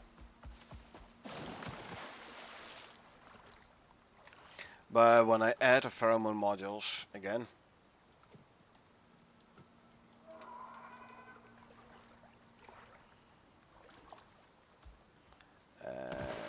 let me get on dry land again. Okay, This is with pheromone modules. See? Quite a difference there. Like I said, it is a combination. Combination of talents and food and pheromone modules. Now I'm using the holier suit, so I can actually use 4 modules. And yes, I know the modules like pheromone modules do have diminishing returns, but still, in my opinion, it's worth it to use all 4 modules.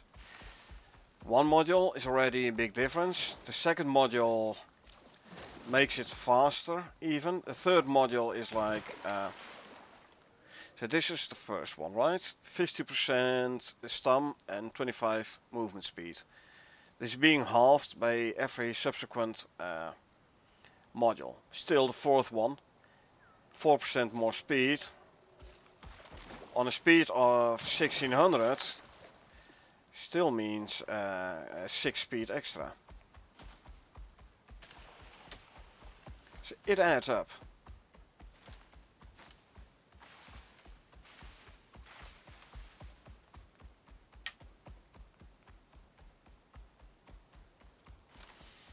And trust me man, I love the speed and the stamina of this mower.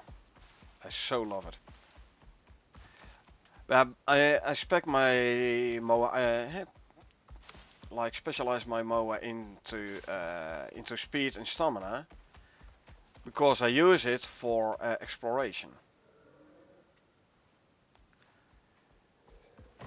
Exploration does mean long travels. So yeah, I wanted to go there. I wanted to go there fast.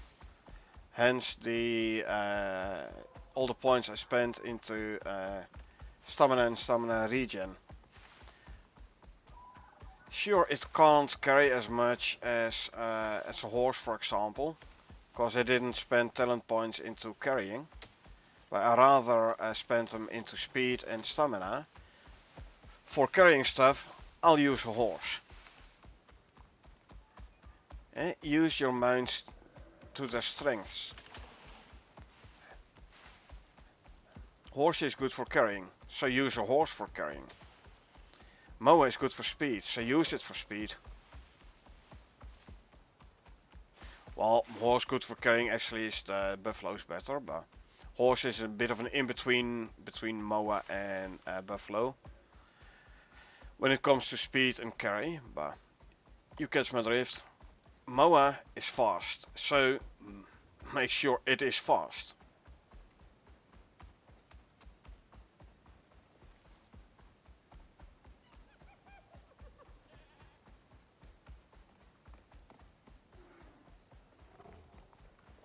If you need to carry a lot of things, use a buffalo. Indeed, buffalo with cart.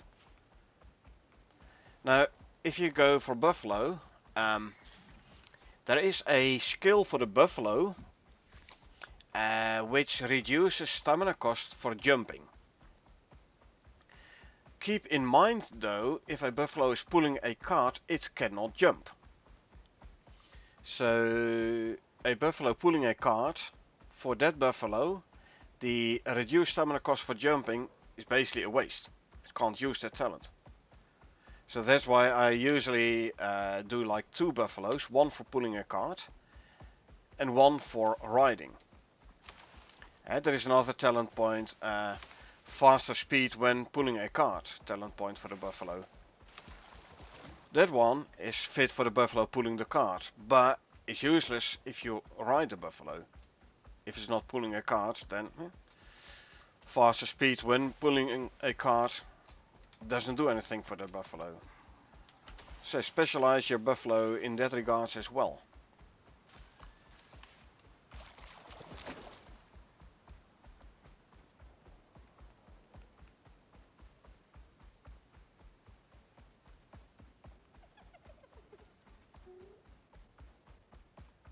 And let's see where we're at. There. I'll go to this side of the rock then.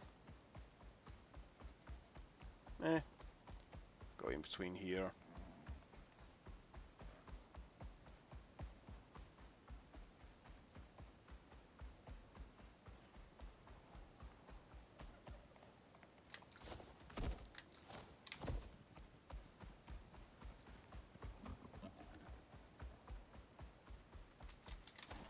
You stay there whilst I grab the stuff from here. And with the stuff I mean this stuff. Hello, I can give you something to carry. Replace one of these.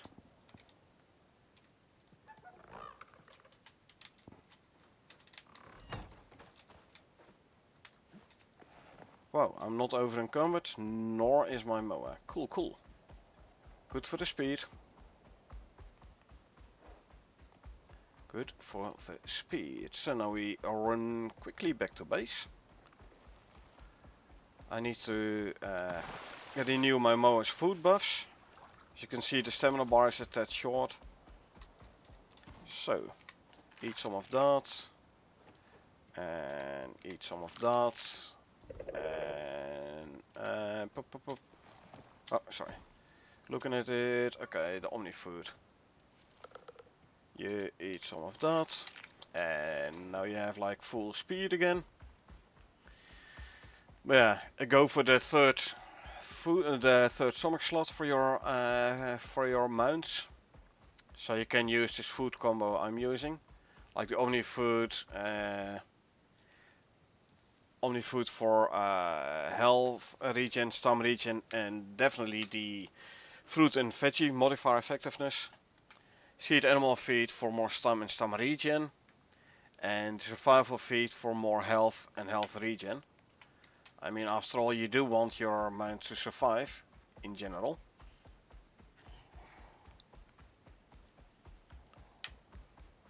And now there are more special foods which I usually don't use. I believe there is one which gives your mount a bit more cold resistance, one with some more heat resistance. But like I said, usually I don't use those.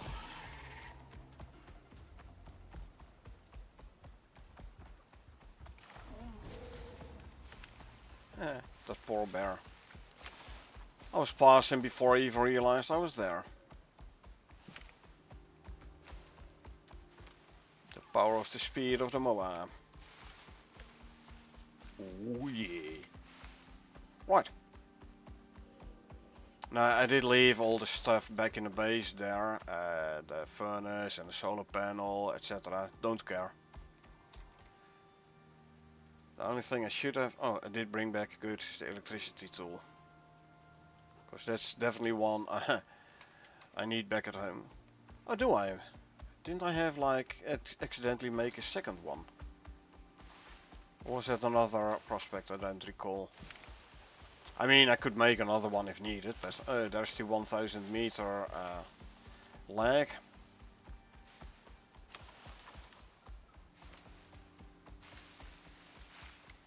Talking about that, oh no, I'm coming from the north, never mind. The third drill is south of the base.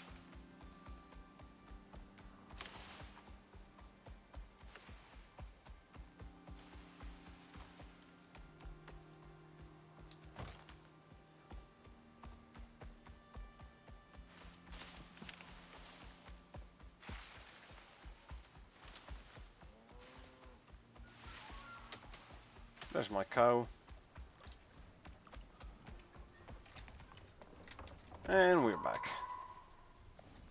Grab this. Grab another carry module. Grab that one. You can be set back to wander. Go through here. Can throw these back in there. Epoxy to go in here. Animal food to go in the deep freeze. Electricity tool to go back here. That was another prospect where I had a second one, so it's a good thing I brought this one back.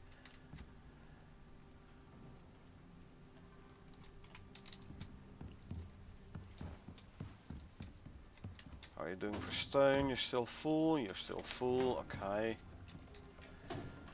This one is not full. give me some stone.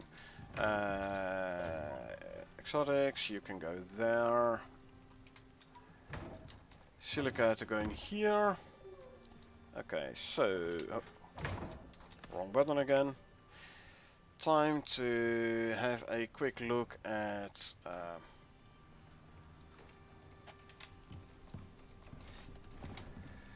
Mountain Fortress. Consume one of these, drink something.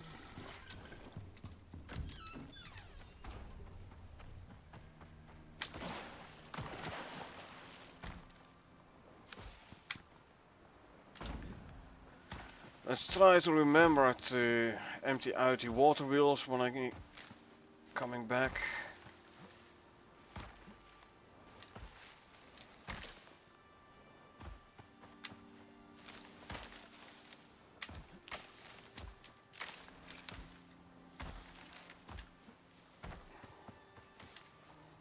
Behold, Mountain Fortress.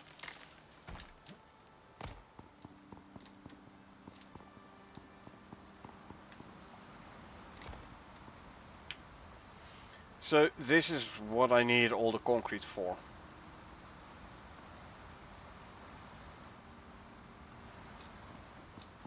And make this a fortress, so you can defend it proper.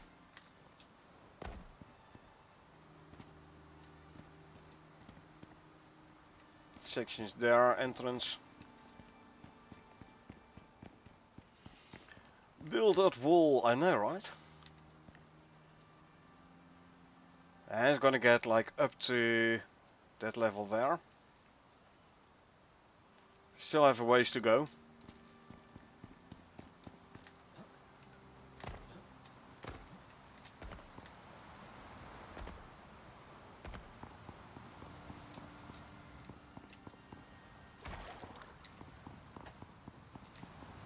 I'm gonna make a couple of rooms here, a floor here, a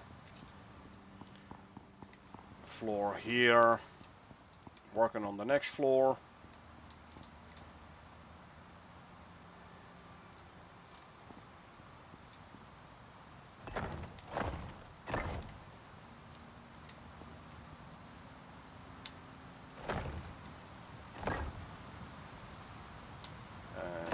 Rotate. Gonna put a half piece there though. This one.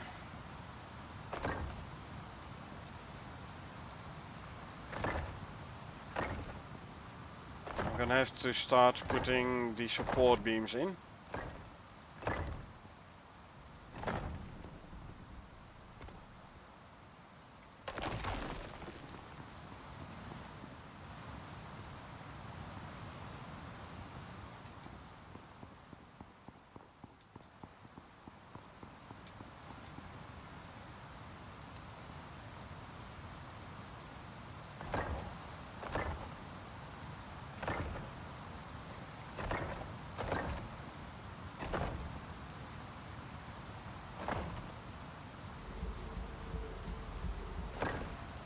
To eat something, cause my food was just ran out.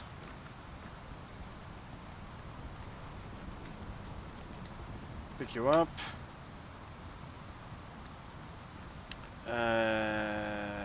More beams.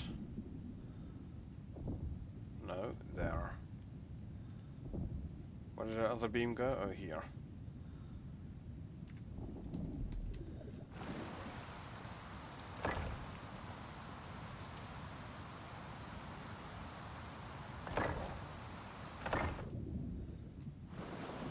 Why is it yellow? Doesn't it have a beam in here then? Is that gonna help? Not really. Okay, so I already have to start using diagonals here, huh?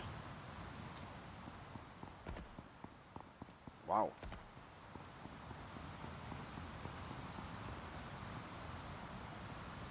Okay. Can do that. Lock to grid.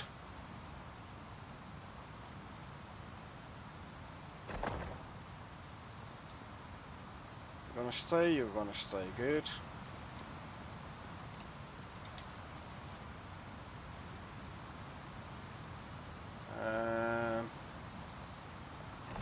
Here, nope.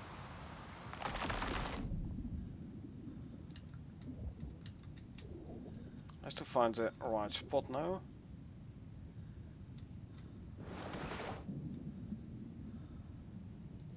There. No, it's too far away, so...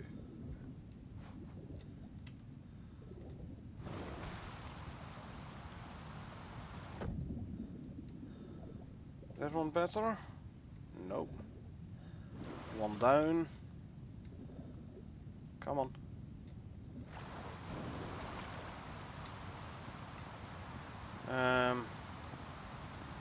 Then if I want to go one down, this...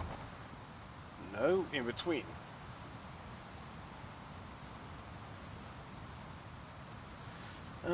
Can I somehow... And then going down from here?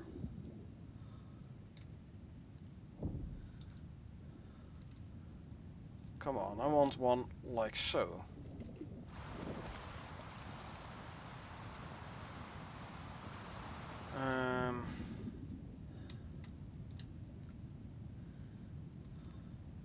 Grab you. There you go. That's the one I wanted.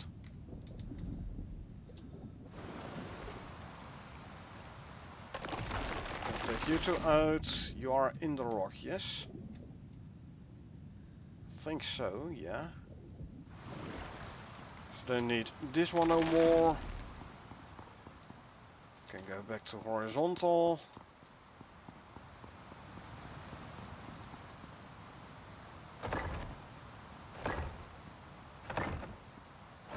There you go.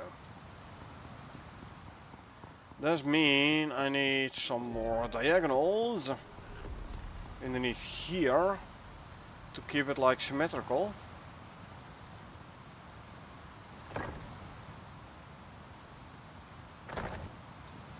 Like there? Yeah, like there. Okay, good. Can deploy a couple more floors.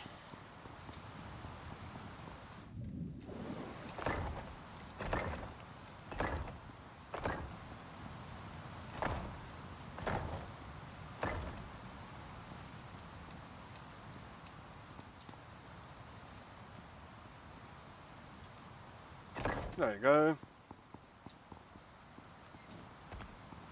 Ah, that's crap.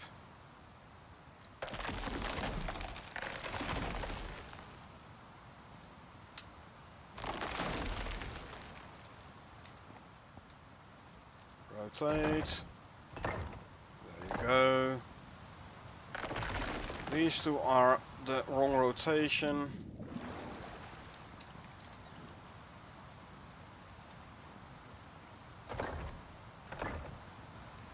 That's better. Cool. Question, is exposure going down here? It is. Cool, cool. OSD affects you too, I see. Yeah, definitely. I mean, come on. It's gonna be so wrong if you... that might be a half piece actually. Yeah, it's a half piece. That I cannot help proper. I mean, I could replace with a full floor, but... Lace is not in the middle, you know, like these.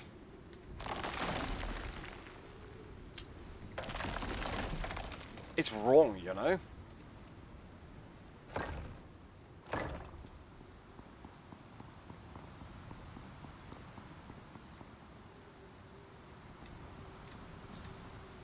Just doesn't look good.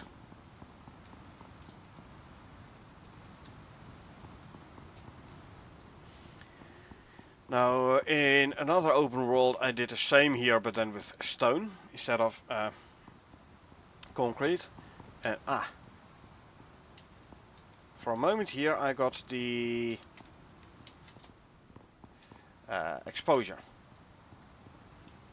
That does mean that this room is too big. So what you can do to fix that is build an internal wall. Cut the room in two.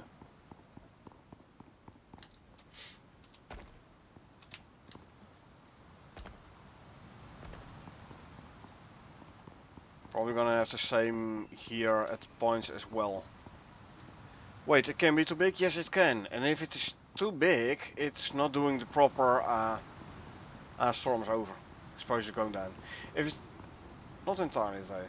If it is too big, it doesn't do the proper exposure calculation, the shelter calculations.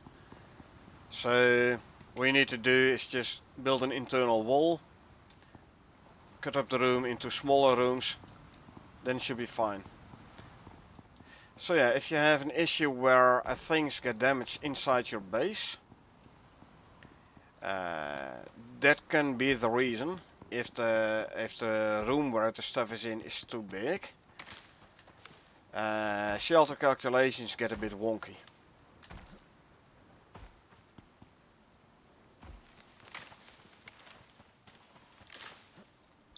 And then all you need to do is like cut up the room into smaller pieces by putting a couple of internal walls in.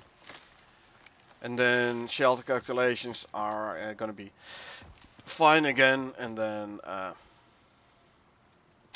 everything inside will be sheltered again and won't get destroyed and or damaged. Damaged and or destroyed.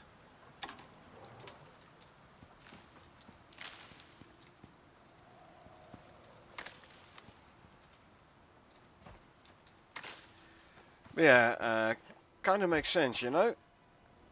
Imagine the following, right? Open world, which is basically a valley between mountains, like mountains all around. Open world and an outpost, with like mountains all around, right? If there was no maximum in room size for shelter calculations, what you could do is like cover the entire outpost. And then you would have like the entire outpost being sheltered. Trust me, it's not that weird of an idea, as in I've actually tried to do that. Like, what happens if I cover an entire outpost?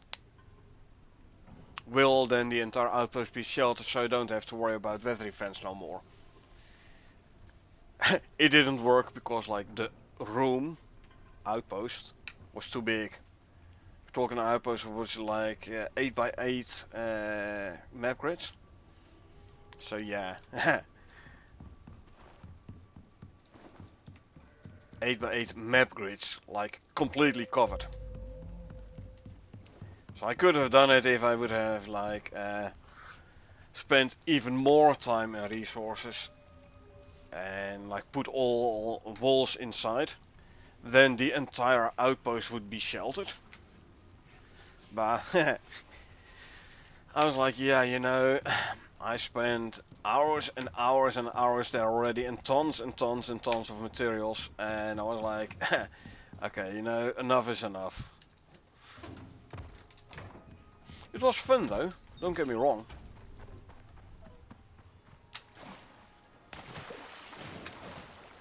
It was fun.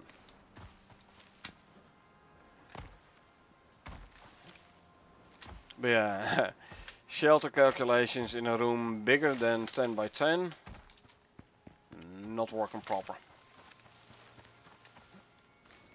Did I stream that? No, this is like a long time ago. B3.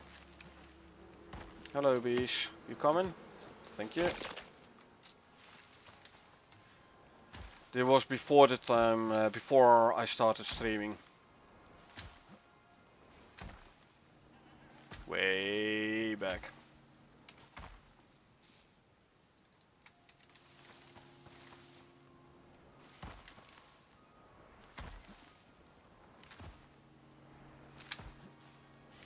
Yeah, it would have been quite a boring stream though, because you know outposts. So you mine a ton of stuff and then you restart. You restart the outpost, or restart the session. So all materials respawn, and then you go out, you collect everything, and then you return to character select, and then you go back to the prospect again to let the resource respawn, and basically rinse and repeat for hours on end. Outpost, so there's no operations you can do from there. This was way before simple missions in Outpost were a thing. So yeah, you couldn't really do anything from your Outpost except building crazy stuff like that.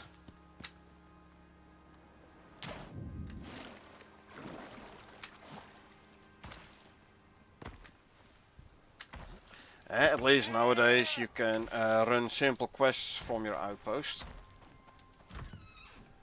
Back in those days you couldn't even do that.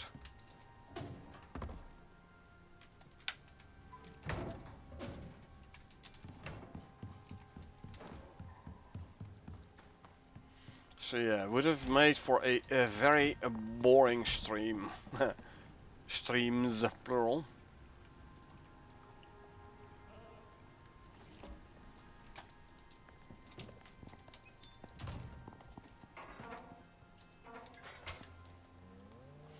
Yeah, start off back in the game with Outpost mode.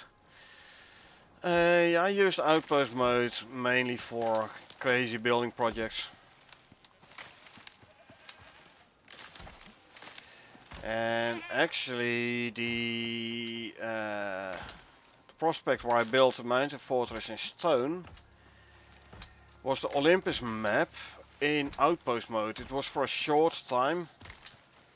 Outpost, where they were like trying it out. Like the entire map is an outpost. Which later on got converted to open world. I tested out there like how high can I build concrete wise. I was like I believe 22 stories. If you have like concrete foundations with vertical beams on the corners, the four corners, and diagonal beams on all the sides, like diagonal cross beams on all four sides of the foundations, you could go like 22 high or so. No, not this one. This is the copper and the iron. I need the other cave. I also tested out like the concrete overhangs. I built up glass as high as I could, and all the way at the top I had the concrete overhangs, and you had like 18 stories high glass wall protected by the little concrete overhang all the way on the top. It was funny. Yeah, that's what I used the outpost for. Testing stuff like that. I mean, infinite ore thing is nice for leveling up. Yeah. I mean, leveling up, don't forget you get less experience in an outpost. So for leveling up, meh. You level up fast enough anyway. So you don't need to go to an outpost for that. I mean, it's safer, yes. But for me the outpost was mainly for like the resource respawn. So you can do the very big buildings. And testing out stuff building wise. There's still a lot when you mine ore. Oh, definitely. Definitely. And this was back in the days before Thumper was a thing. You know? So, yeah. You couldn't really go for an open world with Thumper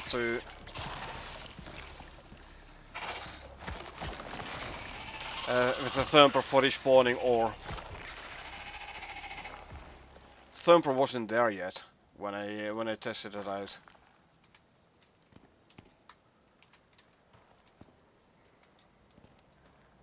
So yeah, the only way to like make those really big building projects was an outpost.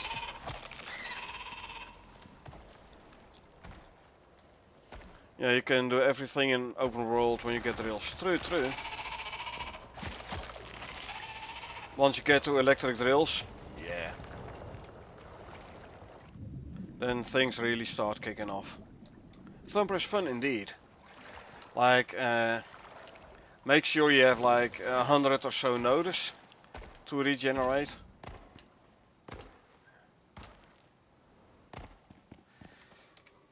Yeah, too bad Thumper doesn't display the circle right now. So, yeah, make sure you have like 100 nodes to respawn, and then you can test out different weapons against land shark, for example.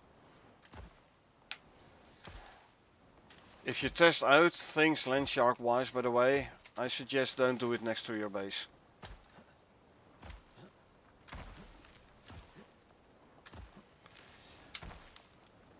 Land sharks actually aren't that hard. The whole thing what you have to remember when it comes to land shark is kill it before it starts diving. Land shark, same thing as world boss in the desert? No.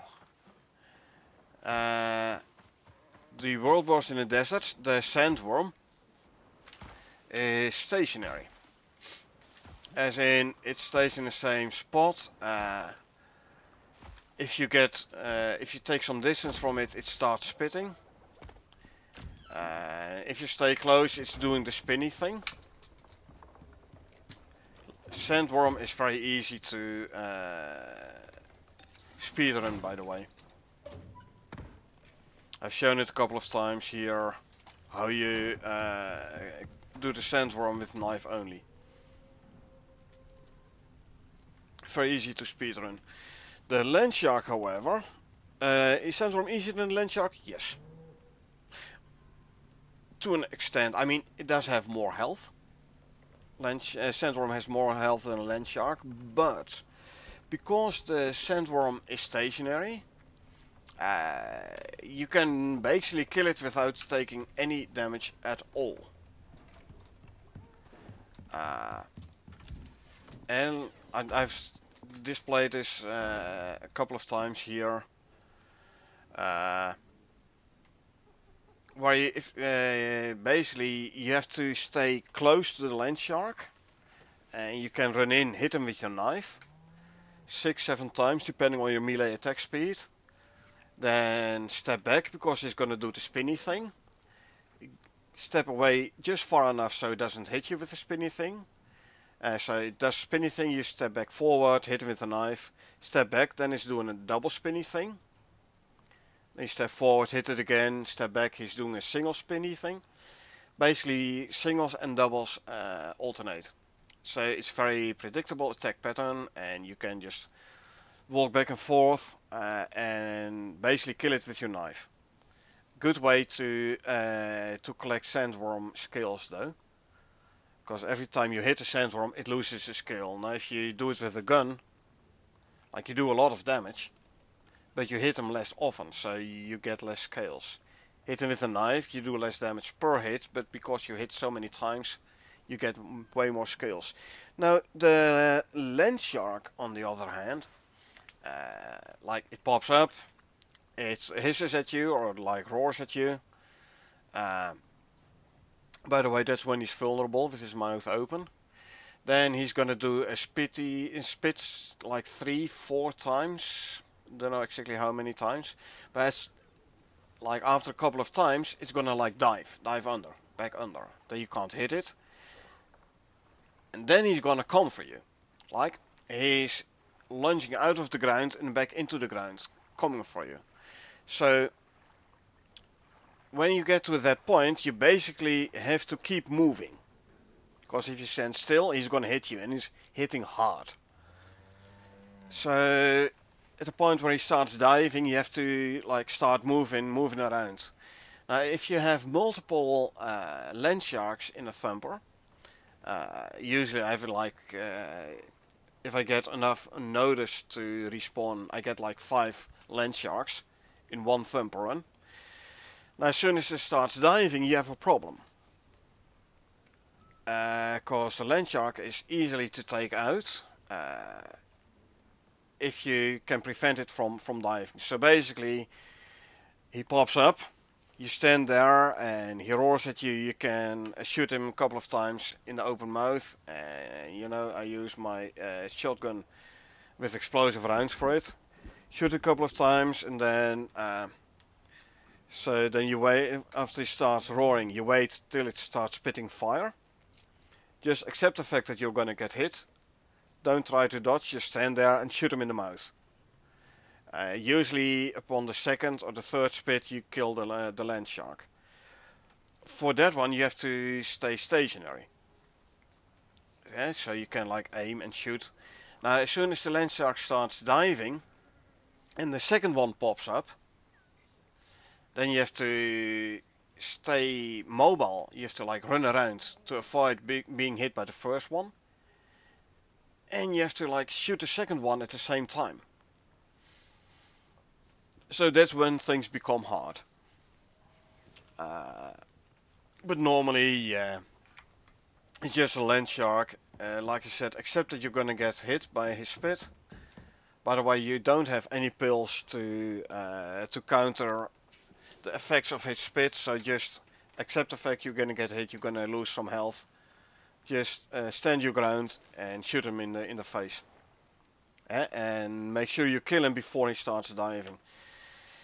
Been a long time ago since I tried this with bow and arrow only. Like I said, usually I use my trusty trench shotgun with explosive rifle rounds for this. Very effectively, I might add.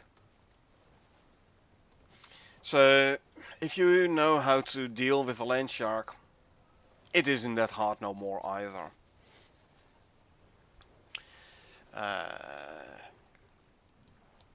If I have to make a list of the animals that I personally find the hardest to kill, when on the ground, is definitely the polar bear. Is definitely in the top 3, and a Scorpion King. Scorpion King solo is tough. If you're with 2 players, Scorpion King is easy. One takes aggro, runs around in circles, and Scorpion King is going after him, and the second one just pelts him with flame arrows very effectively. So if you're playing with 2 players, Scorpion King is easy. Solo, it is tough, because you need to like shoot and run. So now if you're on the ground, polar bears are hard. If you get yourself on a beam, polar bear is easy. Beam's not working for Scorpion King though. I've taken a liking to the titanium crossbow. Yeah, good luck with the reload. Sure, you can shoot hard, but your reload is very slow. Reloading a normal bow is like you shoot and you have like immediately the second arrow there. There's like no reload. With the crossbow, once it's empty, you have your reload, and during your reload you're very slow, and the Scorpion King is gonna come after you and gonna hit you hard. The polar bear on the ground is hard, because the very big area of effect somehow. On the beam it's easy. Scorpion King you can't do beams, because if he charges you, he destroys your beams. So that ain't gonna work.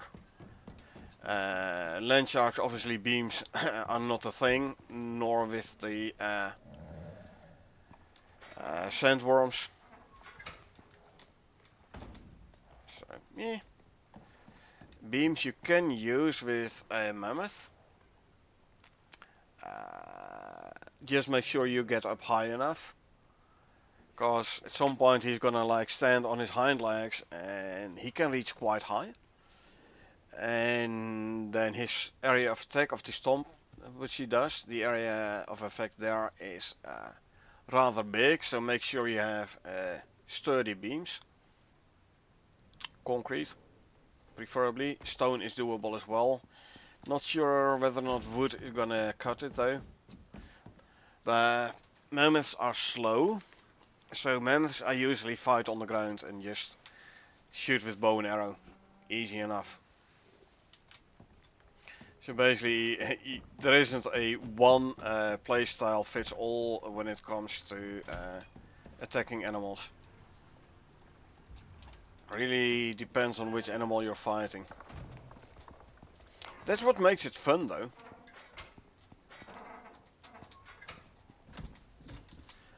Smaller animals like wolves and yaks and things like that. And just go in with my knife and then knife him in the face. That works very well as well.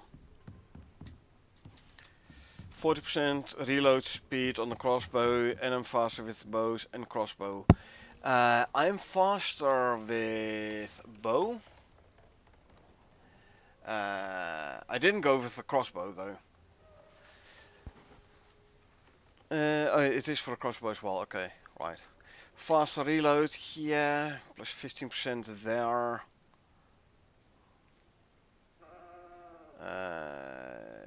Is there a second one?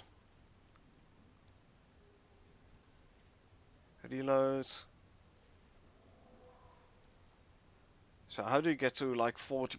Maybe with a backpack. There is a backpack.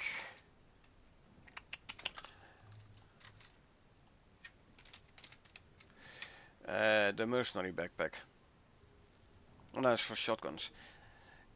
There is another one. The archer's backpack. Yeah, more reload speed there. An attachment indeed. Speed shots too. Attachment.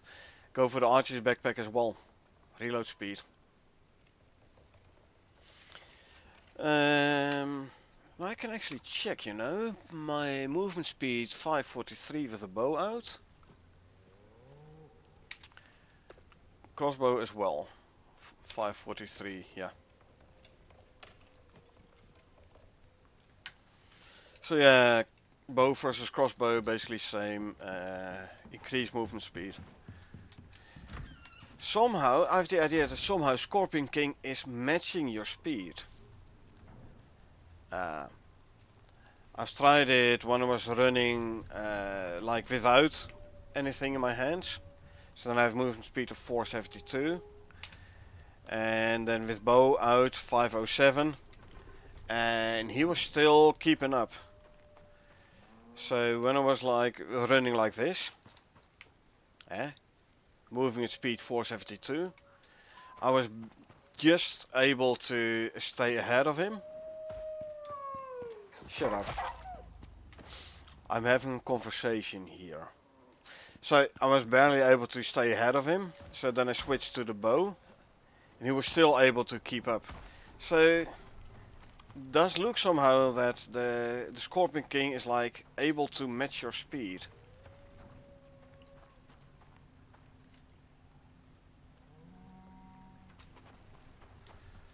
But might be my perception. So feel free to test that theory out.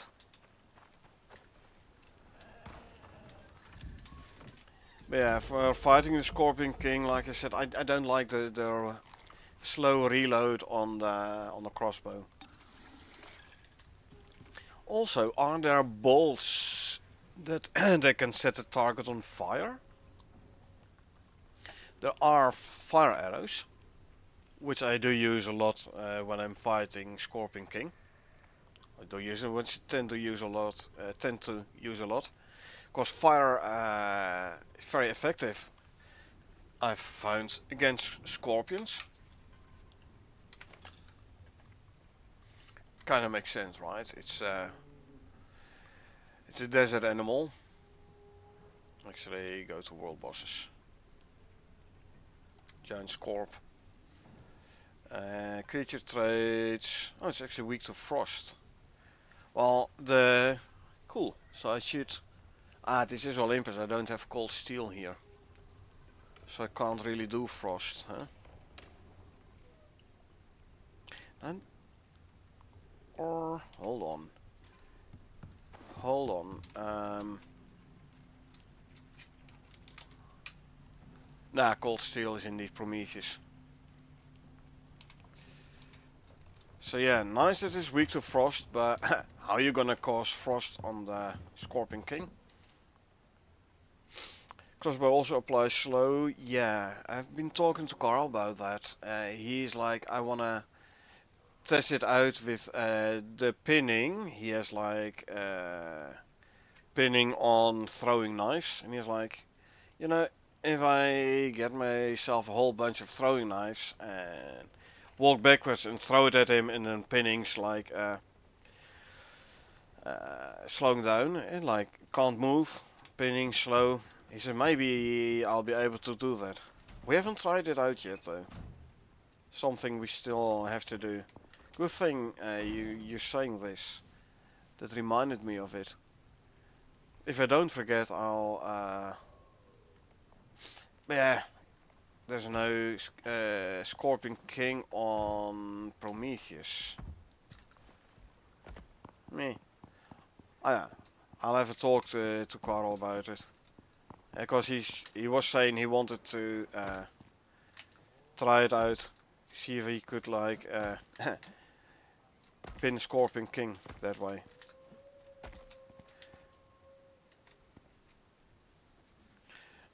Crossbows also plays slow the something for the crossbows 50%. 50% chance to slow. That ain't bad actually. The titanium crossbow.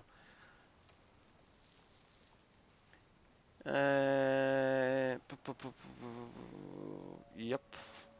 Minus 50% movement speed. Hold on, is this like standard on titanium crossbow?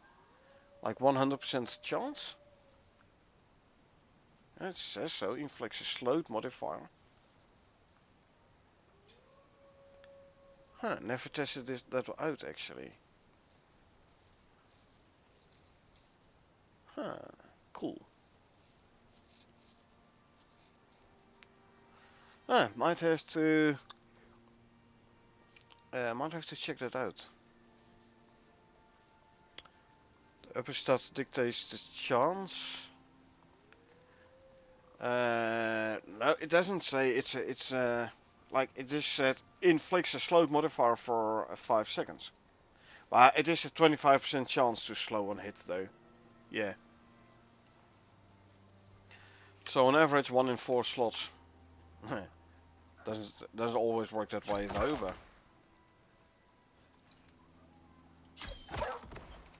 let me go skin these guys.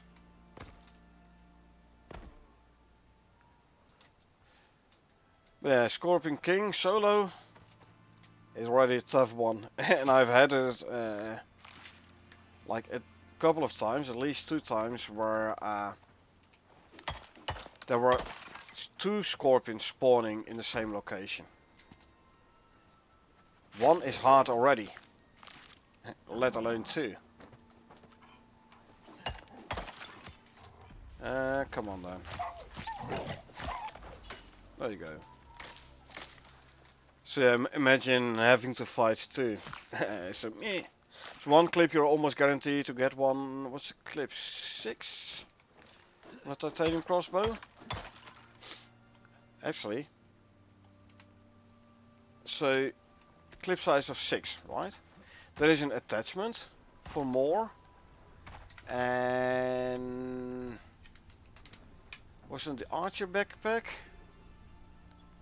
No, there was a backpack, I believe, which gave you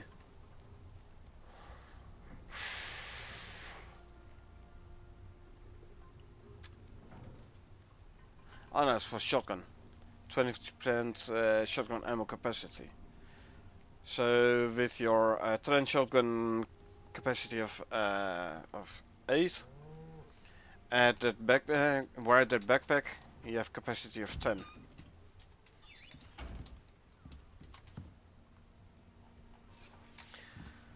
But yeah. Okay, now I'm getting a tad tired, so I'm actually gonna call it. Well, it is 1:30 a.m. here. Do I have to work in the morning? Yes, I don't have to drive to the office, so alarm is set to 7:30 still. Only means 6 hours sleep left. But yeah. So what did we do today? Quick recap. We did do some building on the mountain fortress. We did do stockpile operation and basically hang around, showing things off. So it was nice. So don't worry, I won't leave you without Icarus. I will quickly start a raid, see if we can find another English speaking player. Um, but yeah, I hope you enjoyed watching me play. I definitely enjoyed watching playing. Uh, Definitely appreciate you folks being here. And let's see, oh, Missy Michelle is there. Ah, nice. Let's give her a visit then. So yeah, like I said, thanks for being here. Really appreciate it. Now, if you want to get notified next time I stream on Twitch, there's the follow button. Or if you watch this on YouTube, you want to get notified next time I upload something, there's the subscribe button. Only if you want, obviously. Other than that, again, thanks for being here. Really appreciate it. And I hope I'll see you folks around.